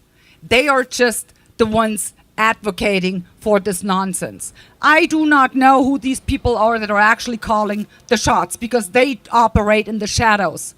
They do not hang their face in a camera and, you know, advocate for all of this nonsense that will ultimately strip us of everything we once held dear in our society, which is freedom, democracy, the rule of law, freedom of speech, and most of all, the free individual. That is what our societies are based on. And they're taking it all, or trying to take it all away from us. But that's the good news. They made big mistakes. Big mistakes. Especially during this pandemic, this COVID madness. I mean, can you imagine a virus so deadly, you actually need a test to find out that you have it? It is ridiculous. And all of these false positive tests, you never felt a thing. That's how it was with me. I recovered from that positive PCR test quite nicely. I didn't have a single symptom. But yes, yet I was treated as though I was just killing everyone around me. I wasn't even sneezing, no runny nose, no nothing. But they did that. They did that to all of us. And again, they did it in our Western democracies. Now, would you have ever thought that you would see a time where fundamental rights, the basis of every democracy, is being turned into privileges? Privileges that the government can grant or withhold depending on how you behave. Sorry, that's how you treat dogs. When dogs behave properly, they get a sweet, right? You just kind of acknowledge you did good and you get a candy or whatever it is. That's what they were doing with us. They were telling us, well, if you just behave properly and if you do whatever we tell you to do, then you might get some of your freedom back. Well, no, thank you. Because the point is simply this. No one, absolutely no one grants me freedom, for I am free.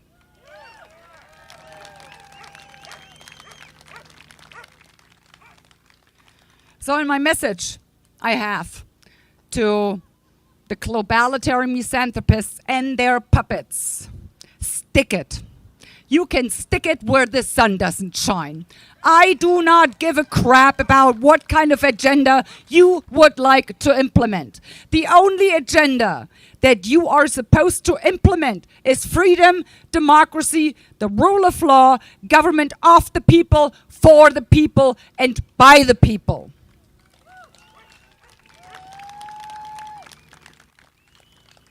But they're trying it anyway. And how are they trying that? Well, first, or what we're seeing now is they're stealing our identity. And when I say identity, I mean the very identity we all have. Whether it's the national identity, cultural identity, they won't even shy away from stealing our sexual identity. Our sexual identity is what makes us into who we are, down to the very core. And I do have some news for you. For all of those that advocating for this transgender madness. No, you cannot change your biological sex. You simply can't. It is impossible. What you can do is you can dress up as the other sex. You can hack up your body. You can mutilate your body to kind of resemble the other sex. But you will never, ever in your entire life actually be a member of the other sex. And talking about that, I mean, you know, the question is actually become quite satirical at this point. The question, what is a woman? And no one seems to be able to answer that question. It's actually quite simple. Look at me, I'm a woman. And I do not need to pass as a woman because I am a woman, point blank. And I really like being a woman. And the more they're trying to shame me for being a woman, the more I love to display my female attributes. I'm celebrating it and I'm loving it. And as we're talking about this, you know, just look what they doing to women. And, you know, they're invading our spaces, these wannabe women, right? And wasn't this whole feminist movement, you know, equal rights for women and all of that, wasn't it all about overcoming stereotypes? Wasn't that what it was all about? To come to the understanding there is actually no such thing as a typical woman, so to overcome these stereotypes. Now look at these wannabe women. How do they dress? That is so disgusting. They have the kinkiest dresses, short as heck. You know, the butt's probably sticking out, boobs like this, hair down to their, butt. Yeah, I was going to say butt. But this is, in principle, they're mocking women. That is what they're doing. And when we're talking about them invading women's sports, you've seen during the Olympics, I mean, there used to be a point in time, yeah, you do not beat up on women. Every little boy was taught, you do not hit girls. You just don't. Now they're being rewarded They put medals on their throats for literally beating women into the hospital. That is their understanding of kindness and tolerance. I'm terribly sorry. That is not kind. It is despicable. And to all of those actually invading women's sports, because probably they failed at men's sports, I have a message for you too. It's actually a very simple one. Women with penis are men with no balls. It's as simple as that.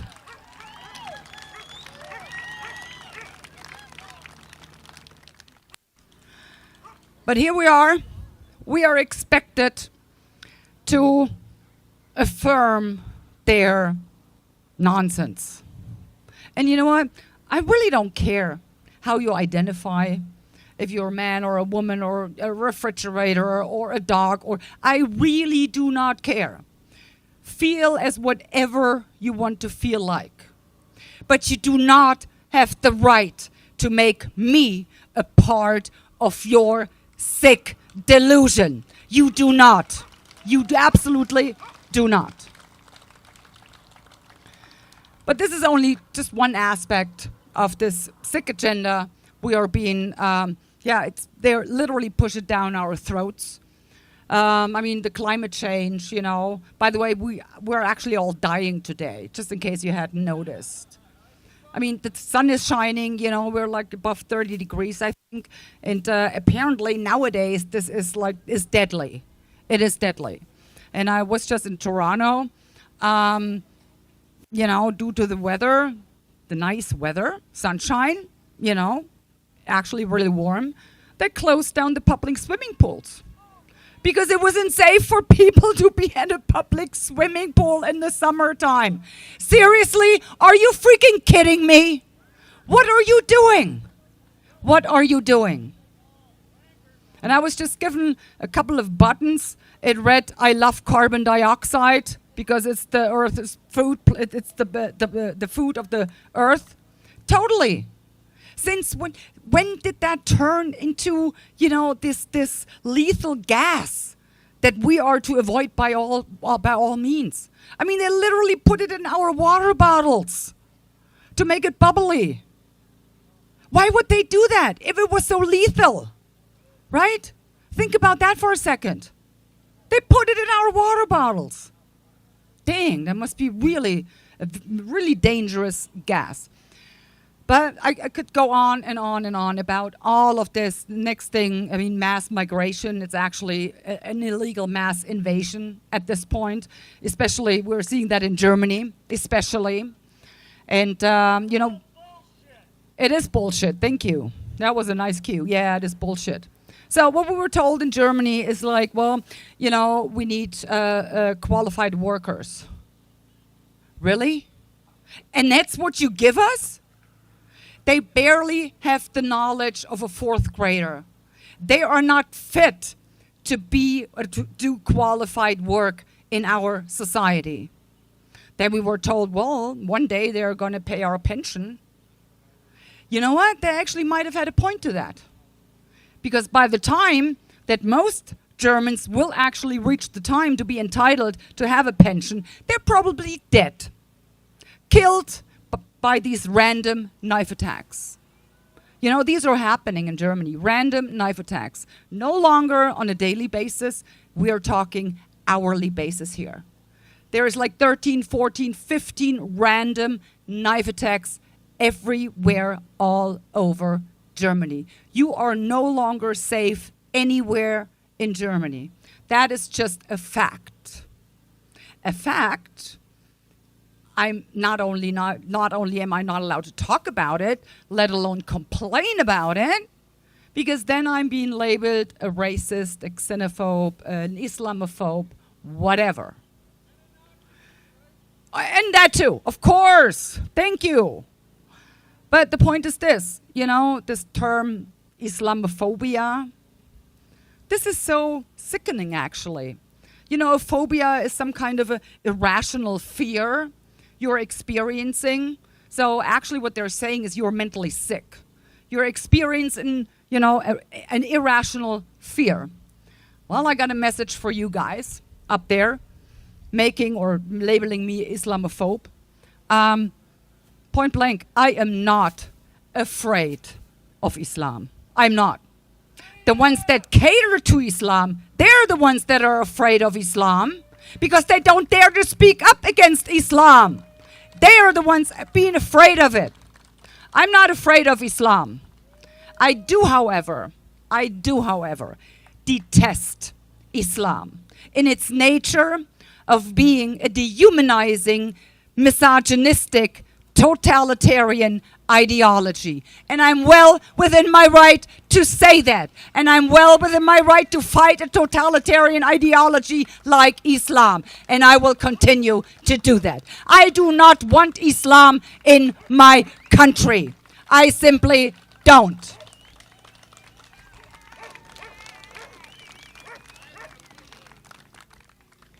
But once again, they're just doing that and selling it off as, the kind thing to do, that we import millions and millions of young men in fighting age. What they're actually doing is they're destabilizing our societies. And once again, here we go. They're stealing our identity, our national identity, our cultural identity. They want to get rid of all of that. Because you are no longer supposed to have an identity. You are no longer supposed to have any roots, let alone to have a family that you can count on. Because families are really a danger to their totalitarian aspirations. Because if you have a family that you can fall back on, that you can rely on, that will hold you up, that will support you, then the state, the government, does not have any chance to continue to gaslight you. They will fail. And that is how totalitarian regimes work, how communism works, which is kind of a totalitarian system, if you ask me.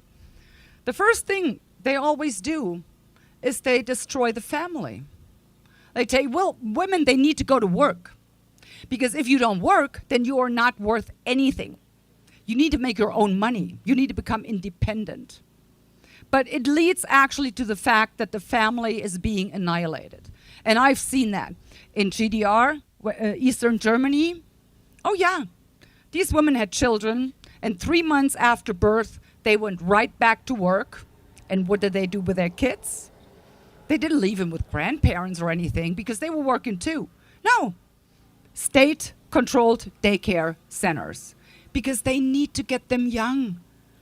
They need to infiltrate their brains and gaslight them from a very young age. That is how you build totalitarianism.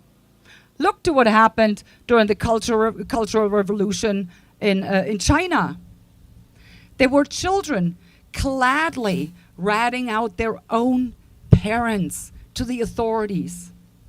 And often, they were actually the ones to execute the death sentence on their own parents. This is what totalitarianism does, ladies and gentlemen. They steal everything from you. And they need to infiltrate your very thinking. And that, by the way, is actually the difference between totalitarianism and a dictatorship. A dictator, all he is concerned about is just to stay in power. And to stay in power, yes, he will take drastic measures. He will punish you, but when it all comes down to it, what you really think about him, he doesn't care. He couldn't care less. You're not allowed to speak, you're not allowed to say what you think about him, but he doesn't care what you think. Totalitarianism, on the other hand, they have to even streamline the thinking of every single individual in that society. It goes down to the very thoughts that you hold. It's called brainwashing. It's called gaslighting. That is what totalitarianism actually does to you. And I mean, George Orwell, 1984, it was supposed to be a warning. It wasn't supposed to be a blueprint. It certainly wasn't. That's probably not surprising that in a lot of schools in Germany, 1984 is actually banned from the schools. They don't want students to read that story anymore. Why? It's hitting too close to home. Too close to home. But anyway, just looking at all of these programs, what we are seeing is literally annihilating our free and liberal societies. Like I said, they want to destroy our individuality. They want to destroy the free individual. And the free individual is the basis of our democracy. And I was just speaking a couple of days ago in Calgary at a church, and as I was speaking on the stage, it suddenly occurred to me, it is actually an attack on our Christian values. That's what it is. Because God gave us free will. But free will can only be exercised by free individuals. And if you're no longer a free individual, and you are no longer not even an individual anymore, then you cannot no longer exercise free will. It is an attack on our Christian values. And that, I will say, for as long as it takes for people to understand, we need to defend our Christian values. That is the basis of our kindness, of our tolerance, and loving thy neighbor, forgiveness of sins, and eternal life. That's the basis. And I will defend it. For as long as I stand, I will defend it. But that is their despicable agenda. And here's the scariest part about this all. It's not just happening in Canada. It's not just happening in Germany, or Great Britain, or France, or Italy, or what have you not. It is happening in every single Western democracy. And that is scary. We've seen it during COVID. They literally all read from the same script, down to the same words. You need to stay home, build back better, no one is safe until everyone is safe, and get the mRNA injection, no jab, no job. Down to the same words in all of these countries, all of the Western democracies. Now it makes you kind of wonder, why didn't they do that in China? They didn't need to. China already was a totalitarian regime. Why didn't they do that and push that agenda this hard in North Korea? Didn't need to. It was already a totalitarian regime. But they had to do it in the Western democracies. And again, had it been, one country or two or maybe three countries going rogue and imposing all of these restrictions, undermining our fundamental rights, had it been one, two, or maybe three or four, maybe even four countries, then the people, they could have hoped eventually another country will step in and put a stop to this. But who do you think is coming now? Who do you think is going to bail us out now?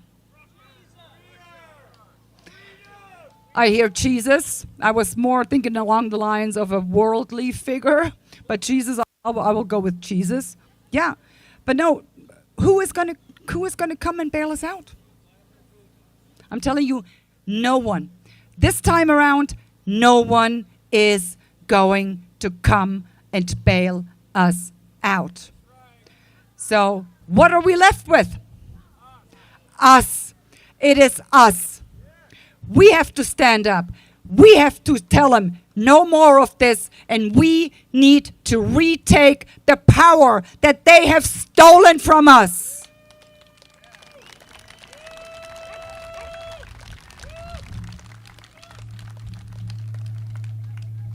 And I really have to say, I have dedicated my life to do just that. And they can hate me as much as they want. They can call me any name in the book. I don't care anymore. I really don't.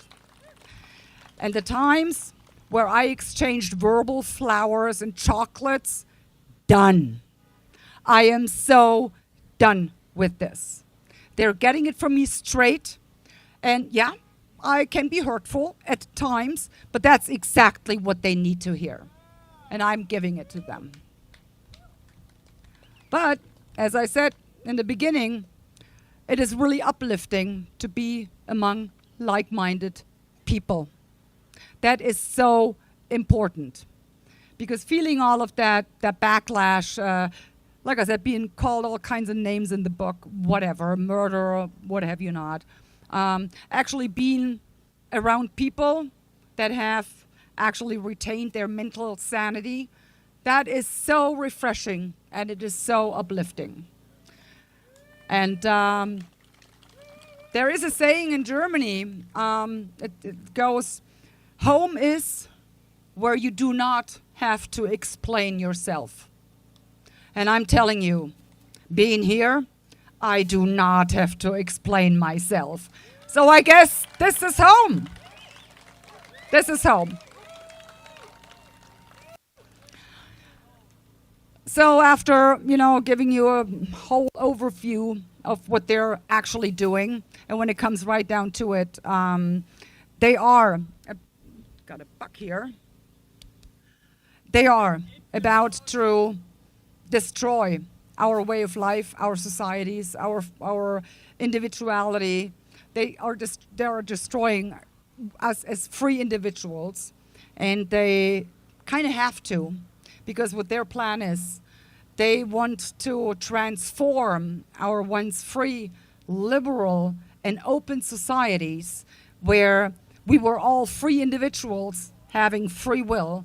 They want to transform it into some kind of a mindless collective where everyone is merely a part of this malleable mass that they get to shove around any which way they like.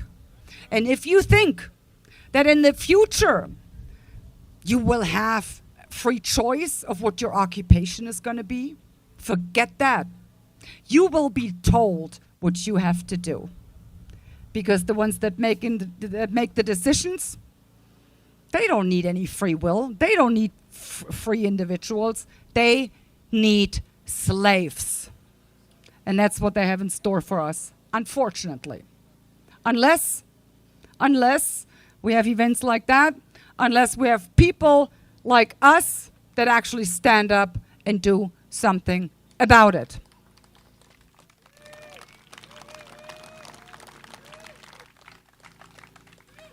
And now maybe I've been asked about that. There is some talks that Carney is engaging in, and it pertains to possibly becoming part of the EU. Well, there is some advice I can give you. Run. Run as fast and as far away as possible. If you really think that the EU is like this democratic haven, forget it.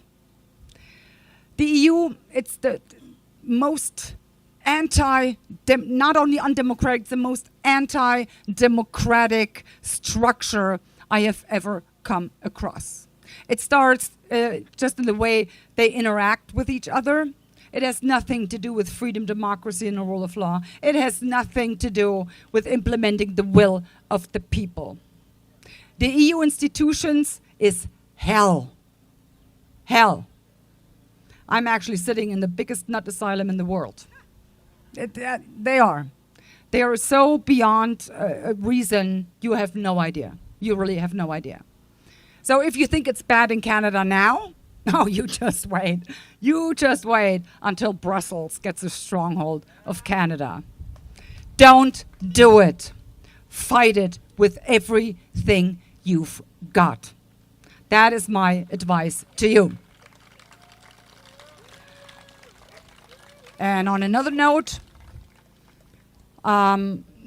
apparently the Canadian government now made out Donald Trump to be this evil person who is trying to I don't know, fighting Canada or whatever. Well, if you think, or Carney may have even said as much, that the EU, the European Union, is going to help us, going to help you, and is going to help defend your country. This is the most ridiculous thing I've ever heard. You know what the European military looks like? You know what the military in the member states of the EU look like? Well, Ursula von der Leyen, she used to be the German Secretary of Defense. She turned our military into a ridiculous daycare center because it was more important for kids to be watched than to actually train soldiers on defending our country. This is what she did. She also decided, so we decommissioned a whole line of tanks. There was nothing wrong with the tanks. They weren't old or, rusty or didn't work anymore. There was absolutely nothing wrong with these tanks. Yet, we took out an entire line of our tanks. You want to know why? Because, brace yourselves, because highly pregnant women wouldn't fit in them. Yeah, you heard that right. On what planet?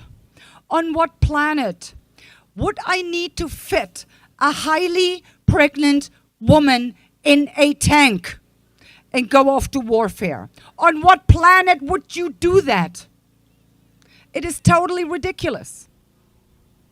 And this is what Carney, or that's who Carney is thinking is going to help defend you guys? Seriously? No. Never, ever. So, what I'm really trying to tell you is pretty much stay yourselves, fight this ridiculous government that is sitting in Ottawa, stand up for your country, defend your country. You have the most beautiful country I have seen, especially here in Alberta. It is so beautiful. You really need to make sure you do not lose that. And I guess that brings us to, I read online, some idiot put out a tweet about you guys bringing out a far-right German politician to support this separatist movement.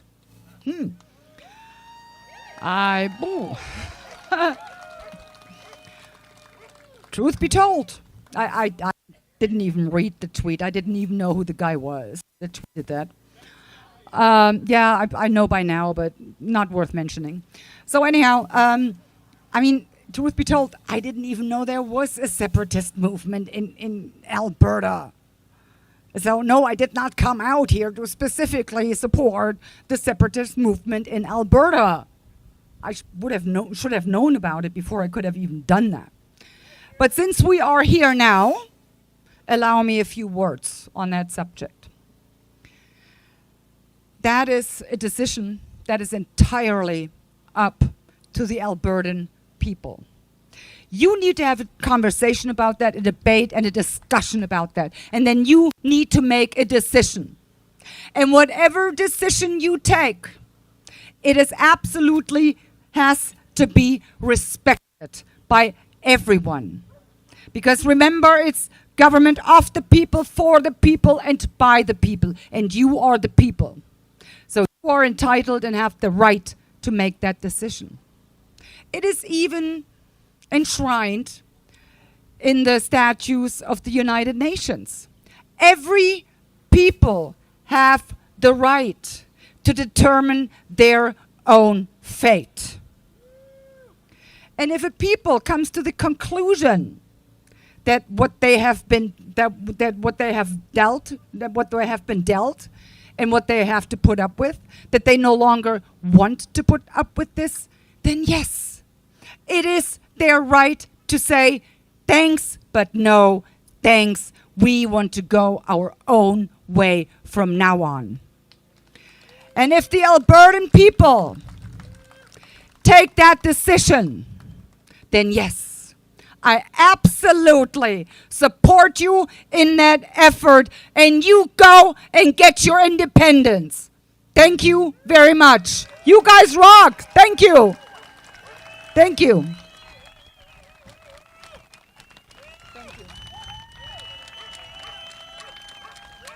Thank you very much.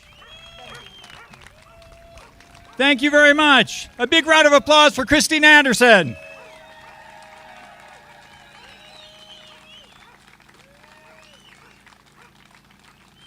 Thank you. So I have one announcement. There is a little girl who came here with her grandfather, and she is down in the vendor area and cannot find her grandfather. So if you are the grandfather, please go and find your granddaughter. Okay? Well, if you brought your granddaughter and you don't have her with you, it might be yours. I don't want to give the name away.